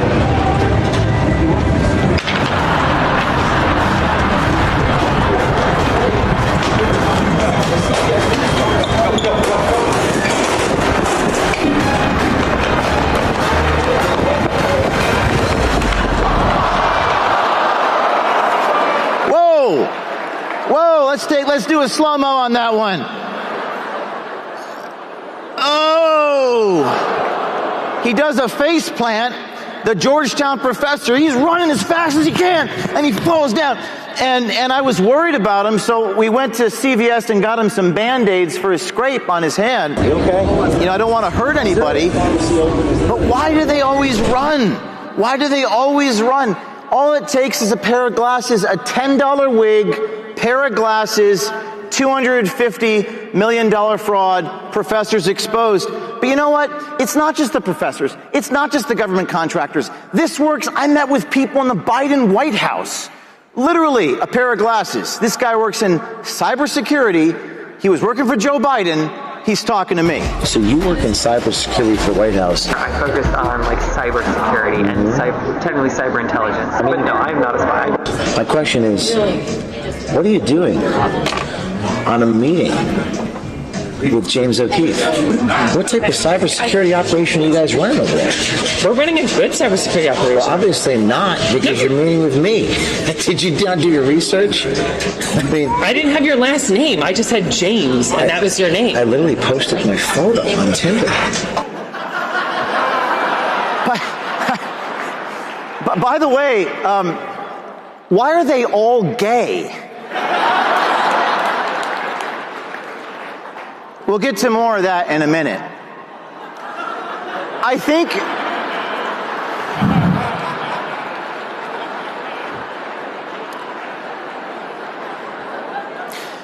next time I'm going to wear a t-shirt that says, "Smile, you're on hidden camera." I'm not kidding. I will do that. You watch. So many of you, I started in college. I was like you guys. I was 22 years old. A girl messaged me. She was 19 years old. She said, "Let's go expose this government group called Acorn." This is years ago. And we posed as a pimp and hoe. She actually dressed like that in the government offices, and she caught them on tape telling her how to disguise the prostitution ring. The camera was hidden in my tie, and this is what we caught on tape. Is it against the law in Maryland?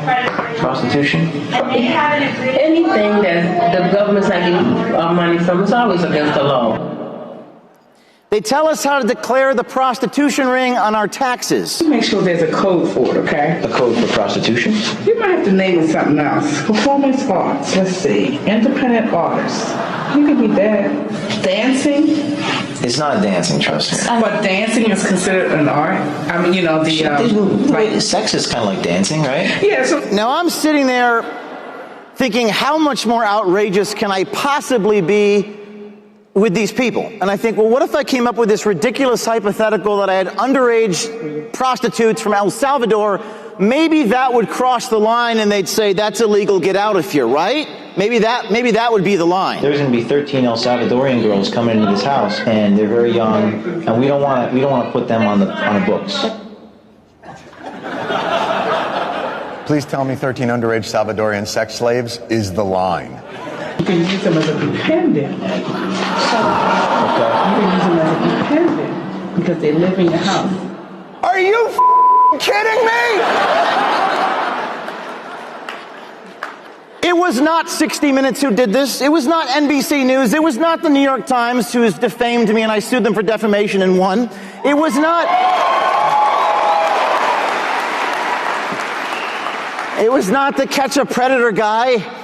It was a 19-year-old girl on a college campus in Florida who messaged me on Facebook and said, I have an idea. You know who broke this story? These two.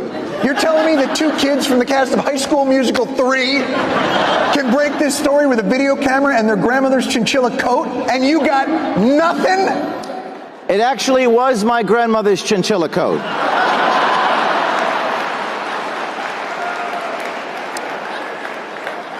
And it's framed in my office.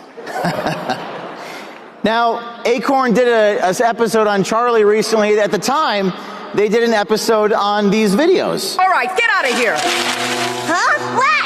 I'm not falling for it. But I heard Acorn helps pinching the bitches. I've done videos my whole life exposing corruption and the absurdities and ironies of the human condition. Things have gotten so corrupt and so broken, it doesn't really take a lot except a little creativity and brass balls. This is exposing the border situation, dressed like Osama bin Laden crossing the Rio Grande. He's back. Not bin Laden, James O'Keefe. This border is not secure. No one is on watch. Even Osama bin Laden could cross. One admiring website has a nickname for him, Osama bin O'Keefe. We've posed as telephone technicians to expose politicians not answering their phone calls. They attacked us. They even arrested me at the time, falsely accusing me. I confronted the Democrats in Louisiana, and look at the look on her face. Kirsten? Hi. James O'Keefe. This is private property. Would you mind correcting the fact that you said I committed a felony? Not happy to see me. And the memes that came out after this.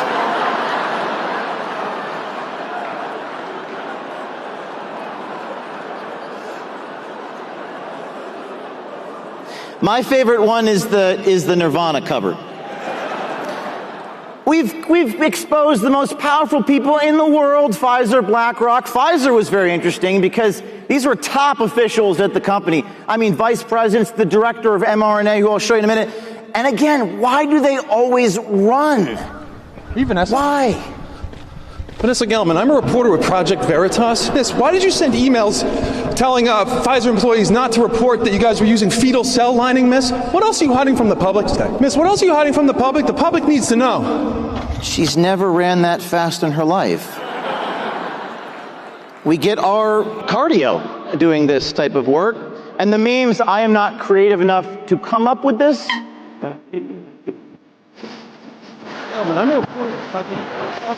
Gelman.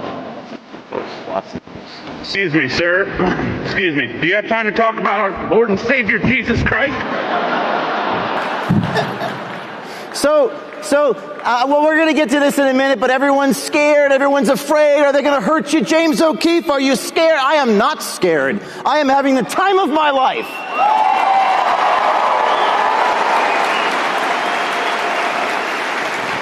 And I would ask you stop projecting your fear onto me and stop talking about it and start doing something, because that's what Charlie wanted you to do.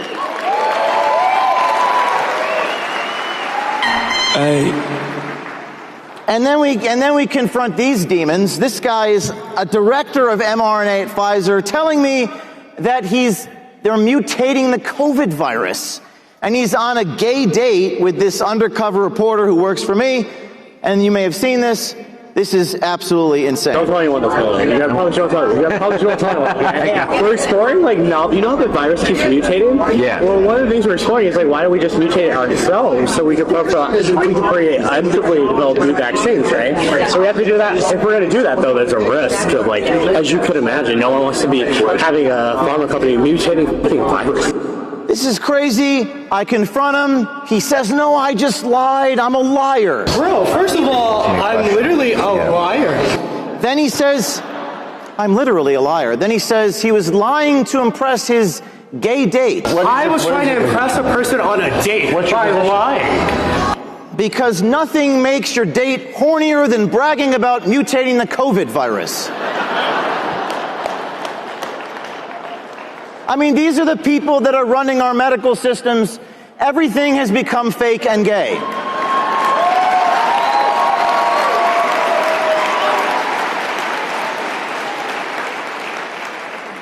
We'll return to this in a minute. We released some Epstein photos recently. By the way, the Democrats tried taking credit for the work that we did. We released the chalkboard. We worked with the source in the Virgin Islands. The Democrats released the photos. They redact some of the images. We had already released these photos. I confronted him. Everything is fake and gay. By the way, what is this word dark brain? How is that protecting victims? Someone please explain to me that. Everything is fake and gay. By the way, I'm okay with some things being gay. I'm okay with some things being fake. But when you put them together, we have a problem. Going back to the Epstein photos, we released the photos unredacted on the phone next to his bedside table. We even released the names of the people on the phone. They redacted those names that worked. And, kind of going back to this whole fake and gay thing, if they can't shut you up, what do? They use the justice system to target you. And as you all know, I was raided by the FBI 4 years ago. I'm going to tell you something you may not know. This was the video of the raid against my colleagues 4 years ago. Banging on the door at 6 a.m. This is a search warrant. Open up. So after this happened, this March, I said this in July to SAS, the administration did in fact release the affidavit in my case so we can finally see what the justification, the probable cause was to raid a newsroom. We're the only newsroom in American history to be raided by the FBI, and there better be a good reason for it. So I was very excited to see that probable cause. My lawyer called me in March and sent me the document 3 pages long. And I was very excited to see the reason why the Federal Bureau of Investigation would point guns at journalists in America just because they don't like what stories they're working on. And I opened up my email to the 3-page probable cause, and this is what I saw.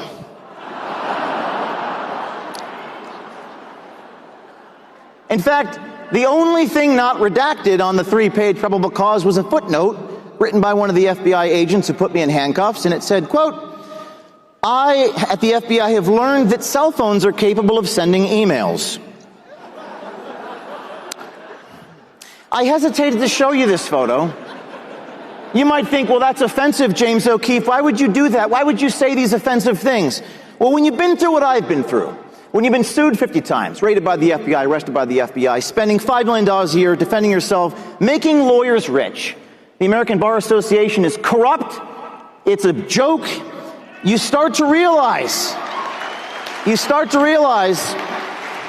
because of stuff like this is a national disgrace. The Republicans have the White House, the Congress, the Senate, the Attorney General's office, you know what they say? Call Cash, call Cash, call Cash, call Pam, call Cash. You know Cash? Okay, I got Cash's cell phone number right here, and I'm going to call him and ask him why this thing is not redacted.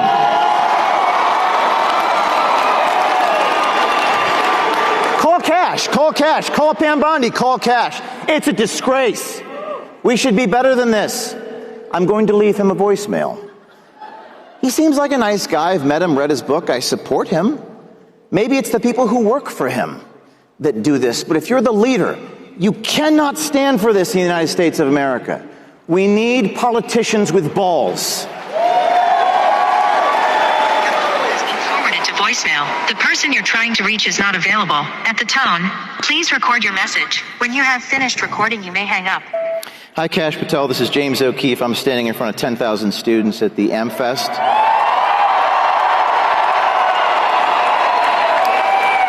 I've come to understand from sources in D.C. that there were confidential FBI informants at Project Veritas, the company I founded, and they were trying to sabotage my operation. I've also understand that the reason why this is not redacted is because the FBI, quote, wants to protect its sources and methods. It creates a constitutional crisis when you send FBI sources and informants to disrupt the newsroom. My right to see the sources supersedes whatever marginal privacy concern the FBI has for its sources and methods. I demand that you unredact this affidavit immediately for the public's right to know. Thank you.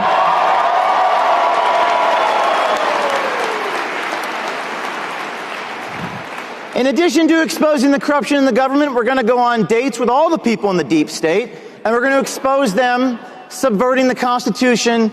I don't have time to show you all these videos. He's purely immoral, breaking every norm. We're going to resist him. Everything he does. But we tend to get all the people in the deep state fired for telling us things in private that don't match what they say in public. You're fired.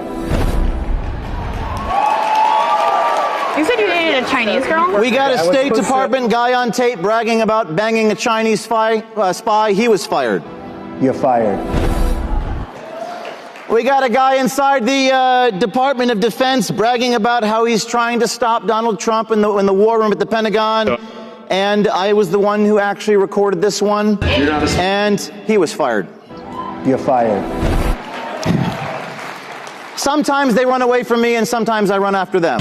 Michael Giordano.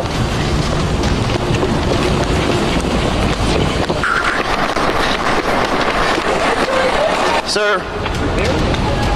He's got the test. I actually caught up to this guy in Los Angeles. See if we can catch up to him. Hi, Michael. Watch out. Watch out. Hi, Michael. Discrimination on the basis of race. Title VII of the Civil Rights Act. Vice President Disney, he was fired. This guy at the NIH. We're here with the guy inside the By the way, why are they always driving white Teslas? We're here with the guy inside the NIH who's driving away in his Tesla. Listen, you work for the government. You know, sir, you're avoiding accountability by changing the words from race to ancestry.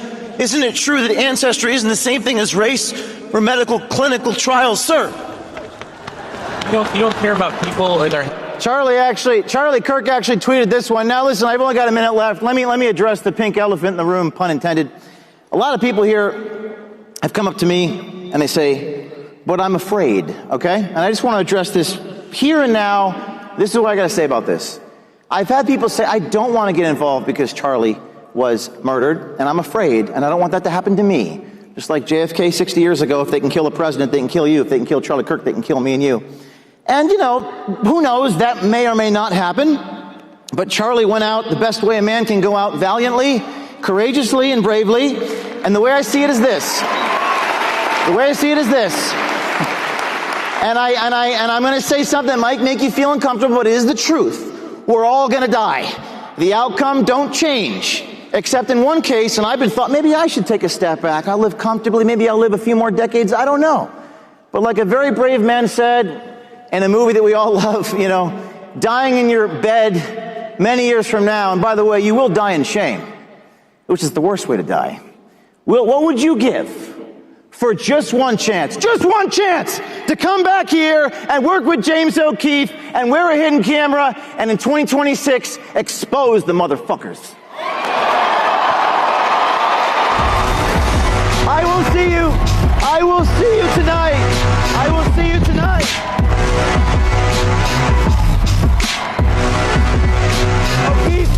O'KeefeParty.com. O'KeefeParty.com. O'Keefe Party. Make America rave again.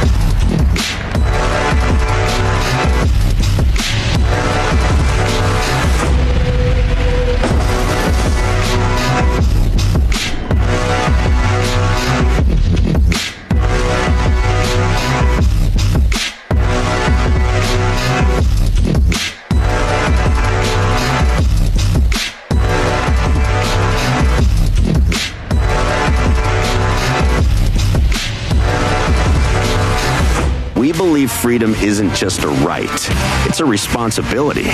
Because when we are free, we create, we lead, we thrive. Here, students aren't simply told what's possible, they discover it.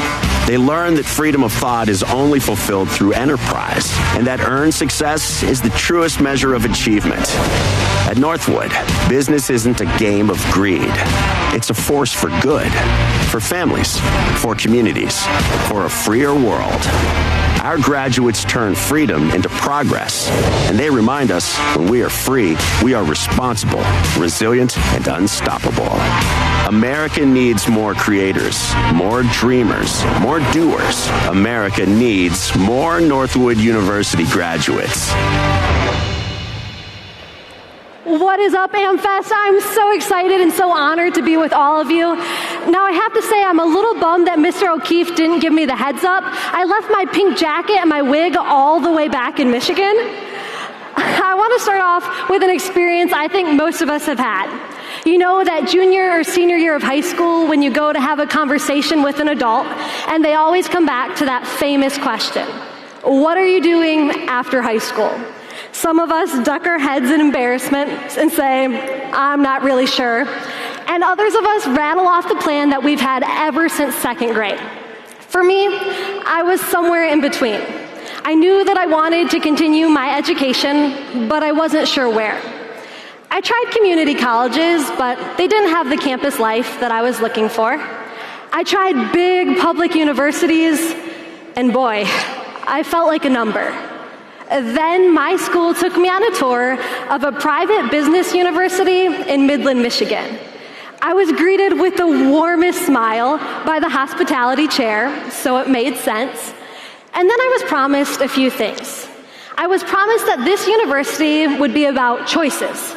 It would be about freedom. It'd be about professional and personal growth and getting to choose all the way through. I was convinced hook, line, and sinker. So I committed to Northwood University. Hi everybody, I'm Maze Guza. I'm a senior at Northwood University, and I've had the last 3 years to test the promise that they gave me. So let's talk about those experiences. What did Northwood promise me that I could do, and what did I get to do? Well, as a freshman, I got to introduce a prominent CEO at an awards gala standing underneath an airplane.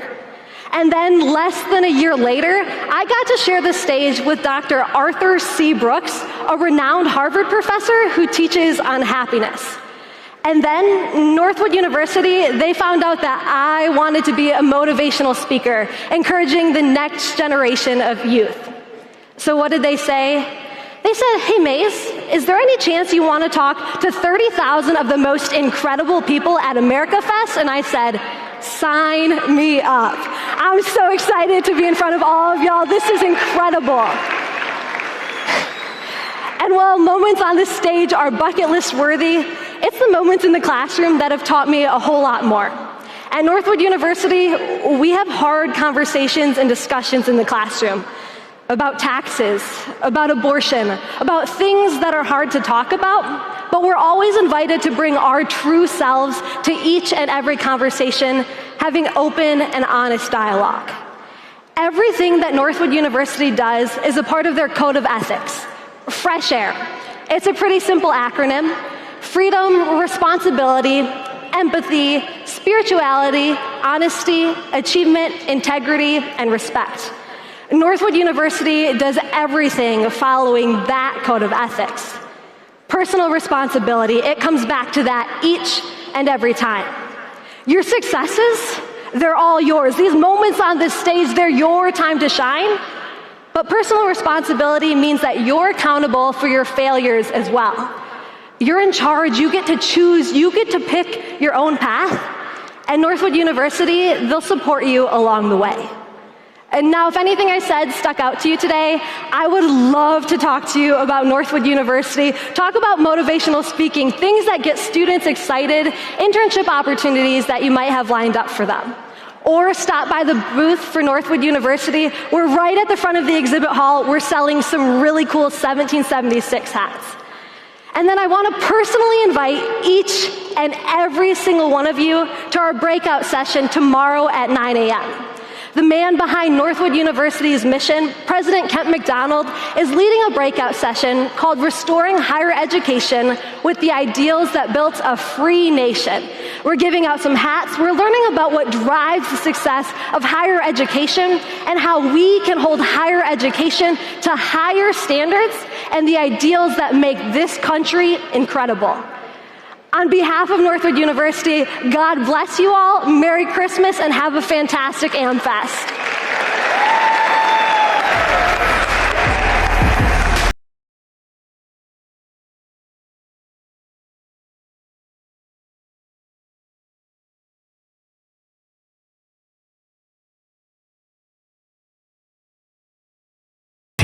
That really did it for the purpose of forwarding free speech, the actual idea of doing something great for America. We got a lot of stuff to talk about today.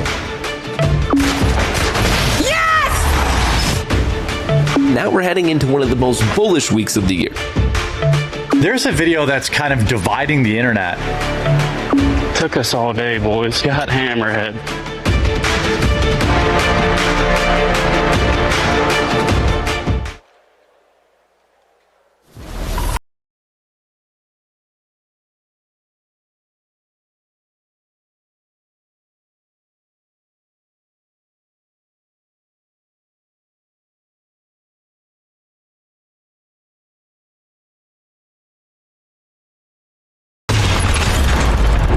For I believe each one of us is destined to do something.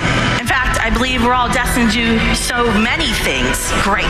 God has a plan for every one of us, and it's far greater than we can even imagine. You and I can actually make an impact by voting, by working for candidates, by passing laws, lobbying. We have to mobilize this generation to be unafraid to find the truth for themselves and to speak that truth and to then show that love.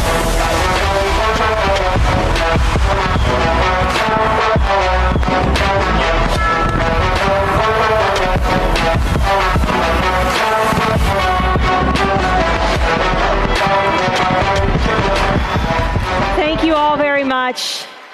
You know, I'm here today at the request of my dear friend to represent a cause close to his heart, and as he would have put it, to organize and mobilize the next generation. I'm here to recruit young leaders who are willing to tell the truth with brave clarity and conviction about who made us and why. Why every person matters, no matter their size, their age, their location, their abilities, or the circumstances of their conception. I'm here because, like you, I am a proud member of the pro-life generation. And all too recently, I've seen firsthand the cost of silence.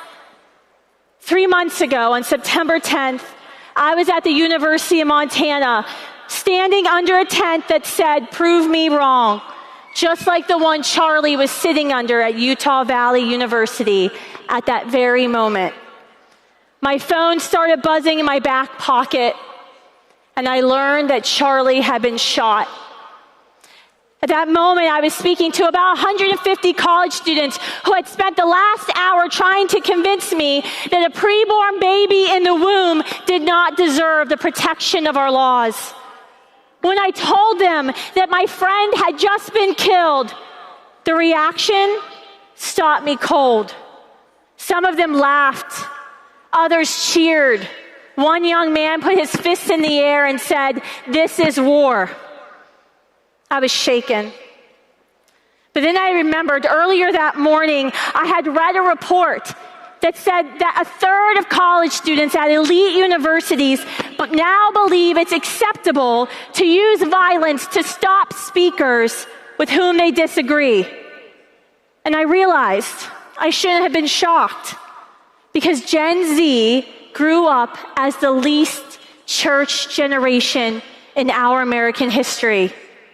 And when a generation grows up without worshiping the God who spoke the universe into existence, the void is always filled by the God of something else.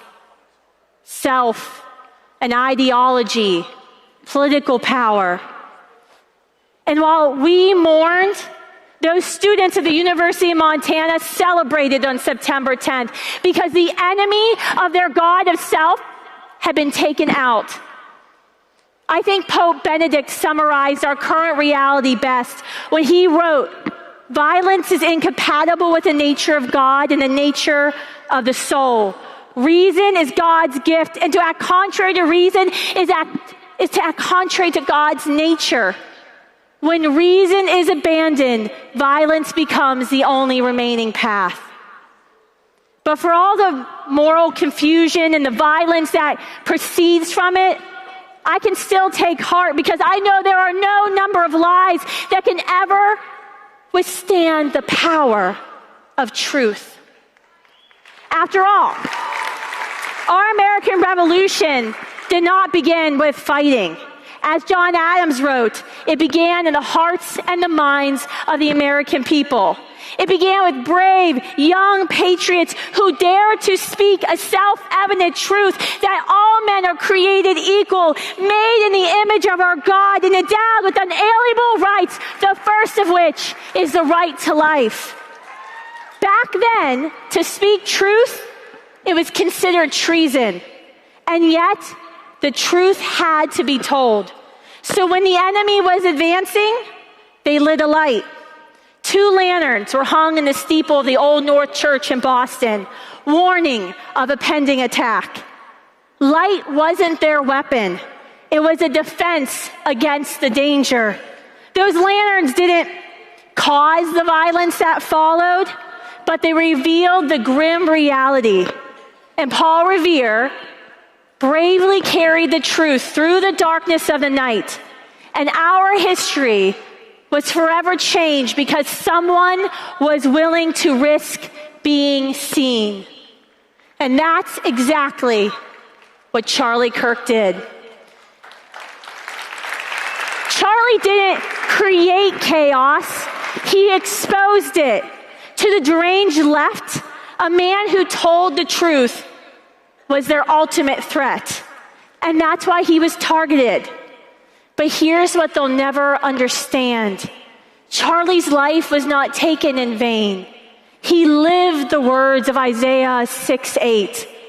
"Whom shall I send, and who will go for us? And I said, here I am, send me." Charlie spoke when others stayed silent. He stood when others sat down. And because of that courage, millions have found truth. And millions have found Christ. And today, that spirit lives on at AmFest. It lives on at Turning Point USA. And it lives on in our mission at Students for Life. Nearly 20 years ago, when I started debating and speaking and organizing on campuses, we birthed the idea of Students for Life with a simple thought.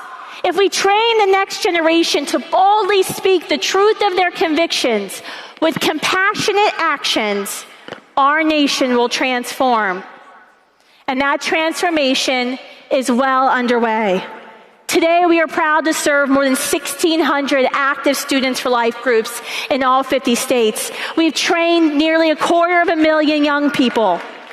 And when Roe v. Wade fell, we were there on the steps of the Supreme Court, and we were ready.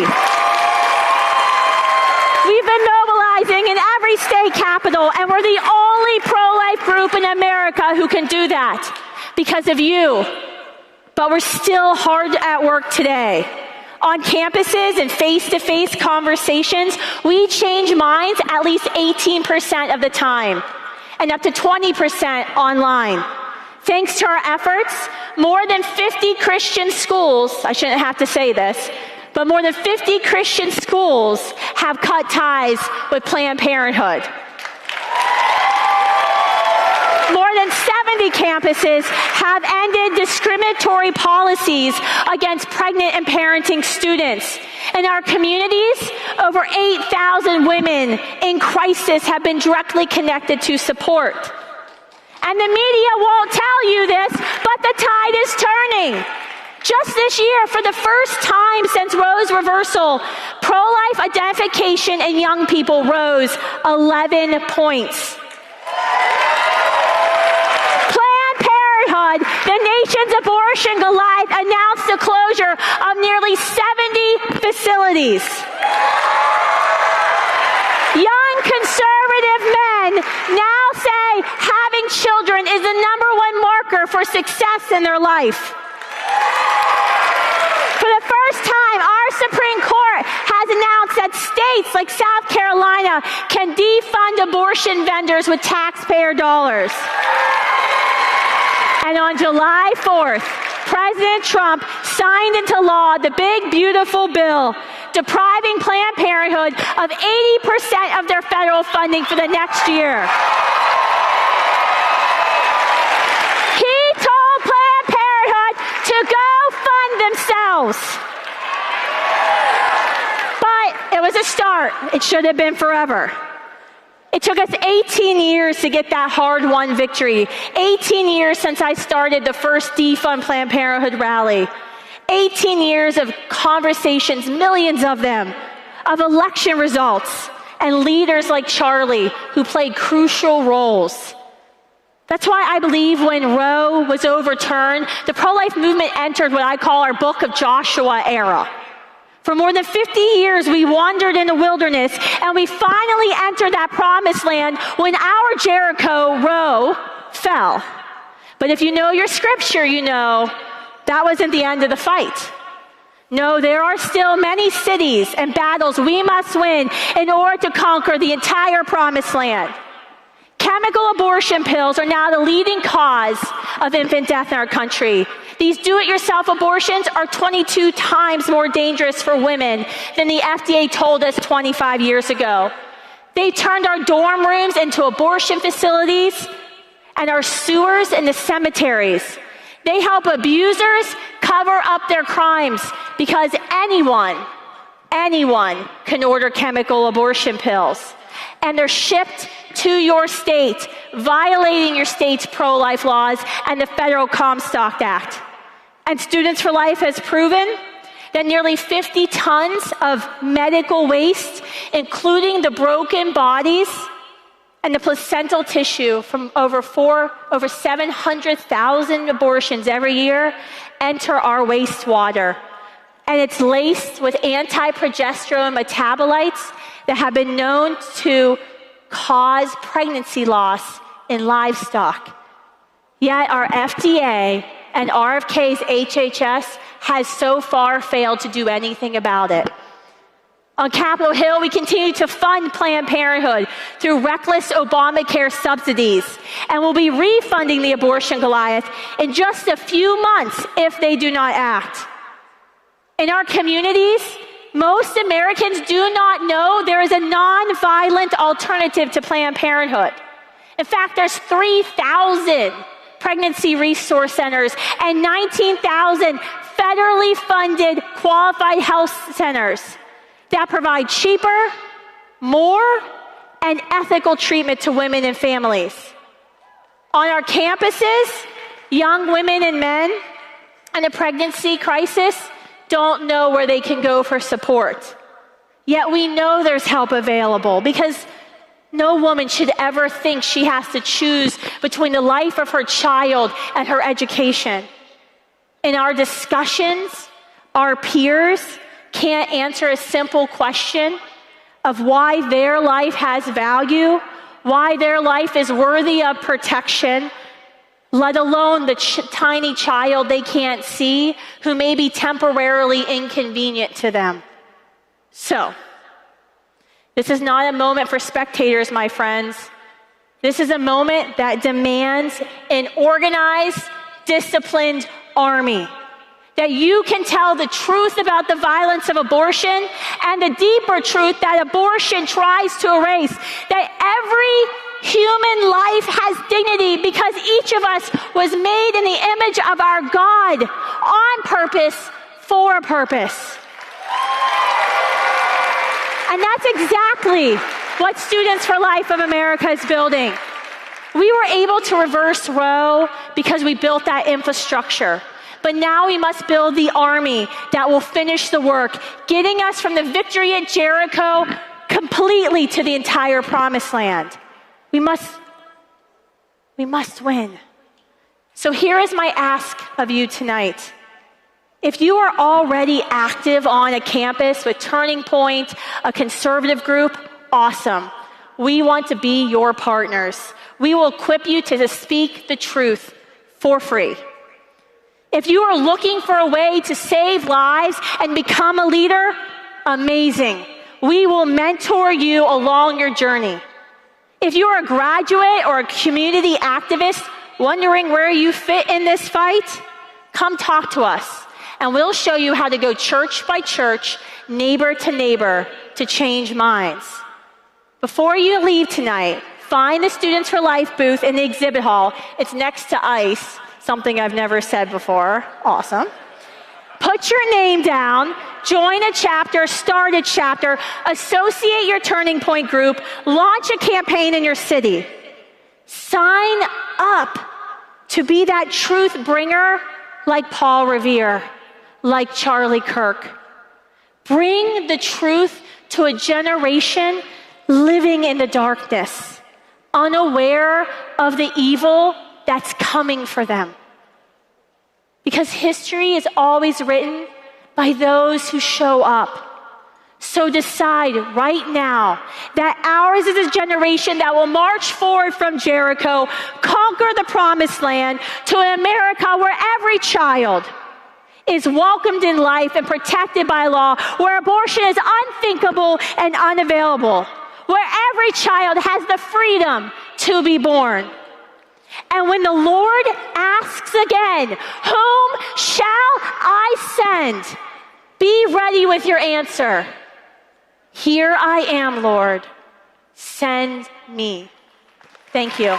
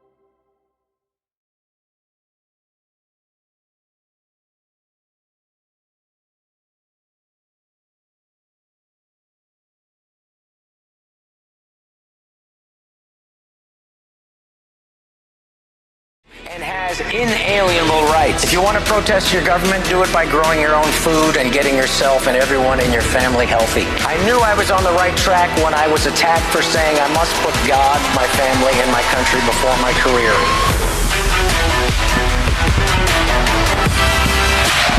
Come on! Let's go, baby! Yeah! Come on! All right! Yeah, thank you.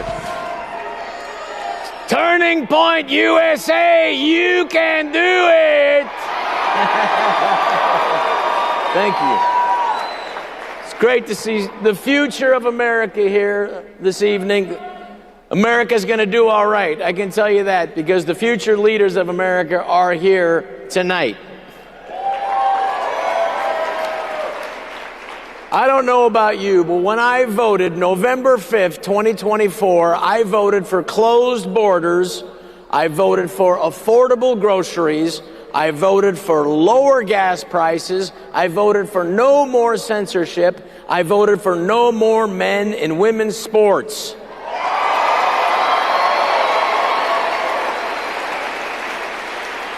And I also voted to blow up small boats off the coast of Venezuela.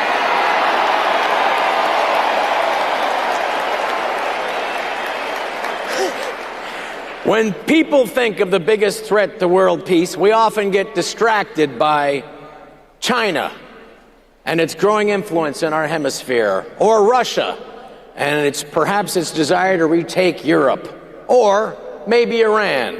But thankfully, we finally have a president who understands the real threat to world peace: Venezuela. You know, Venezuela. It's kind of next to Argentina, I think.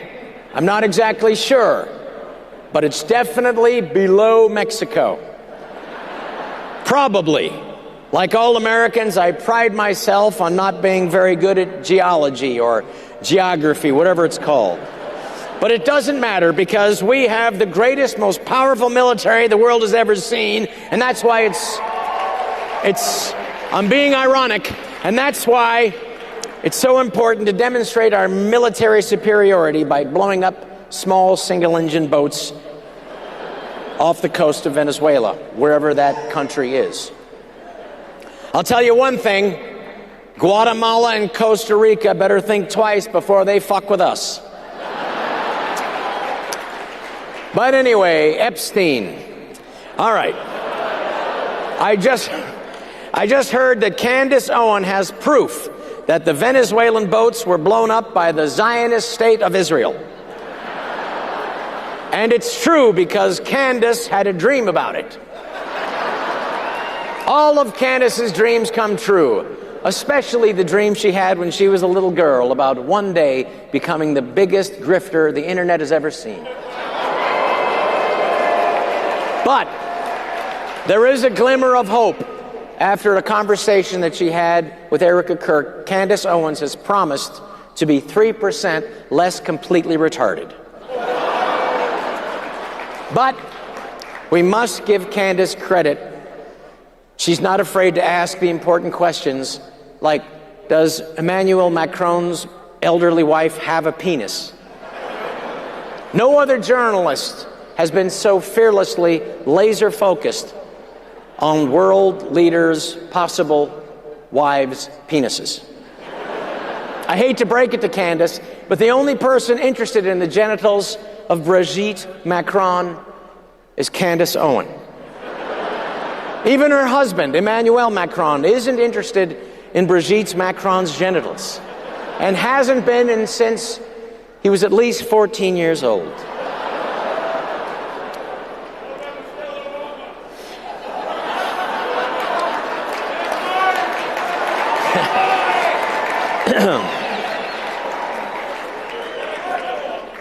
Well, let me tell you, I was supposed to be with Charlie Kirk at Colorado State University, and I asked him the week before, I said, I want to go to the craziest place we could go together. Like, what's a crazy university? And he said, well, we'll go to Berkeley.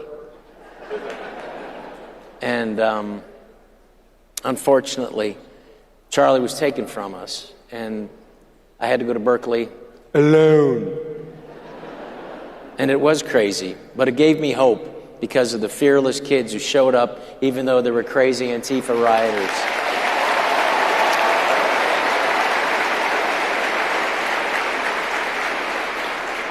The future of this country is going to require us to be more courageous. And my hat's off and my heart's out to those wonderful kids at Berkeley showing up and braving those crazy Antifa people and whatever hair they had, whatever color it was, they didn't stop them. Now, in early November, the New York Times ran a headline, Nick Fuentes is becoming Charlie Kirk's successor. Now, that headline tells you everything we need to know about what's at stake right now. The void Charlie left behind is real.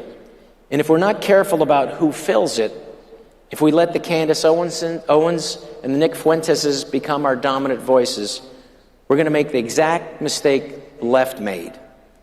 And we're going to risk once again giving the reins of power back to the crazy radical left.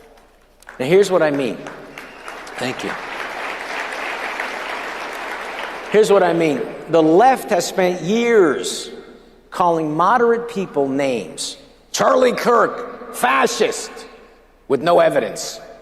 Jordan Peterson, well-dressed fascist. Rob Schneider, midget, which is just as hurtful. I'm almost 5'5". But they couldn't counter Charlie Kirk's ideas with their own. So they had to characterize him as some right-wing monster. But they failed, because anyone who spent 1 minute listening to Charlie Kirk knew what Charlie Kirk was about. Charlie Kirk was only interested in the pursuit of the divine truth, in love of family and country and freedom and saving the republic. Charlie Kirk wasn't Nick Fuentes, not even close. Charlie was about having conversations, addressing reality, opening up dialogue on college campuses. He made a point of resisting the more extreme elements on the right. He called people out when they got out of line, the groypers, the people who crossed into actual anti-Semitism. Nick Fuentes, Nick Fuentes said, women shouldn't be allowed to vote. So obviously not all his ideas are bad.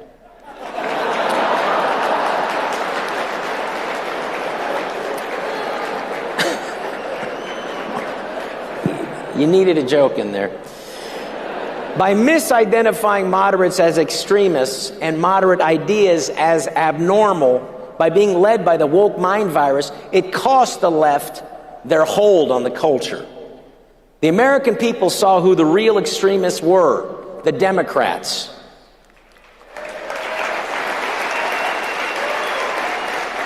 And Americans overwhelmingly resisted them at the ballot box. In every swing state and in the popular vote, the American people rejected Democrat extremism. But here's where it gets dangerous. The left is trying to reframe Charlie into something he wasn't, and by extension, all of us. Extremists, Nazis, fascists, white supremacists. By taking moderate people with views held by the majority and turning them into monsters hides the real monsters among us. So when actual extremists show up, people can't tell the difference anymore. Now here's the warning. If the right doesn't learn from the left's mistakes, if we start embracing our extremists the way the left embraced theirs, we'll go down the same path they did. Now, for example, the day Joe Biden got inaugurated, on day one, his first day in office, he signed an executive order where somebody held his pen, allowing men in women's sports. Yes, Boo is right. 67% of Democrats opposed that policy. 67% of his own voters didn't want it. The left got led by their extremists.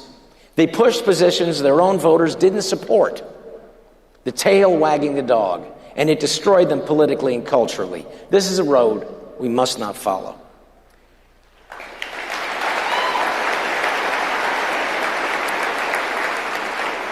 If we let the extremists fill the void Charlie left instead of the reasonable, rational voices he represented, then we will lose. Just like the left, we will become unelectable, and everything Charlie built will be for naught. I'll tell you a story, a turning point between the old pagan Rome and the Christian one. In 404 AD, the Roman Colosseum was the center of entertainment.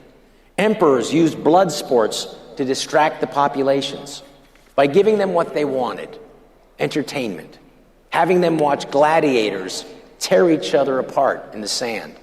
The crowds loved it. They cheered for death. They had no empathy for the men bleeding out in front of them. These men weren't in their tribe. They were the enemy. During these bloody games, a monk named Telemachus jumped into the arena. He stood between the fighters and shouted, "Stop! In the name of Christ, stop this!" And the crowd killed him. They stoned him to death right there.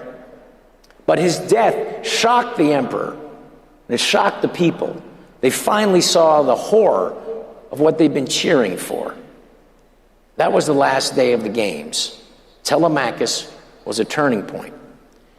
But here's what really ended that day. Not just the spectacle, but what the spectacle was covering up. The Romans finally saw what they'd been doing, filling an emptiness inside themselves with blood and violence.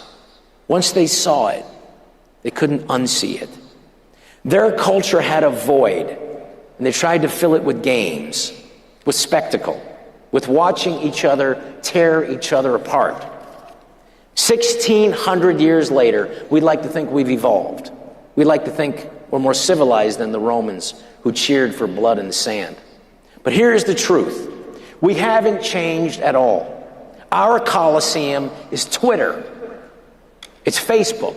It's cable news. It's social media. And when Charlie Kirk was murdered in the bright light of that Utah afternoon, there were people that celebrated. There were people that laughed. They posted jokes. Some, to this day, even say he deserved it. Boo is right. When someone not in your tribe, you have no empathy. There's no sympathy. You can even celebrate their murder. Our culture has become tribal. Now, after Charlie got spoofed by South Park, I called him and I said, "Congratulations, you've officially arrived in pop culture." He laughed. He was tickled by it. So much so that he changed his profile picture on social media to that South Park goofy picture of himself. The goofy picture with the oddly shaped head, which was his head. He embraced it. It was last summer that I realized that Charlie Kirk was an American genius. I texted him. This is our main form of communication. And I said, "We truly have a living successor to the wisdom, fortitude, love of God, family, and country of our founding fathers. And his name is Charlie Kirk."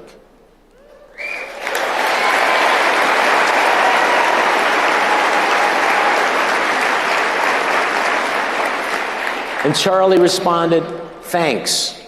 At least South Park didn't say I was a stapler," which is what they called you. I'd always admired Charlie, but last summer I knew what we had on our hands was so special. A Christian leader of tremendous mental fortitude, grace, knowledge, and power. When you think of some of the leaders, the biblical leaders, King David, he was a murderer, an adulterer. He coveted another man's wife. When you think of some of Moses, was a stutterer. He never got to the promised land. When you think of the American leaders that we've had, JFK, RFK, Martin Luther King Jr., Dr. Martin Luther King, these men were able to do great things, but they were flawed. They had recklessness in their lives. Charlie was the opposite. There wasn't anything reckless about him. He kept his eye on the prize, and the prize was the youth of America. It was you people. You taking over and having a country that would continue to be free.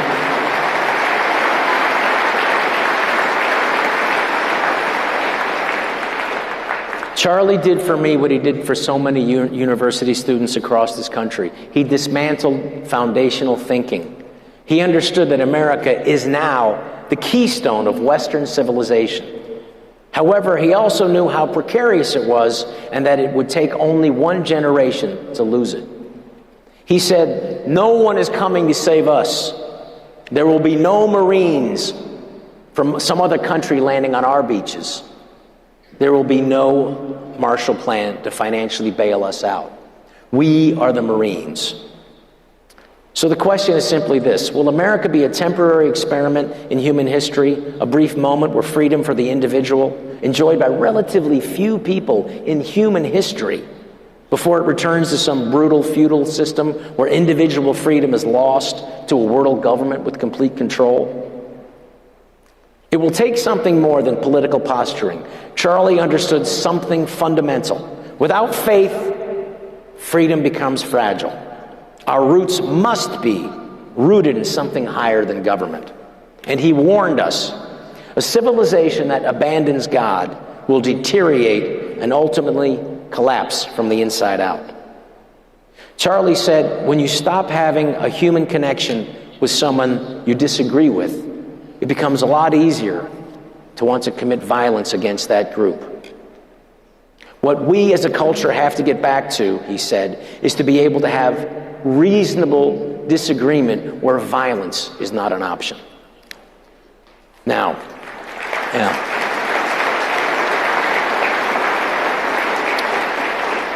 we are in a cold civil war right now, but we must do everything in our power to make sure that this doesn't become an actual hot civil war, and we must do that with dialogue and debate.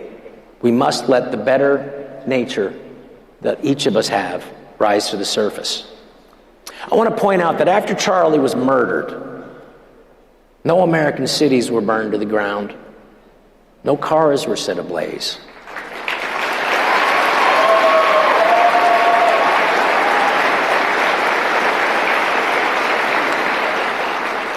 No looting took place. The only burning was candles. Candles to honor someone who dearly loved our country and fought passionately to preserve these unique liberties that so many have fought and died for. In 404 AD, the crowd killed the priest because he told them the truth. He told them to stop enjoying the blood sport. In 2025, Charlie Kirk jumped into our modern Coliseum, the arena of the university campus. He stood between the mob and their rage. He handed the crowd a microphone. He gave his opponents a voice. He sat there, told the truth, took their fury, and tried to move them and our nation closer to God and closer to our Savior, Jesus Christ.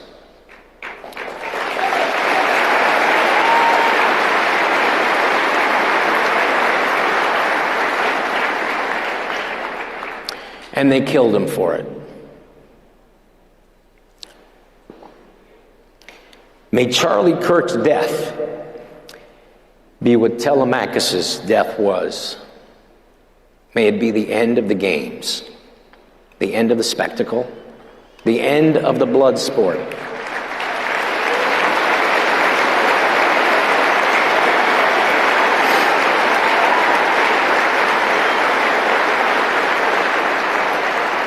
May it be the moment that all of us in this nation choose humility over certainty, conversation over violence, kindness over victory at any cost, truth over comfort.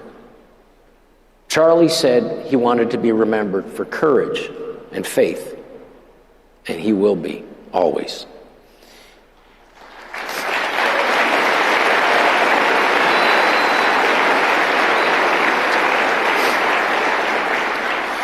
And though we lost him way too soon, Charlie Kirk knew you don't kill a Christian. You only change his address. Merry Christmas. God bless you. Let's get to work. Thank you. God bless you, Charlie. God bless you. Thank you so much. Thank you so much. Thank you. Thank you so much. Thank you. I love it. Thank you. Thank you. Thank you. I love you. Thank you so much. All right.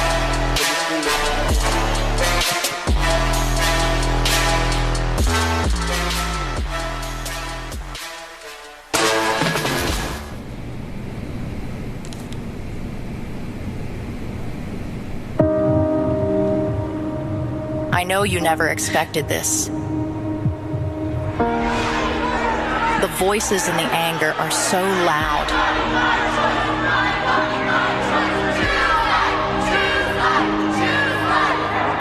I know you envisioned things differently.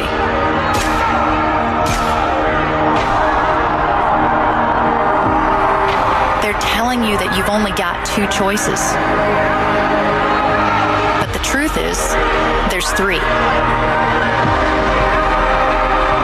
Are these options difficult? Of course they are. But you deserve to know. Adoption is an option.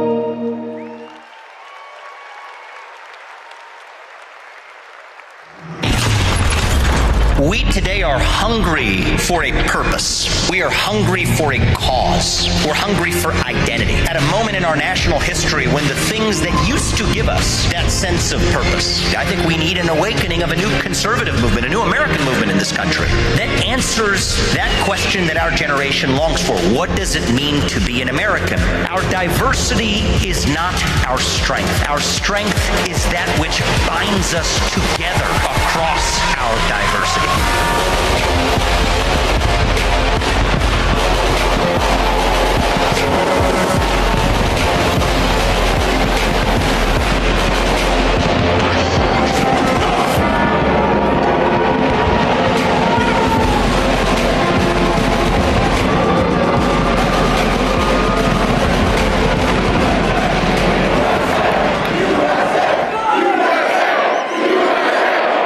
USA, USA, USA, USA, USA, USA.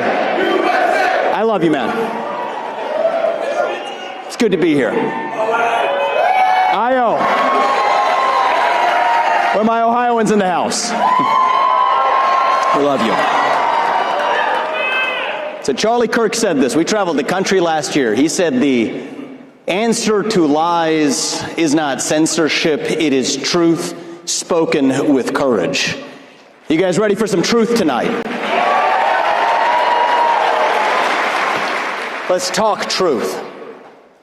I'll tell you about a private conversation that Charlie and I had about a year ago. It was in October of 2024 in the lead up to the presidential election. We had a doubleheader that night. We started at Georgia State with one of the Prove Me Wrong events, and then we had a Turning Point event at UNC, and we traveled and we flew together. And we had one of our deepest conversations. It was about faith. It was about theology. We went broad, and Charlie is such a curious guy.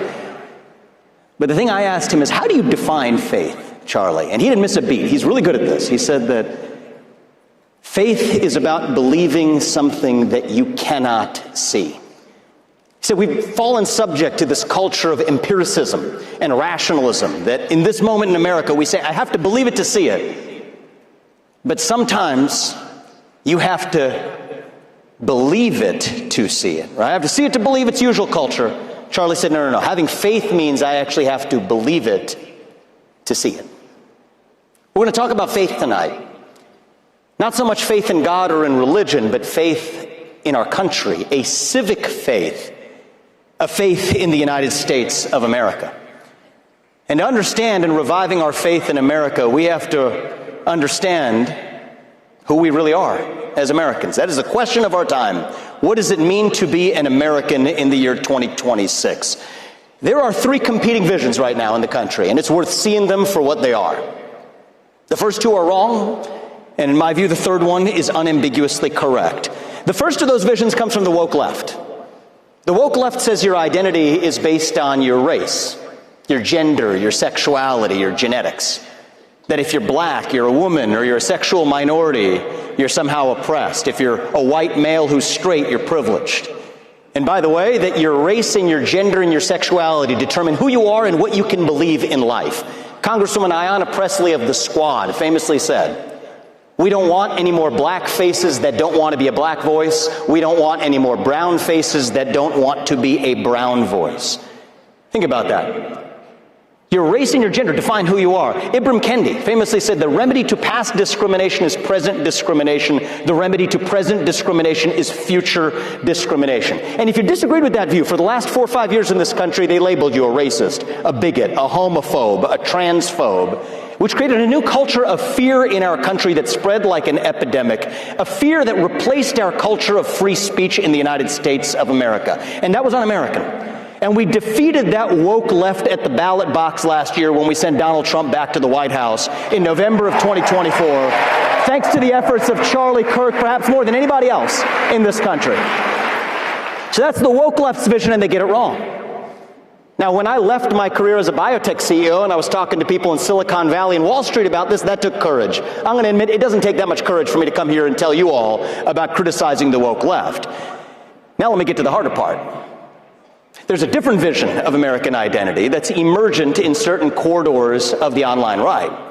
And it says that your identity as an American is based on your lineage.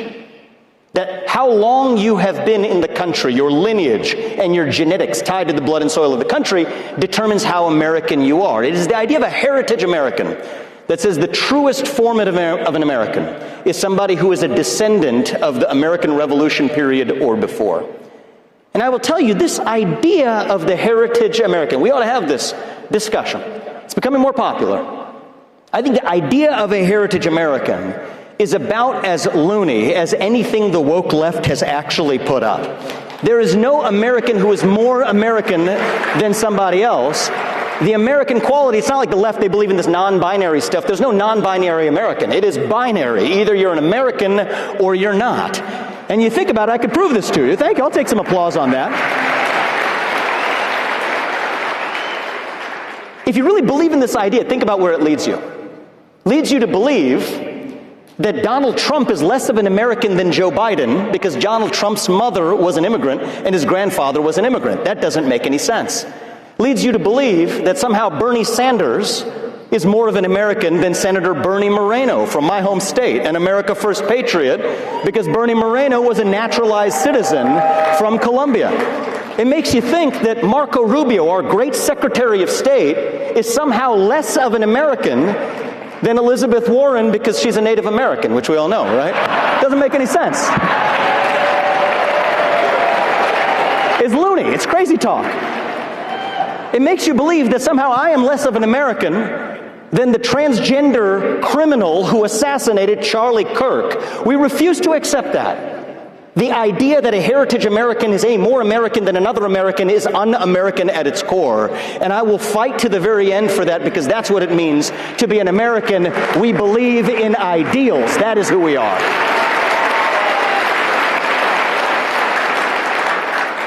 What does it mean to be an American in the year 2026? It means we believe in those ideals of 1776. It means we believe in merit, that the best person gets the job regardless of their skin color, that you get ahead in this country, not on the color of your skin, but on the content of your character and your contributions. It means we believe in the rule of law. And I say this as the proud son of legal immigrants to this country. That means your first act of entering this country cannot break the law, and that is why we have sealed the southern border, and we will not apologize for it. Because a nation without borders is not a nation. What does it mean to be American? It means we believe in free speech and open debate, even for those who disagree with us. From Nick Fuentes to Jimmy Kimmel, you get to speak your mind in the open without the government censoring you. It means you go to a college campus, you speak without fear. That words are not violence, that violence is violence, and violence is never an acceptable response to words. That too is what it means to be a citizen of this country who believes in free speech in America. It's not just our constitutional principles. It also means that we believe in the culture that was born of those principles. It means we believe in accountability, that we're brave, that we're courageous, even heroic, when called upon to do what is right for our country in our hour of need. It means that as Americans, we take risks. Sometimes we fail, but we pick ourselves up and we take those risks again. That we encounter hardship from time to time. But hardship is not the same thing as victimhood. It means that we are ambitious, that we're curious about landing on the moon to Mars, curious about the world around us as our founding fathers were, still believing that it is our manifest destiny to lead it and our duty to die for that country if we are called to do so. That is what it means to be a citizen of this country. There are those who are skeptical of this vision of America, those who are skeptical of the American dream, especially young people, and I hear you on that. We'll come to that in a second. But I would rather live in a country that has those ideals and falls short of them than to live in a country with no ideals at all. See, the left has preached to us for a long time that our diversity is our strength. No, sorry, our diversity is not our strength. The online comment threads of Twitter might preach that our lineage is our strength. No, I'm sorry, our lineage is not our strength. Our true strength is what unites us across that diversity and through that lineage. That is what makes this country more distinctive than any other country on planet Earth. It is what makes American exceptionalism possible. And Ronald Reagan understood this. He famously said, you could go to Italy, but you would never be an Italian. You could move to Germany, but you would never be a German. You could pack your bags and live the rest of your life in China or Japan. You would never be Chinese or Japanese. But you can come from any one of those countries to the United States of America, and you can still be an American, so long as you pledge allegiance to the ideals in that flag, so long as you work hard, you play by the rules, you make your contributions, obtain your citizenship. You are every bit an American as somebody who descended from the Mayflower. It is called the American dream for a reason. There is no Canadian dream. There is no British dream. It sounds kind of goofy to say it. There's no Chinese dream. Okay, it is the American dream that makes American exceptionalism possible. And the answer of what it means to be a conservative, this is what it's up to us to answer. It is a fork in the road for the future of the conservative movement right now. What does it mean to be a conservative? It means we conserve those ideals that define our country. And now is a moment, a time for choosing in the future of our conservative movement, to determine with clarity who's actually on that team of conserving the ideals versus who actually is not. If you believe that boys should compete with girls in girls' sports, I'm sorry, you're not on the team. You have no place in this movement. If you believe, thank you, it's pretty obvious, but I'm going to say it anyway. If you believe in racial quotas in government hiring, you have no place in the conservative movement. Sorry, you're not on the team. You're free to believe it. It's a free country, but you have no place in the conservative movement. If you believe in normalizing hatred towards any ethnic group, toward whites, towards blacks, towards Hispanics, towards Jews, towards Indians, you have no place in the future of the conservative movement. Period. And I will not apologize for that. I will not hedge when I say it. If you believe, and you will forgive me for giving you an exact quote from our online commentator Nick Fuentes, if you believe that Hitler was pretty fucking cool, you have no place in the future of the conservative movement. You could debate foreign aid to Israel all you want. That's fine, that's fair, but you have no place with that level of hatred. You could debate the right resolution of the Russia-Ukraine war, but if you believe Joseph Stalin is someone to look up to, you have no place in the future of the conservative movement. If you call Usha Vance, the second lady of the United States of America, a Jeet, you have no place in the future of the conservative movement.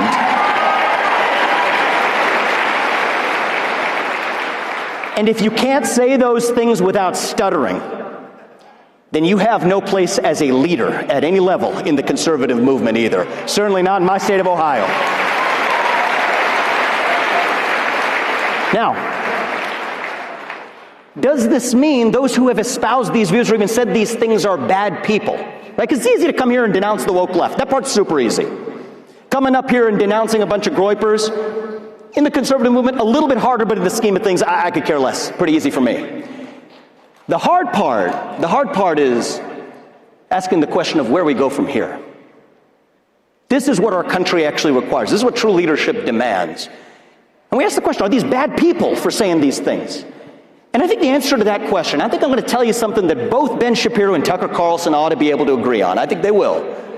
Are these bad people? I think the answer to that question is no, because there's no such thing as an inherently bad person, actually. See, the Christian faith that Charlie espoused teaches us that every one of us, every one of you is made in the image of God. My Hindu faith teaches us that God and his divinity resides in each of us, that we're truly equal in the most moral sense. There is no such thing as an inherently bad person. There's only ever an inherently good person that exists. But sometimes, good people do and say bad things. They believe they're doing the right thing, but they're still doing the wrong thing. And the job of a true leader is to understand why, and then to step up and actually fix it. And the issue in our country right now, all jokes aside, is that we are in the middle. All of these, everything we've just talked about, from the woke left to the groyper right, these are symptoms of a generational crisis of purpose and meaning in our country. Depression, anxiety, addiction, higher than we've ever seen in American history in your generation, in Gen Z. Economic insecurity, which I understand, feeling like you work hard, not quite getting ahead. Home ownership out of reach for a 30-year-old. Took on that four-year college debt and degree, but without being able to get that right job, has created economic angst. You combine that with the failures of an educational system that are failing our youth day to day, when 75% of 8th graders are not proficient in math, and 70% of them aren't proficient in reading. Something that makes the left upset when I say it because they think that's racist, and something that makes some of my friends on the right upset because they take it as a personal insult. The truth is, years of woke indoctrination and victimhood psychology in our schools, we were complaining about it not because we were culture warriors alone, but because that has consequences. So we have to fix it, and it's up to us to do this now. And I mean this message as bitter medicine for everyone in my shoes, leadership in the Republican Party, myself included, to swallow. Now we can't blame the Democrats anymore. Truth is, we won the election last year. We control all three branches of the federal government. In my home state, we control all three branches of the state government. If we don't get this right now, we have nobody left to blame but ourselves. That is on us. That is the standard you hold us to. And if we fail, vote us the heck out of office. That is the fate we deserve. So that's on us now. No more just, cable news screaming about Schumer shutdowns or whatever it is, right? It bores me. It doesn't matter. It's up to us. We have a chance to lead with our own vision. Blaming the Democrats isn't enough. That's on us. But I also have an ask in closing of each of you here tonight, especially Gen Z. Especially the next generation of young conservatives who I believe are actually going to save this country. Do not repeat the mistakes of the woke left.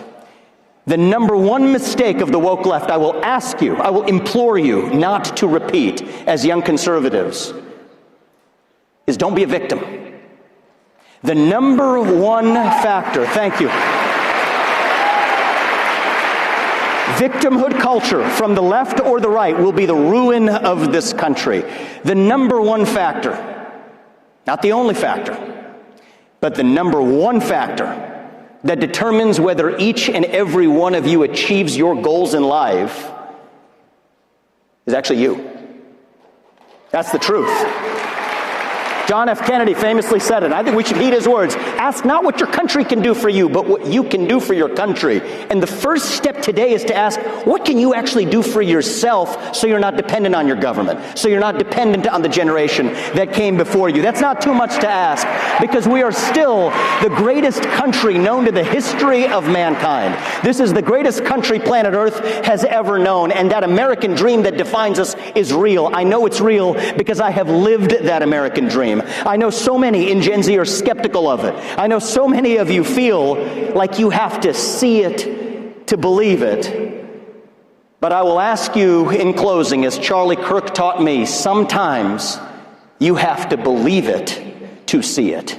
That is what faith in our country is all about. Thank you all, guys. God bless you and your families, and may God bless our United States of America.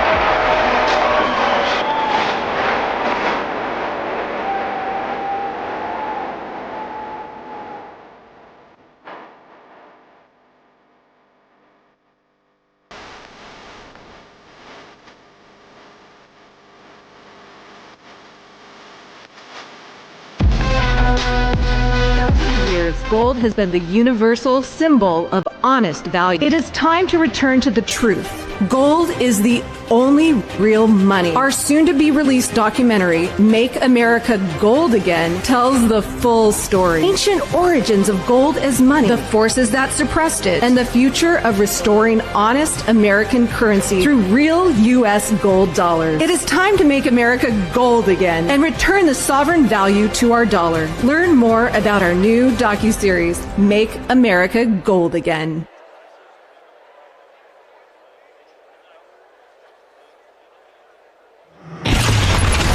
Are you ready to fight? They're coming for Trump, but they're coming for you too, because you have Trump's back. He made a conscious decision to come back. And you know why he did that? Because of you. He knew there were people out there that had his back. If your task and purpose is to save your country, that country will be saved. Are you worthy of the patriots in Boston Harbor that night 250 years ago? Are you? You report for duty and we get it done. Action, action, action. They are afraid of Christians that are populist nationalists. The deep state must be destroyed to free the American people. Is there any question about that? Ladies and gentlemen, Steve Bannon.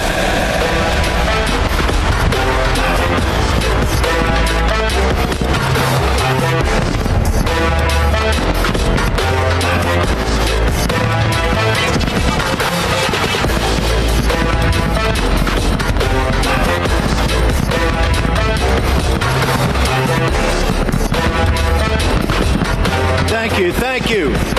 We are at war. You know how we know this? You just heard Hawkins up here a few minutes ago, right? What did she say at the very moment Charlie Kirk was assassinated, at the University of Montana? They laughed in her face, right? Laughed in her face, and some guy goes, "Oh, we're at war."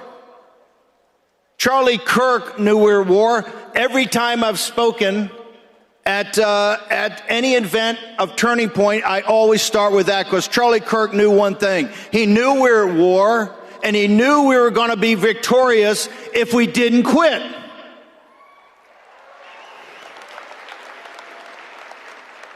Now, what do I mean by that? Let's go back. Do you understand, for the last 10 years, there have been 8 national elections, either primaries, off-year elections where Congress is voted on for the whole nation, or presidential elections. We have won 7 of those 8. This is why they hated Charlie Kirk. It wasn't Charlie Kirk's philosophy or even his debates. Charlie Kirk was a tough person that built a machine that you guys are dedicated to that delivered victories. Let's be specific. Go back to 2015. President Trump, 15-16, wins the primary against all odds. Then in 16, he wins a come from behind, once in a lifetime victory against Hillary Clinton. We lost the 18 midterms because people were leaning on their rakes, and we lost, 35 or 40 House seats, and Nancy Pelosi told us exactly what she was going to do. She impeached Trump and almost brought it all down. President Trump came back, won the primary, right, very easily. Nobody really ran against him. I don't think anybody ran against him. 2020, we won the 2020 election. Is there any dispute on that? If you don't believe that, you don't believe a foundational element of the MAGA movement.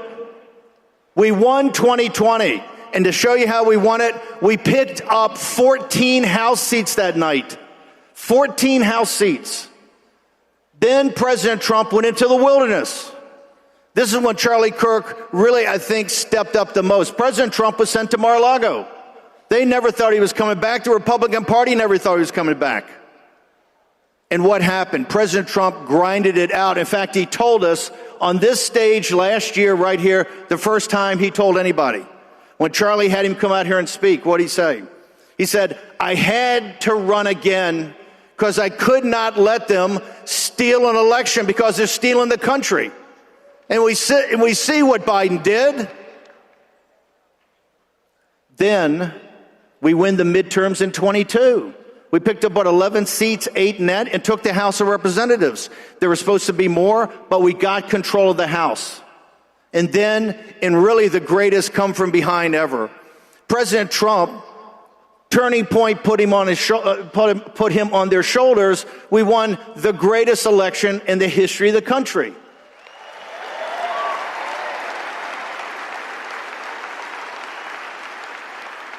In 10 years, a decade, you've been beaten once when we leaned on our shovels. Charlie Kirk understood one thing. We are at war. It's a political war. It's a cold civil war. We don't want it to turn hot. We don't need it to turn hot if we accomplish what we're supposed to accomplish. And we have won 7 of 8 national elections. The American people are with us as long as we get things done, as long as we accomplish the punch list that Rob Snyder talked about when he walked down this stage. That's what's incumbent upon us, and that's what the Republican establishment to date, because you can already see what they're doing in trying to block President Trump. You see this in Indianapolis. You see this in the redistricting. The Republican establishment think that President Trump's just a passing storm and that he's just going to fade away. And what they're going to try to do is co-opt Turning Point, because Charlie has built it into a massive political operation that cannot be beat. And the left knows that. It's one of the reasons, yes, I realize we haven't gone to trial yet. We don't know all the information. It looks like, at least the information we have out, it may be this guy, maybe not an organization in back of it. We don't know that yet because the evidence hasn't been put out. But Charlie Kirk is dead. Think about that. The individual that's probably, I think, at his age, the greatest individual this country's produced politically, culturally, since the revolution. Remember, all of the revolution was 30. Charlie Kirk's, he's 31 years old. He's been doing this since he was 17 or 18. But Charlie Kirk was a man of action. And I want to make sure that we get something straight tonight. We have a partners discussion. And I want to say up front, if I hurt some feelings here, you can come and talk to me afterwards. This whole thing that's gone on the last couple of days, some of the comments tonight, this is not about, this specific incident is not about freedom of speech or platforming or deplatforming. They're all talking about that, and that's, people are saying hurtful things to each other. Tucker said the quiet part out loud. This is a proxy on 28. Now, I think it's way too early to be thinking about 28. But he's right about one thing. This is a proxy on an issue that's not freedom of speech and not are you going to get platformed or deplatformed. This is about a situation that Charlie Kirk was probably one of the most, if not the most important person in doing and accomplishing. And that is this concept of what I would call greater Israel and Israel first. You can't get a better defender of Israel than Charlie Kirk. You can't get a better defender of Israel than Steve Bannon. At Breitbart, adamant, couldn't have a two-state solution. In the White House, I'm the one that pushed initially hard to move the embassy to Jerusalem. At War Room, ask all the War Room people that are here. Ask all the posse. We always talk about it, and we're one state, not a two-state. But that's about Israel. It's not about greater Israel, and it's not about Israel first. Charlie Kirk had some foundational beliefs. Those foundational beliefs are, number one, he's a populist nationalist. America makes its own decisions for America. And as a populist, the American people are the people that make those decisions. Now, Benji Shapiro sat up here last night, and he was all, it's all about the truth. Ben, I've known you a long time, brother. You can't handle the truth.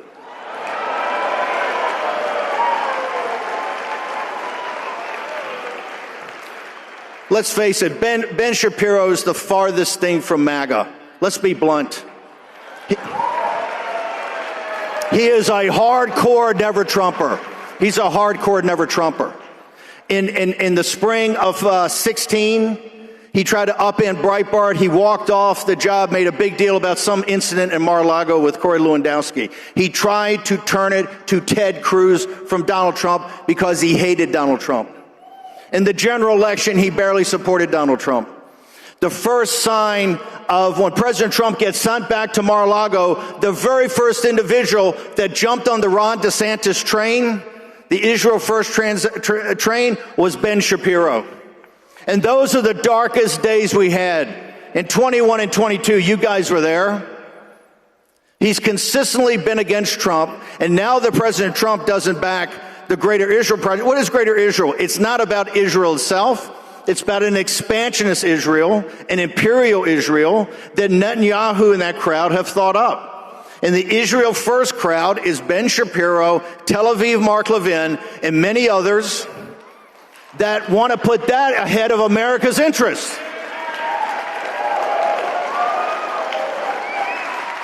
Charlie Kirk fought that. You know where Charlie Kirk fought it? In the White House. I know, because I was there.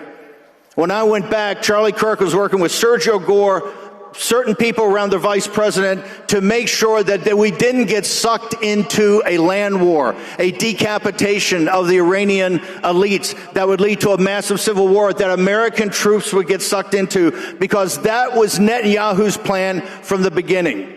And we know that. The Times of Israel has published that there was no urgency to go after the nuclear weapons. We know the fact they couldn't finish what they started. We know for a fact that they needed American Aegis, THAAD missiles, Patriots to defend themselves. On day 10 of the war, they were losing, and they didn't have the offensive capability. And I don't mean the B-2s coming in and taking out the caves. They relied upon our 1970s technology of cruise missiles fired from submarines in the North Arabian Sea to take out the above ground. We had to bring that war to conclusion, and President Trump in his brilliance said, we'll do that, and we'll call it the 12-day war, and it's over. Now, for the Israel First crowd, they are the ones that are destroying Israel. Today in Miami, who's negotiating with Witkoff? It's the Turks, it's Qatar, and it's the Egyptians. Because Qatar is going to underwrite Gaza, and 2 million Palestinians are going to stay there. And the Turks are providing on Egyptian soil called Gaza, or on Israel soil called Gaza, is going to provide the military control mechanism over UAE troops, Saudi troops, and Egyptian troops. That's a two-state solution that has been provided because of the efforts of the Israel First crowd. And Charlie Kirk had one simple thing that he thought about. Who controls America and who makes decisions for the United States of America? And Charlie Kirk worked overtime because behind the scenes he was a player, not just helping Sergio get all types of great people in there and vet those people, but actually talking about policy. And part of that policy was no more foreign wars.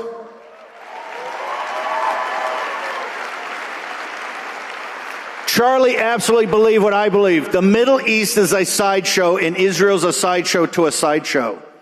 Now, voices out there that support Israel, like Laura Loomer and Rabbi Walicki and others, are coming forward and say, look, maybe Bannon and these guys are right.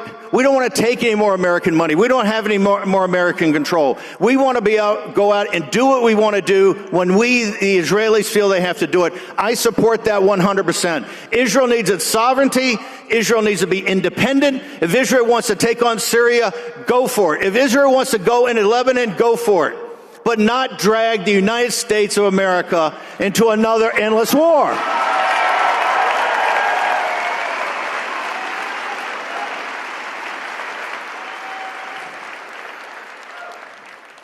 Ask Megyn Kelly when she comes up here. Look, Breitbart, Shapiro called Breitbart Trump Pravda. When he left, he called it Trump Pravda. And he was kind of right. We had to be. There was no other news site that was supporting President Trump. When poor Megyn Kelly came out in that first debate and made what looks like now some innocuous questions, right, about Trump's Facebook page or his Twitter feed, about Rosie O'Donnell and others, have Jack Posobiec ask her how it turned out.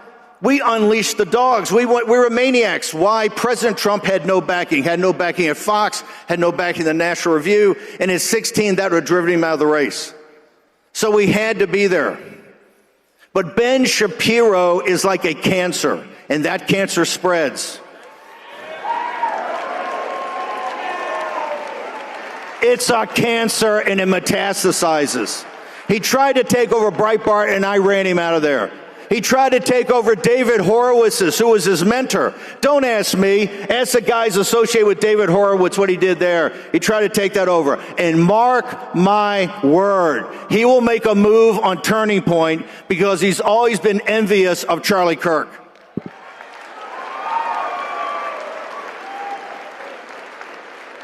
This is not about speech. It's not about deplatforming. This is about power politics. And what Charlie Kirk believed in, to the core of his being, that America makes decisions for America and Americans make decisions for America. That was Charlie Kirk. That's why the hell do you think they assassinated him? Why they put the poison all over this place? Why they mock and ridicule? James Carville said yesterday that Rob Reiner's done 100 times more than Charlie Kirk. They hate Charlie Kirk because Charlie Kirk brought victories. And with victory after victory after victory, that's when we can re-Christianize this country. What was Charlie Kirk's lesson? That we were a Christian nation that got off the rails. We have to re-Christianize this country.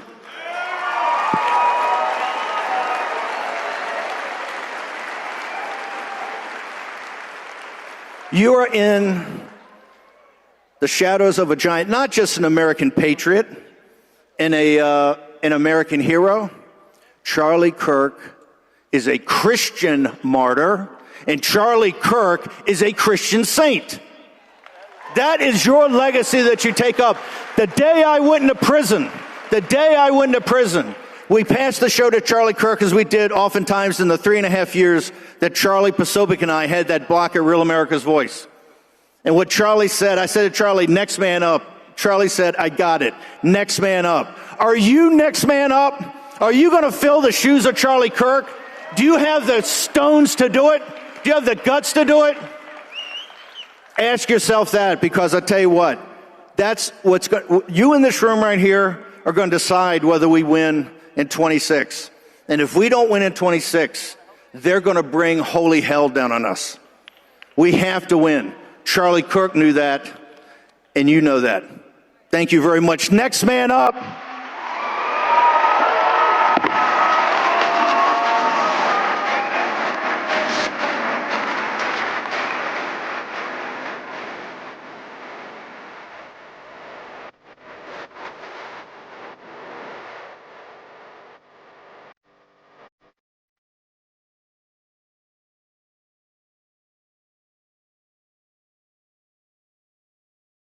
Want a free t-shirt? Stop by the White Rose Resistance booth in the exhibitor hall. Then you need to check out the 1916 Project. This is our explosive deep dive into the dangerous ideologies that shaped the early abortion movement, from the American eugenics movement to Hitler's Third Reich to the KKK to the pedophiles. Planned Parenthood was at the root of it all. Shocker. We are exposing it all in the 1916 Project. Stop by the White Rose Resistance booth in the exhibitor hall and grab your free t-shirt.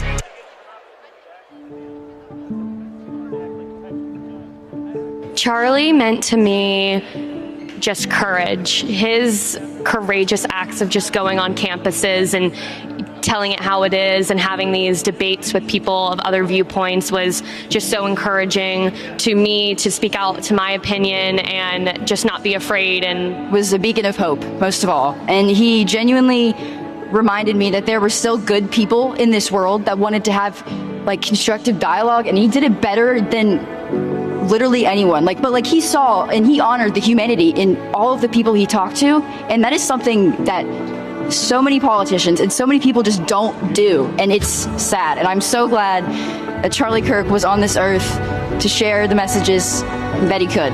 He gave me the bravery to share my ideals, share my opinions, not feel like such a villain in doing so.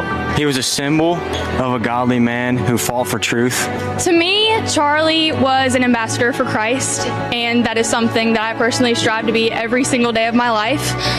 He is an incredible role model for my generation, as well as my own brother in Christ. It brought me to see there is a better side of the government, that we can truly have two sides of a discussion, and it meant so much to me that I was able to find my voice and become a conservative leader in America, and I am so thankful for him and that he's brought me to these ideas. This world needs more Charlies, and that's why I wanted to watch him, and I wanted to be like him. And he helped change me and craft me into the man I am today and the man I hope to be in the future. I will carry on Charlie's mission by being really active in Turning Point chapters. I do want to go to medical school, and even wherever I go to medical school, if there's a Turning Point chapter, I want to be as involved as possible with Turning Point.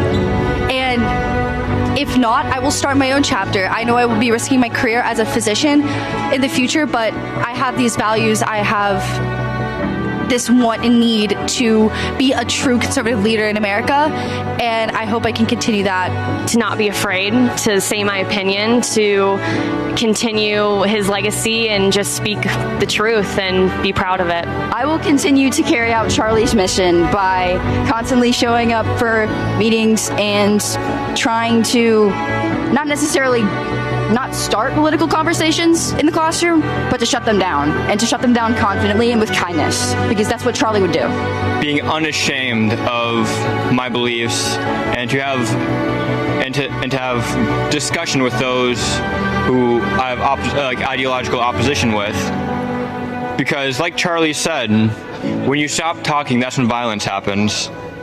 And so I personally believe that in the exact same thing. And so if you can get many people of opposing views together, you will have very minimal violence so long as they talk. I think as a Christian, I'm going to speak bolder about my faith and about what I believe and not be afraid of it, and learn to do it in a graceful and loving way like Charlie did. I will continue to carry on his mission by not letting my voice be shut down. I will continue to try and inspire others, whether that's just in my own circle of friends or community, or even, at Utah State University.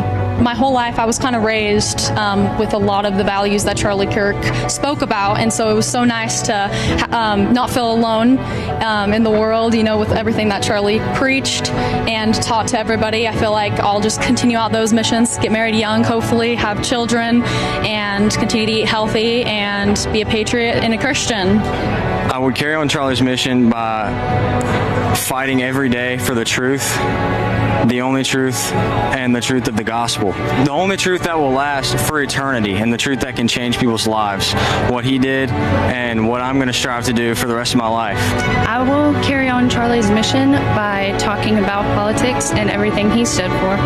I will continue to carry on Charlie's mission by being an ambassador of Christ like him, by striving to be Christ-like just as he did, and continuing to spread the message and the truth that Jesus is the way, the truth, and the life, and the absolute only way to heaven is through him.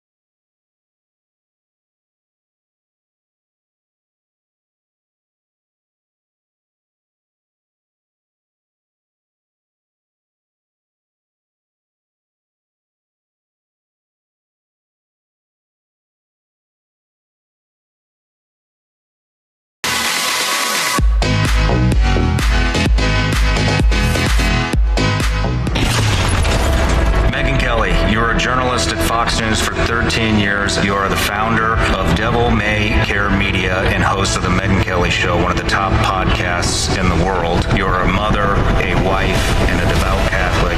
The boys should not be in the girls' bathrooms. The boys should not be in the girls' locker rooms. Calling anybody she when it's a he makes you actually part of the problem. Stand up for your beliefs now. Don't say that you support Planned Parenthood the way they want you to. Don't call yourself a feminist because your teacher will give you pats on the head. Stand up for what you really believe in, and that's how we spread the good word. It's all about hard work. Get in there, do every job, even the ones that aren't yours. All of it is a learning opportunity. Please welcome Megyn Kelly.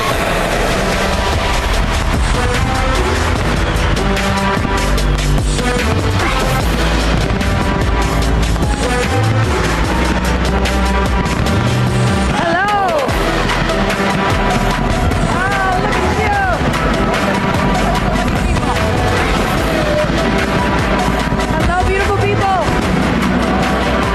Hi. Hi, guys. Oh, it's so amazing.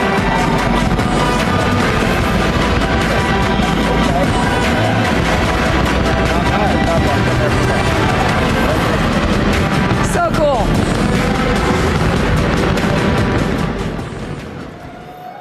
Ladies and gentlemen, we're here with Megyn Kelly at AmFest 2025. Just when you think Turning Point can't go next level on the walkout, they can. They can shift to 11. Megyn, I've got to ask, how does it feel to be on this stage without Charlie? Oh, like you, Jack, I miss him so much. And this is how we would always do it, right? Because just for me, I prefer a Q&A. I just think it's more interesting than a speech. And we would sit at all of these things. And he was always so great, not to make you feel nervous, but he always knew exactly what question to ask. How to get you up and down in a story. He had a very good judgment for what was interesting to the audience too, and was always so generous with his time and his approach. So that, of course, I'm gonna miss, but I can't believe it's been 3 months. In some ways it feels like yesterday, and in some ways it feels like another lifetime that we've seen him, right? Somebody brought up an event I was at just a few days before Charlie's murder, and I remember thinking to myself, we were having lunch, and everything was totally normal, everything was just normal life, and then suddenly God snaps his fingers and shows you that you are not in control, that he is in control, that you are a spectator, you are a reactor, you are someone who is living out God's will. And I think that's one of the biggest things for me that I've been, and look, it's not easy doing all this, but one of the things that I've been working hard to remember that God's will is absolutely paramount in all of this. I know, we don't have it all figured out. I mean, I'll tell you, I was backstage a little while ago, and I went to see Erica in her green room. And, she's so strong, and she's the picture of class, but she was alone. And I saw her, I met her for the first time backstage at one of these events, and she was with just their daughter, who was just a baby at the time. They didn't have their little boy yet. And she was seated, she looked so beautiful, she had her baby with her, Charlie was in and out of everything, it was crazy, we were in Florida, he was like sweaty, and she was just like an angel sitting there in the middle of the chaos, like completely managing it and nonplussed. And I just couldn't help but seeing her backstage alone, thinking, it doesn't feel right, you know, she shouldn't be alone, she should be with the love of her life. And that's why we have to make sure we get justice for the man who took him. Absolutely. And Megan, you were talking about this on your show recently, and you and I had a little conversation about it as well. And you said, you know, can a Christian want that kind of justice? And can a Christian believe in that kind of justice? And it's a great question. It's something a lot of people wrestle with. And the Bible tells us that the sovereign is given the sword to wield justly. And so when you talk about things like the death penalty, when you talk about things like capital punishment, we understand that it is not done out of vengeance. It is not done out of anger. It is done, as Charlie said himself, out of valuing the life of the victim and showing that that life had worth, showing that that life had value. And by the way, it is a way to start to repay, I believe, as a way to start to repay the debt that's incurred by every single moment that was stolen from Erica, from his daughter, for his son, for every single Christmas, for every single holiday, for every single birthday, for every single baseball that'll never be thrown and caught, for not being able to walk his little girl down the aisle. That's a debt that needs to be paid. That's right, Jack. And that's to say nothing of the debt that is owed to all of us, to everyone who is sitting here, who knew and loved Charlie in whatever way it worked for you. I mean, if Charlie could see this, he would be so proud. He would be so happy, he'd be so lifted up by all of you. But we've all been robbed. We've all been cheated. And so, yes, we will both be watching that trial minute by minute, and I believe justice will be done. I think it will, and you know, I do believe that Charlie is watching us right now, and I'm sure up in heaven. I'm not sure quite what the radio schedule is, but I think Charlie's probably on from 9 to noon, and then from noon to 3 is Rush. That's amazing. And of course, they do a handoff, because why not? But Megan, one of the things that's come up in the wake of all of this, and you know, people have said there's so much division in the movement, and you know, is there divisiveness? Are there two sides? Are there fractures coming up? There's division, and Charlie was that uniter. So I'll just ask you the question, as interviewing here today: do you think that there has been an inseparable rift in the conservative movement that we've seen since the death of Charlie? I mean, there's a rift, but it was starting even before we lost Charlie, and it revolves around Israel. There just is.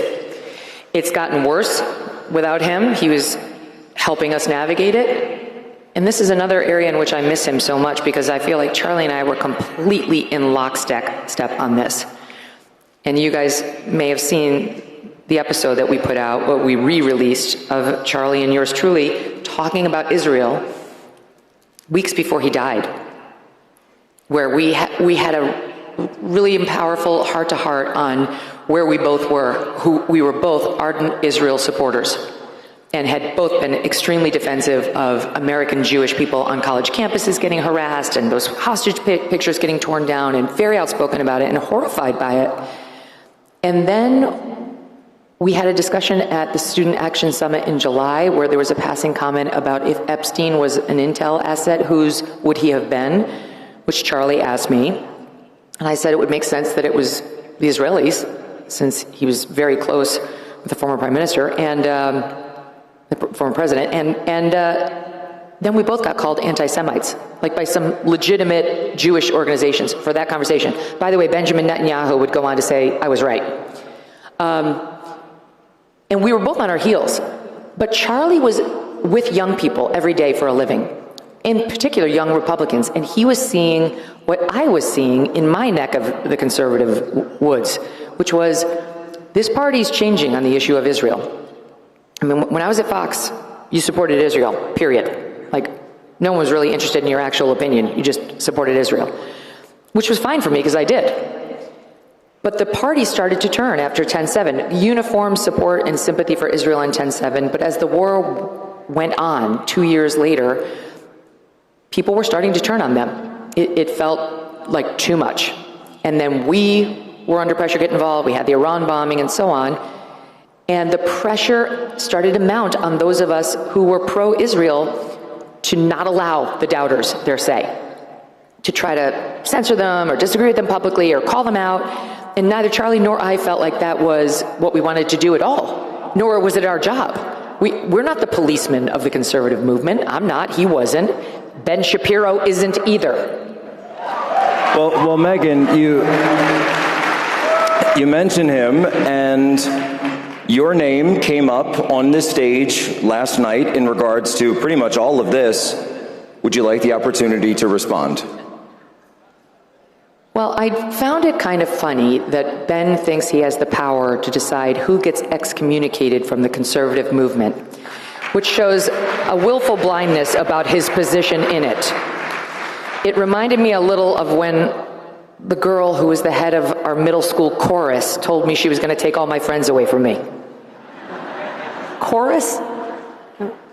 A head cheerleader maybe, but like...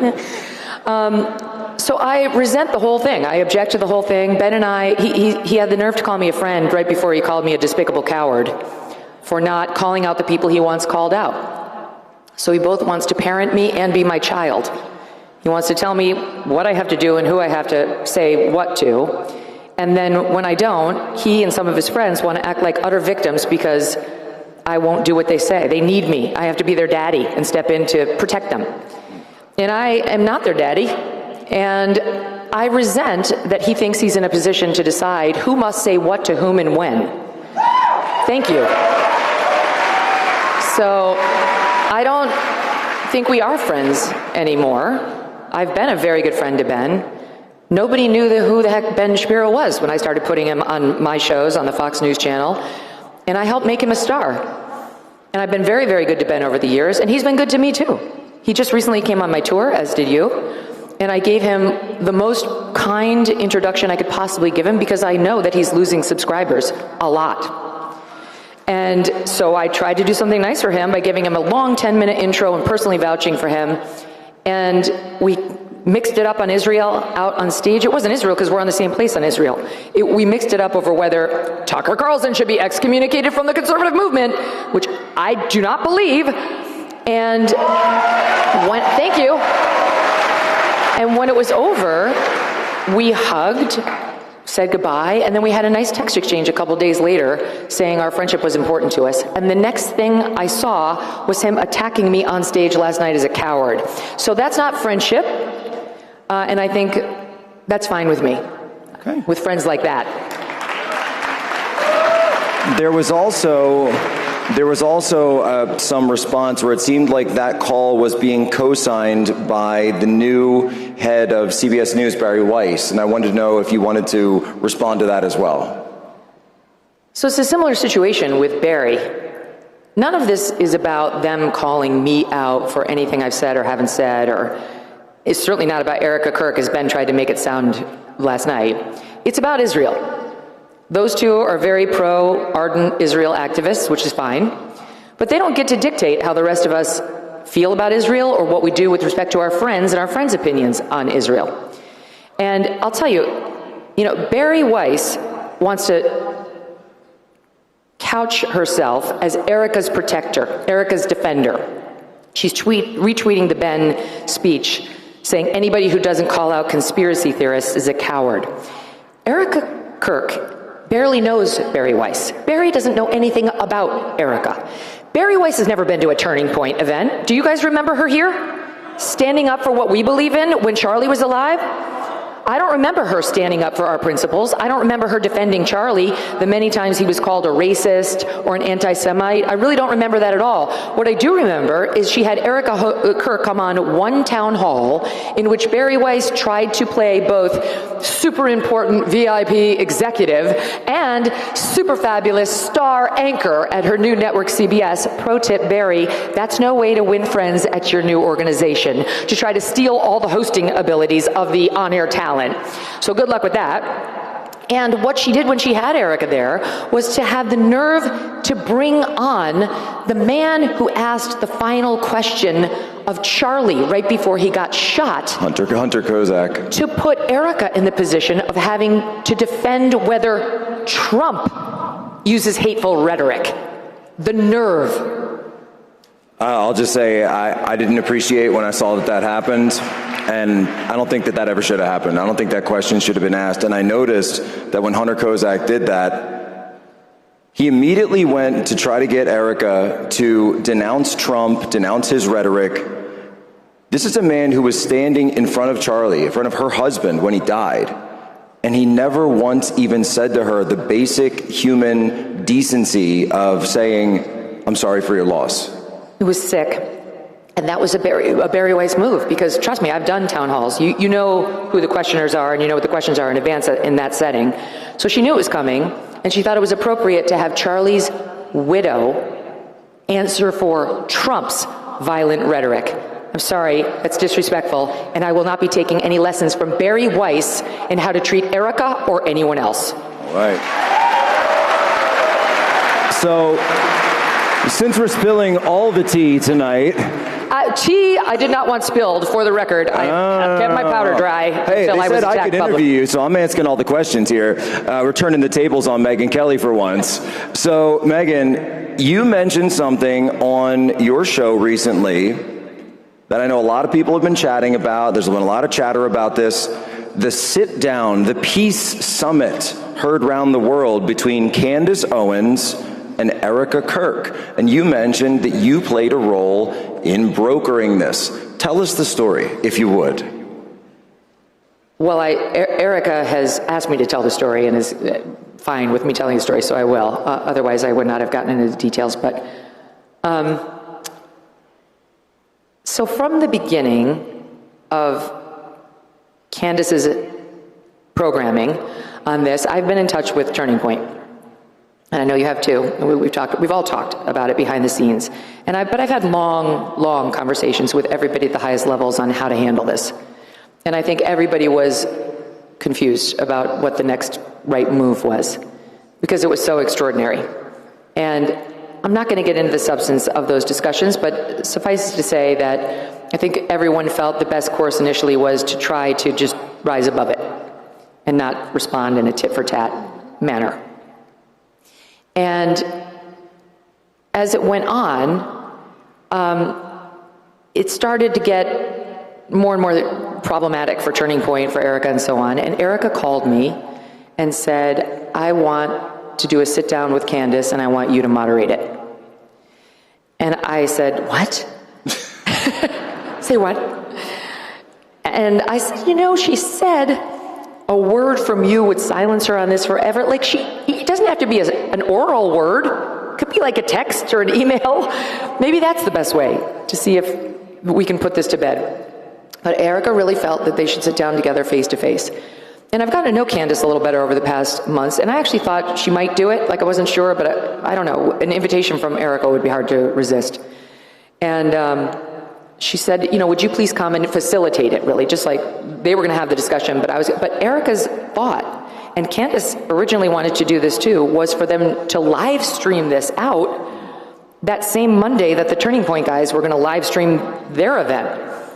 And of course, I'm like, oh my mother of God, what am I getting myself into?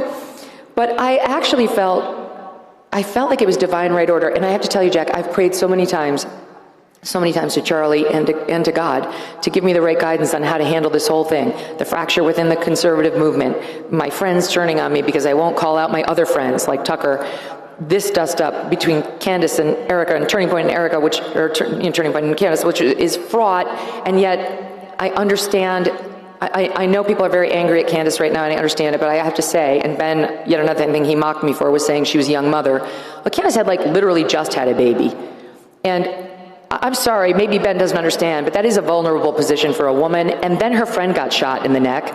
And so I did think she deserved a wide berth right after Charlie's death to explore what she wanted to explore. I had real empathy for her. And of course I don't agree with what she's said about Turning Point and Erica, and she knows that. But my point was simply that I thought maybe Charlie helped me understand, to keep my powder dry in the whole thing, so that maybe I could be in a position to help it happen. It's what Erica wants. Maybe Candace does want an off-ramp, and I'm willing to try. So Candace and I were in touch, and she was very nice. She said, I'm thrilled it's you. I'll do it.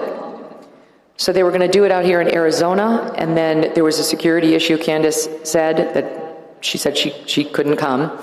And then Erica said, I'll go to you. I'll go to Nashville. Which is just extraordinary. I mean, Erica's been all over the country trying to honor Charlie's commitments on his book tour. She was exhausted. She had this coming up this week. I mean, she's going through, she has 2 babies at home she's now a single mother to. But she really wanted to put this to bed, and so she said, I'll go to you. And then it morphed into, let's not do the live stream. Let's just do it, the 2 of us, which I thought was great. So they both went in there. Erica brought a trusted friend and employee here, and Candace had someone very close to her, and by all accounts from both women, had a very good meeting. Now, will it last? Where does it go from here? I was joking earlier, what's more tenuous, the Gaza peace deal or this situation? What I really want is for Candace to move on from Turning Point and Erica. I have no problem with her asking questions, but not about them. But I also object, for the record, to the people who have tried to shut Candace down entirely on inquiring into what, if any, role did Israel have here? And I want to make clear, I don't think Israel had any role. I think Tyler Robinson killed Charlie. My only question is whether there was some trans-Tifa element that helped him. However, it's okay to ask questions about Israel. And it was Andrew Colvett, the executive producer of the Charlie Kirk Show, who sent those texts to the FBI of Charlie's, from that private message. It wasn't a text, it was private messages, like a group chat, in which he said the Jewish donors to Turning Point were driving him up the wall, and that he'd had it with them, and that they were making demands of him that he was not prepared to meet, and he was at his wit's end. And he had told me personally that he found their behavior, and I quote, repulsive. So I was fine. Again, I don't think Israel had anything to do with it, but why did I have an obligation to stop Candace from asking those questions? I didn't, and I didn't call her out because I favored her asking them.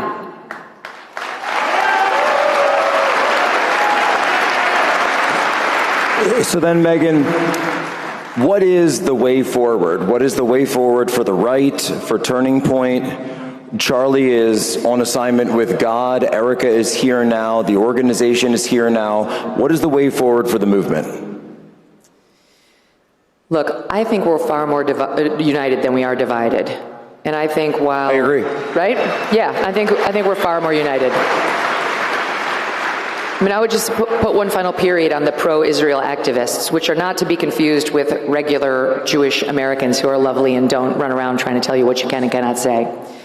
But I think they need to stop being such ardent bullies because it's dividing our movement unnecessarily over a country that is not ours, over Israel, not America. We need to care about America. America first is the principle that will get us through. And I think we need to remember that the people who are literally killing us, like literally killing us, are the ones who are the true enemy. These crazy radical leftists are the ones about whom we need to worry, not our own side.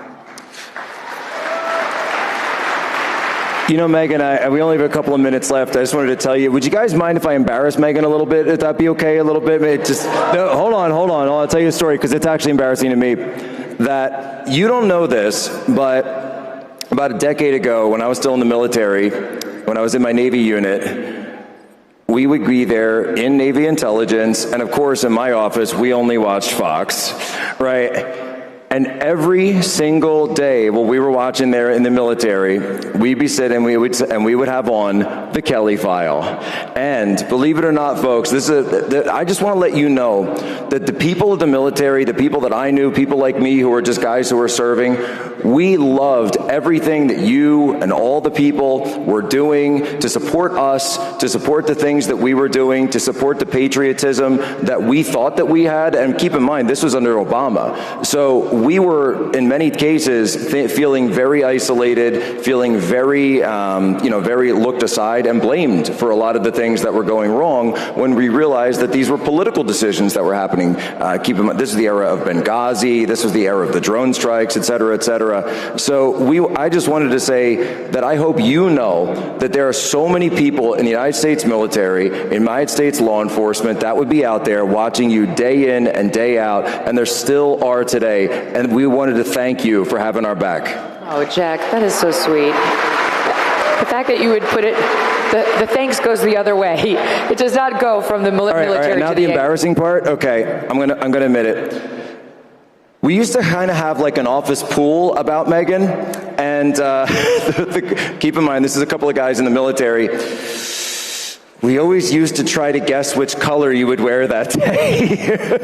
It being Fox, it was a high likelihood of neon, pink, red, or yellow. I was always green. I always went with Kelly Green. Yeah, Kelly Green. For Megyn Kelly. The one thing that would have cost you the bet immediately was orange, because Roger did not allow orange. No, orange ever. Black occasionally. They didn't love black, but they'd sometimes let you get away with it. You know why? Because there was a wardrobe leader there who really felt like the orange, like the neon colors would pop. So somebody who was channel surfing would see like, oh, the bright pink and a blonde head, I'll stop. What does she have to say? And lo and behold, that formula worked, and Fox News became #1 within a few short years after launch. There you go.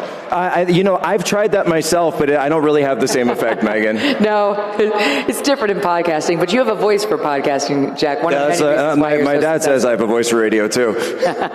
Megan, thank you so much for your leadership on this, for your guidance, for brokering peace in a situation like this, for stepping up and being a leader when you could have been divisive, when you could have taken sides, but I'll say it from my side and you as well. I'm not on America's side, I'm on America's side, I'm on Turning Point side, and I'm on Charlie's side. Right on. Same. Sign me up. Thank Ladies you all and gentlemen, so much. give it up for Megyn Kelly. God bless. That's a true story, by the way.